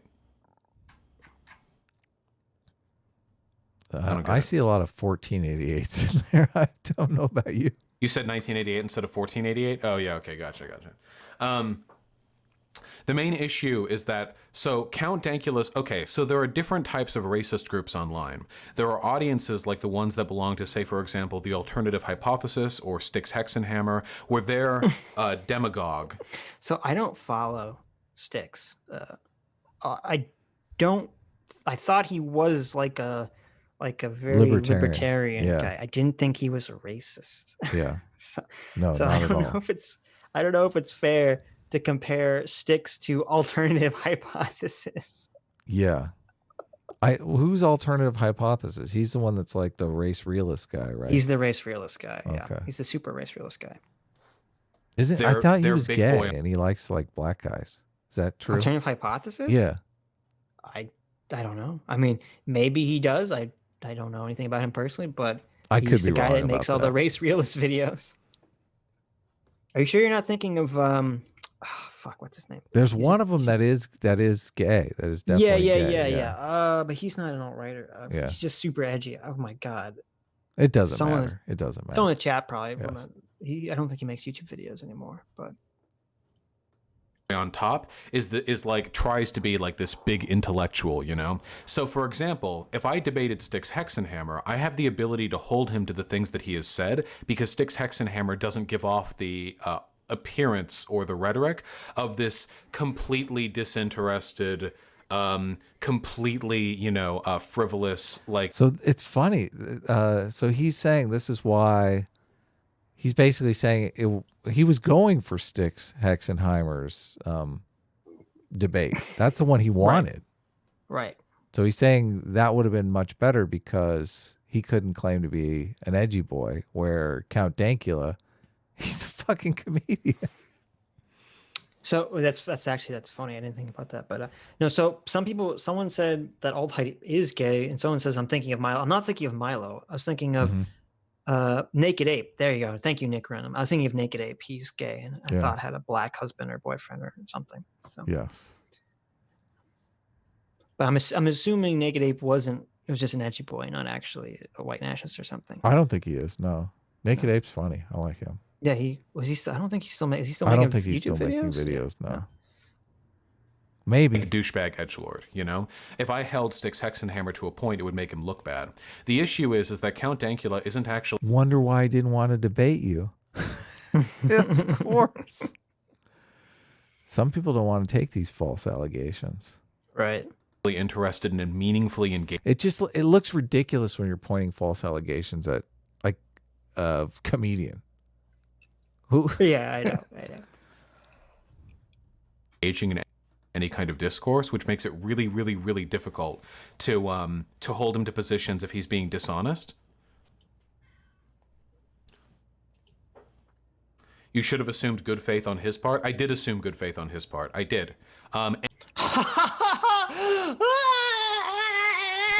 that's such bullshit. Totally. You just watched the video, Vaush. Jesus.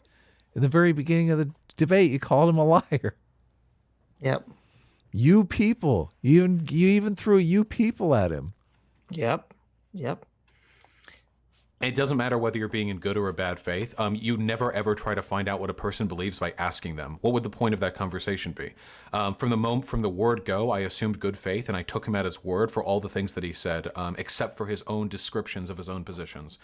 He loves the point of it would be optics. Yep. You look like a nice guy, and they're willing to open up to you. Yeah, exactly. Hungarian dictator Orban? Yeah, because Count Dankula is probably fascist leaning. As it turns out... Oh my God. That didn't take long. Now you're not just fascist, you're fascist leaning. What does that mean? Leaning towards racist? I don't know. Fascist? Who knows what that means? Who knows? Is it leaning towards fascist or fascist leaning towards racist? No, he means leaning towards fascist. Oh, you sure? I don't know. Count Dankula is not fully fascist. He's just leaning towards fascism. Okay, he's gonna get there, guys. He's just leaning. Wait till let me sleep on it. Let's see where he's in the morning. Duper hyper edgelord who claims to love freedom, but then defends Tommy Robinson as in favor of like dictatorial like political leaders. Yeah, he probably, now again, I can't know if it's malicious or if it's stupidity, but that's largely irrelevant to the purview of the discussion. But yeah, I think that I did a decent job there for the most part. I think that for the most part, I made it. One of his chatters, most of his chatters say that they think Dankula is just ignorant of racism or something. But this one guy says, to be honest, Dankula navigated his way through that smartly. I still think he's a Nazi, and given the chance to side with the majority that believes in his ideals unanimously, he'd gladly round up all the people he hates in the world and nuke them. Oh my God. So they're going the prison guard route. Like, he's a nice guy now, but as soon as things get hairy, he's going to be... I can't imagine. Hold on. Well, we were talking about the personality type. Who is the one that's going to tell the Nazi guard to fuck off? Like, is it Vaush or is it Dankula?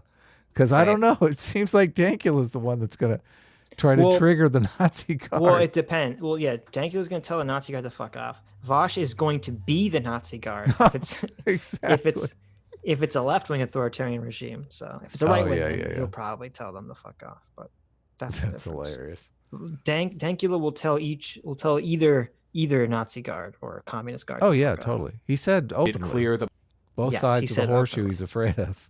Yep. Enlightened centrist. My main interest was just in exploring his views, and towards the end, I thought there was more optical benefit in like getting along with him than there was in me openly challenging him on some of the things that he said that I thought was just stupid. Who's the optical benefit to though? The optical benefit is to not your audience. That's the problem. Right. If it was beneficial to your audience, I think the world could be a very different place. Part of the problem too is that this wasn't a conversation to try to get to the truth of some matter. No. Right. This was an optics conversation of let me try to pull the scalp from Dankula's head and stick it on the wall. And Dankula, I think, won that one handily, easily. Yeah, me too. That's the main difference. Now, mind you, and this is actually the difference, whether or not he's acting maliciously doesn't mean a fucking thing consequentially. But I wasn't ready to have that discussion with him. I would have had to like roll back. What was that all about? What? How did he zoom in on himself? He wants to emphasize that. He's zooming in. Oh, he zooms in? It's dramatic. I need to figure out how to do that. Yeah. I never zoom in. Well, that's the problem, Adam. Don't you want to be a successful streamer like Vaush? Well, I have lasers though. Look, laser vision. Oh, okay, that's true. How about this?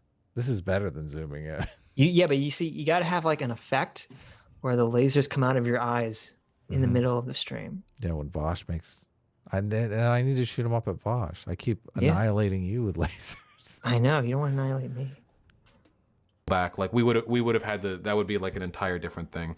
Whether or not he's malicious or just ignorant, like it's actually irrelevant to the actual consequences. Here, I just figured out you could be like you got your hands up when Vaush is like, there you go. What? Don't get me, Vaush. I put the Jewish stitch up. He's talking to you now. Don't round me up, Vaush. I'm innocent. I'm not a Nazi. I swear. Look, I got the Jewish star on and everything. You capitalist pig. Oh my God. Wait, hold on. Dude, you're being terrible. Now that the conversation is over, you're talking shit accusing him of being a fascist. I mean, I would say this to his face, and I did. What? Oh, no. Oh, man. We're going to get a lot of Dankula fans being obnoxious. We need a second debate where you really challenge him. Guys, you can't really challenge Dankula. They're already like, second debate, Vaush. Here's a second debate. You fuck this one up. We need a second debate. Jesus Christ. He's not interested in like a hardcore epistemic examination of his beliefs. There's no point in really debating him. Blood sports is the only thing you can really get out of it. But we did end up having a more productive conversation than I would have expected. My only goal in conversations like that is to try to appear reasonable to his audience, which I think I was doing with increasing effectiveness towards the end of the conversation. But your audience doesn't want reasonableness. Right, but did you hear that? He says, my only goal is to appear reasonable to their audience. Okay? Yeah. This is the deception. This is the Vaush deception. He's like, and then I guess this is where people are criticizing Shu because they feel like that Vaush is deceiving Shu, just sucking her into believing this bullshit that like, oh, look, I'm this totally reasonable leftist. I don't like the SJWs just like you. Why don't you join on my team? But it's all a lie. Yeah, but he's lying to their audience though. Right. He's not lying to his audience. He's here telling his audience the truth. Yeah, I think Fash adjacent would probably be more likely, more reasonable. I mean, there's a reason why Dankula keeps finding himself in those circles, though. So there's a poll at the bottom, another poll, I don't know if you can see at the bottom of the screen, where he says, what is Dankula's political leaning? And the majority of people in his stream said Fash adjacent. Oh my God. This is crazy. I got that's a choice. Fash adjacent. Can you imagine us making a poll like that? Like putting together a poll? What do you think? Like as a joke, but not, like not seriously. Who would we do? Well, what is the Well, no, it'd be like right after the playbook conversation. guy? Right after the conversation with Brooks. Hey guys, Yeah. you think Brooks is racist? Racist adjacent? Like Oh my God. I know. It's silly. Even Ian, is it Ian Danskin? Is that the alt-right pipe? Yes. I can't even imagine doing something like that for him. Like, come on. That's so evil. That's so evil. I know. Not only that, listen, you know the psychology around this stuff. When you get somebody to write down Dankula is a fascist, like they never change their fucking mind. This is the way they did it in North Korea during the Korean War. They would get soldiers to like write down little things that they found problems with America, like little tiny infractions that they had with America, and pretty soon they got them turning on America. Right. Do you know this, right? I had heard those stories. I don't know if they're true, but I heard that same story, yes. I was changing the title to be Count Dankula versus Vaush, Modern Witch Trial. Oh, that's good. Yeah, that's really good. But yeah, getting someone to fill out a poll like this, it solidifies them. Like it also invokes the consistency principle where you want to maintain consistency to previous statements that you've said. And previous statements in writing are even stronger. Maybe that's why the world is fucking falling apart. Because all of these statements we're doing in writing. We're all writing emails and doing on the internet. Yeah. Right. Before you just, bullshit with your friends, and that was easy to take back because there was no recorded record of it. You were just like, yeah, we were just drunk that night fucking around. Now it's like, oh, I was drunk on Twitter and now I have to live up to all these things I said. So let me read off the choices Vaush gave his audience for the poll. Okay. Oh. There's full Fash. There's Fash adjacent, which is with the majority of people. There's right.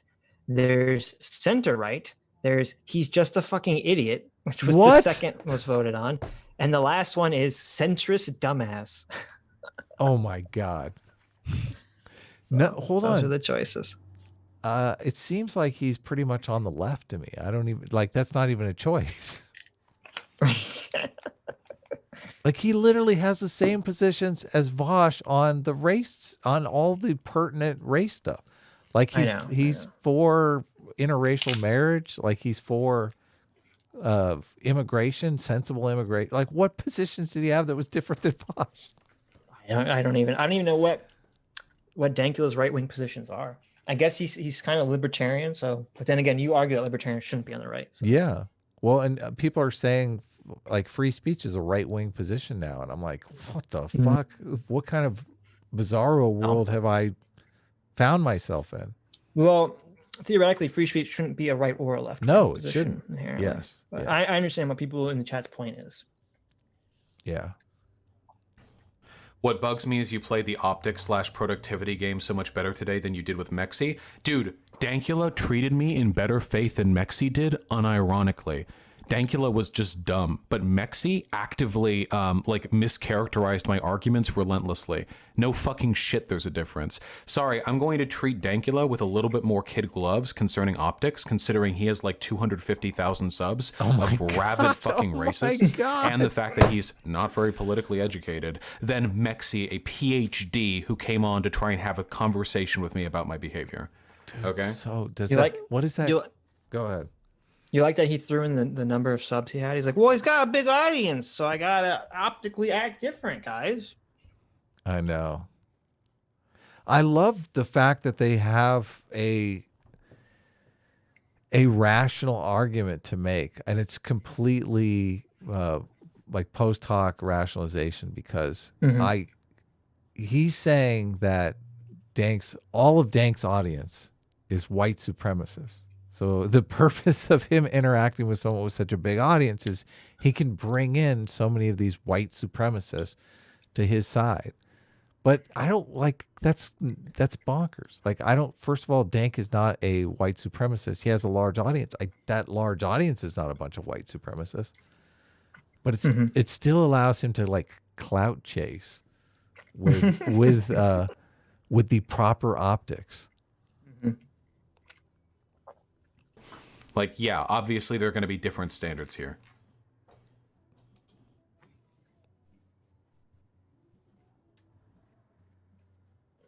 Did Mexi apologize? Yes, but I'm not going to post the video. Did you see a response on Twitter? Yes. Who's this Mexi thing?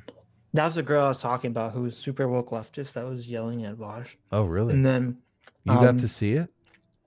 Yeah, no, you can, if you go to Vaush's website, he has links to all his unlisted streams there. That's how I found this. Oh, wow. There's actually a clip in there that super makes Vaush look terrible, where he says, he basically gets in a very long argument with this woke SAW because he's not woke enough. It's a very interesting conversation. But after she leaves, Vaush straight up says something to the effect of, all these leftists have to understand that I'm going to be the biggest leftist on the platform, and they either need to get on board with me or shut up. Wow, he's already going full dictator's handbook. Yeah, he says something. I'm sure someone will find a clip of it. He says something along that lines, and you're like, holy shit, that's really like mask off crazy. That's bonkers. Should we continue, or have we pretty much seen it all? Let's go for a little bit. The reason is not because eating. he's pro-fascism. He's pro-freedom and clearly anti-fascism. I don't care what a person's positions are. I care what effect they have on the world. That is funny. Can you see the chat? Can you see the chat? Uh-uh. Or is it too small?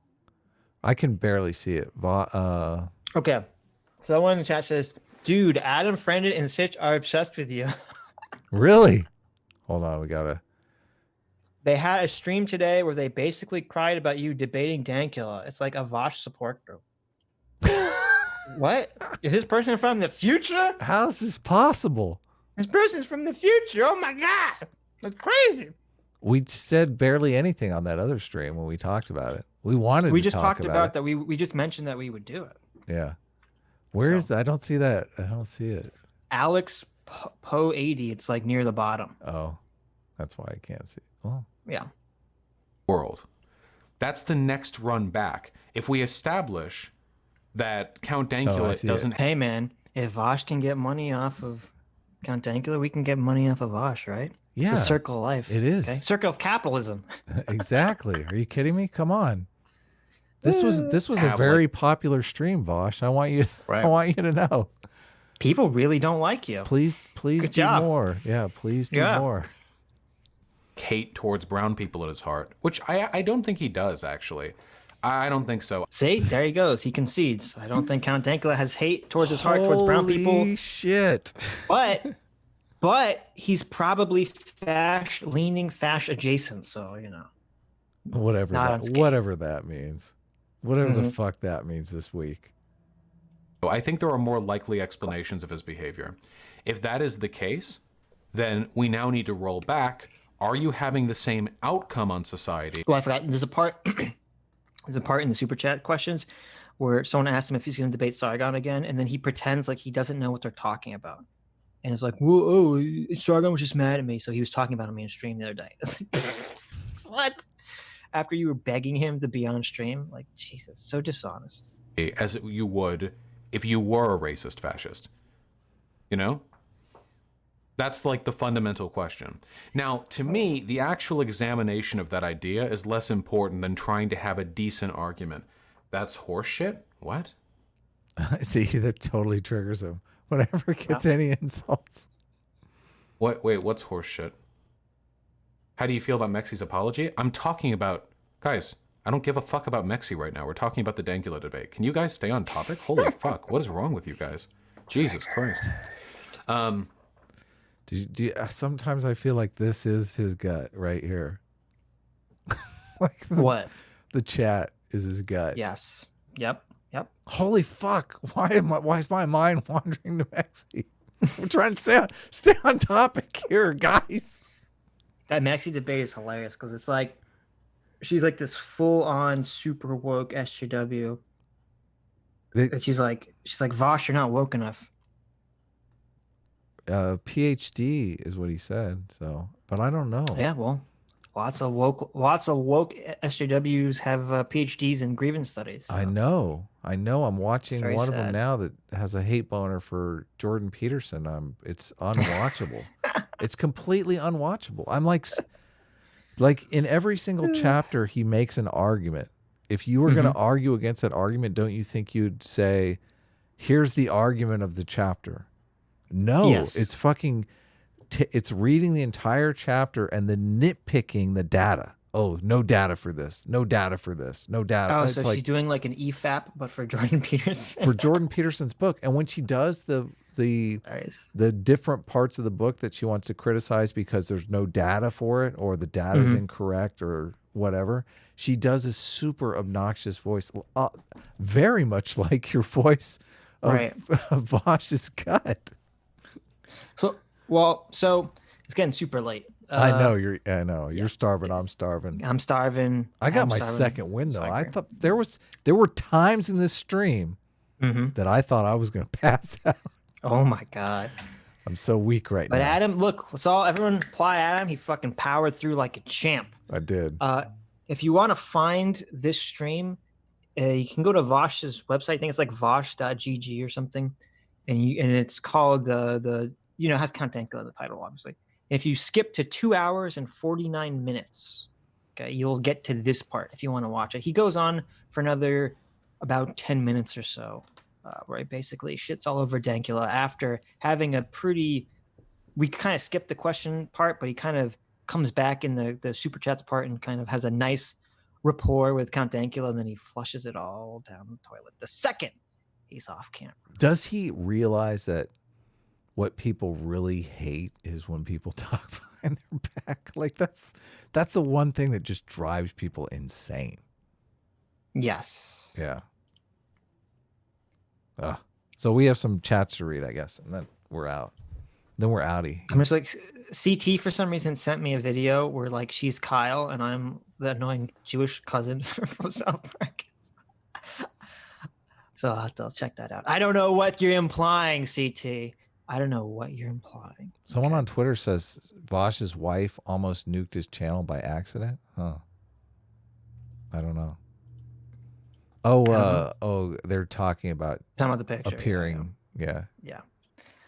Ethan Johansson for $5 says he's so full of it. How do we know that 65% of the poll takers aren't just trolling him? I mean, several trolls took over the TYT polls, me included. Oh, really? No, that's pretty funny. But no, I'm sure Vaush's polls are accurate to at least his audience's opinions. I don't think people care enough to troll his polls into any sort of large amount. Dr. Attack for $4.99 says, how can Vaush say he's an anarchist when he's just an attack dog for his communist groupthink audience? Sounds a lot more like the authoritarian left. Yeah, it does. Big time. I agree. Good call. Acidient Media for $10 says Vaush is a socialist. When he says left, he means socialist / collectivist versus capitalist / individualist. He said as much in the debate when talking about liberals. Yeah, he's probably one of those people who fucking annoy me, who are like, liberals are really right-wing centrist guys. They're not on the left. I'm just like, oh, fuck, I want to kill myself. In a video game, Minnesota Fats for $5 says, I don't know who this guy is, but I get the feeling that he's chasing woke Twitter. Power hungry, but not rich and desperate to correct that. Yeah, I wish I had that clip queued up where he basically says, like, oh, the leftists got to fall in line with me because I'm going to be like the one leading them in a few months from now. Because it's really like, whoa. Man, why didn't you clip that out immediately and do like the sound effect of the authoritarian, the crowd cheering in the background? Because you know why? Because I'm not evil. Because propaganda. I don't care about pushing the propaganda. I don't want to be that guy. But if Vaush becomes that guy, we're going to have to do that. That's true. That's true. You should find it's the clip. It's in the look, anyone can find it. It's go on his website and you'll find his links to his Mexi conversations after she leaves. It's like when the 10-minute period after Mexi leaves and the conversation is over, that's when he says a lot of crazy shit. Don't you guys love it? Don't you guys love it when you meet someone for the first time and you really like them? You like them a lot. You know, you have a good conversation with them. You feel like you get along, and then they go home and talk shit about you to all their friends, or talk shit to like 2,000 people on the internet on their. I know. Doesn't that make you guys feel good? Does that make you really warms the cockles of my heart? There you go. Exactly. DJM Voices for $5 says, "LOL Vaush, I only debated Count to explore his positions." Ooh, brutal. Also, he can't tell me what they are. Also, I don't care what they are. Yeah, I know. It's total bullshit. Total bullshit from Vaush. Nosferatu Zod for $1.99 says, listen to Lil Darkle, Dankula. I don't know what that is. Genocide, pertinent. Not exactly sure what the sentiment there was.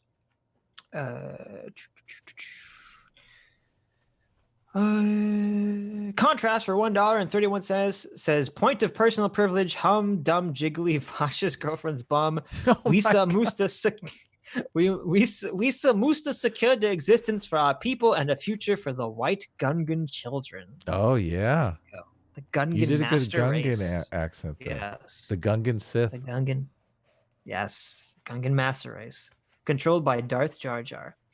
Invader Zim for $10 says, Vaush thinks Styx is a white nationalist / fascist. Watch Styx debate with James Alsop last week. Styx fully refutes all of James Alsop's white nationalist ideas. Good on him. There you go. Good on him. Yeah, I didn't think Styx was white nationalist or anything. He and Sargon were against Richard. That's right. Spencer. He was against Richard Spencer in the conversation. Yes. No one remembers Styx was even there. Yep.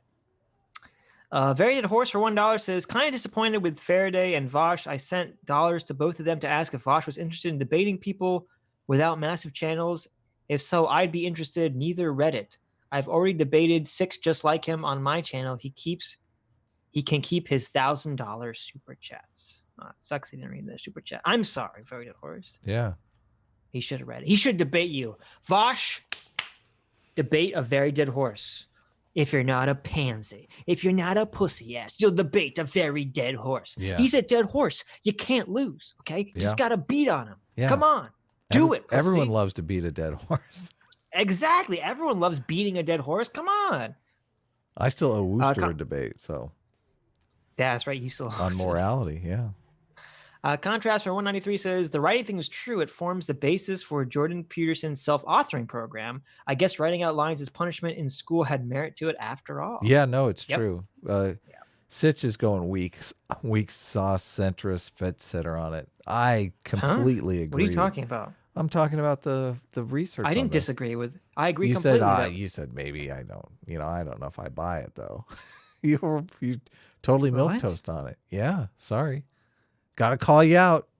No. I said I didn't know if they actually did that in Vietnam. Oh, I'm not yeah. disregarding the efficacy of it. Gotcha. Yeah. Right. Yeah. I got that from the book Influence by Cialdini. Yeah, he talks about. He basically makes this argument and goes to a bunch of different examples, and one of the examples is North Korea. I was going to use it in a video, so that's why I know it so well. Right. Yeah, no, because that's the same non-spiritual rationale that Scott Adams gives for why affirmations work. Yeah, he's saying the same principle. Does he say write them out?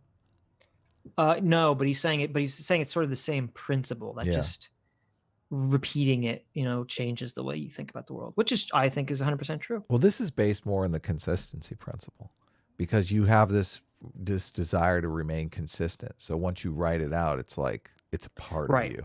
But usually when you talk about the affirmations, you're making a present tense I statement, like I am X, right? So you're triggering the consistency principle too. You're just it is same principle. Very Dead Horse for $1 says, earlier when you were talking about meaningless, total different academic definitions for stuff, you reminded me of Mexi. Her arguments are basically the same as other leftists, but more wordy. Also, it's odd to me that she is the way she is, but also hot. Yet I don't know what she looks like. So, Mexi. That's funny. Sounds like I have to investigate.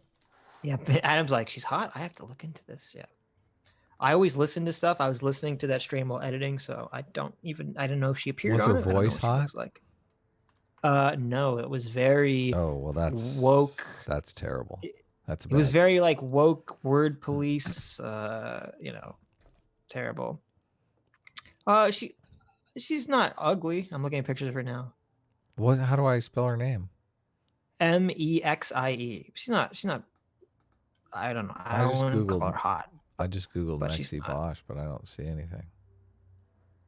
Just Mexie. Maybe I found her. Okay, guys, here it comes. Yeah, there it is. See, since we're such enlightened sexists, we have to immediately look up to see if the annoying woman is attractive or not. So all this time, there you go. The truth comes out. Now we're enlightened sexists. CT for $1 says, I'm implying you're going to need a bigger glass for all that white wine, Sitch. Oh, how dare you? How dare you? CT's calling me a whiner. She's calling me a wimp, guys. This is slander. This is bullying. I'm offended. I'm a marginalized YouTuber. How dare you? How dare you?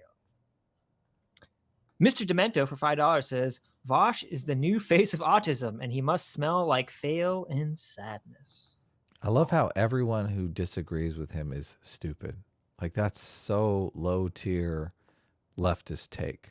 Well, to be fair, everyone that disagrees with me is stupid. So, well, not everyone though. Come on. I'm just kidding. You constantly say people that disagree with you aren't stupid. I mean, are you saying Sargon is stupid? I like to see Sargon comes on and debates us all the time. That's the difference. When I say that people that disagree with me are stupid and I'm never wrong, it's very obvious a joke. Yeah. But when Vaush says it, he means it. He means it. He means it, and that's the difference, guys. That's the difference. Anyways, is there anything else you want to talk about? Who's hotter, Maxie or Ho? James O'Keefe. James O'Keefe's Ho. I don't know who James O'Keefe Ho is, so I'm just kidding around anyway. Is that it? Are we good? Is it time to go? That's it. I think we're good. We made it. I survived. What the hell? 7 hours. Survived. Is this a new record? I've been up since 4 a.m. I feel like I'm getting my second wind. I might go paint for a couple hours. There you go. There you go. I gotta eat something though. So is it time? It's that time, right? Yep. I got. Oh well, no. Should I talk about? I don't know. Should I end the stream on the complaining about Tim Pool, or is that just too lame? Yeah, I don't know. I wrote down some things, but I don't know what happened. Yeah. We'll talk about it later. We'll talk about it. You're starving. We'll end the stream on a good note. How about that? I have. We'll talk about these other things next time. We went forever. We'll talk so about it. ready? Right. 3, Anyways. 2, 1. Bye bye. That was a bad one, Adam. That was a bad one. Bye bye. Bye. You gotta be like a fucking psychopath when you say it. Bye bye. Thank you all for coming. Thank you for watching the stream. Thank you all so much for your donations. And thank you, Vaush, for people not liking you on the internet. We all appreciate it. Keep on keeping on, and we'll keep on watching and making fun. Take care, everybody. Take care. Next time. Take care. Bye-bye. Listen, it's complicated.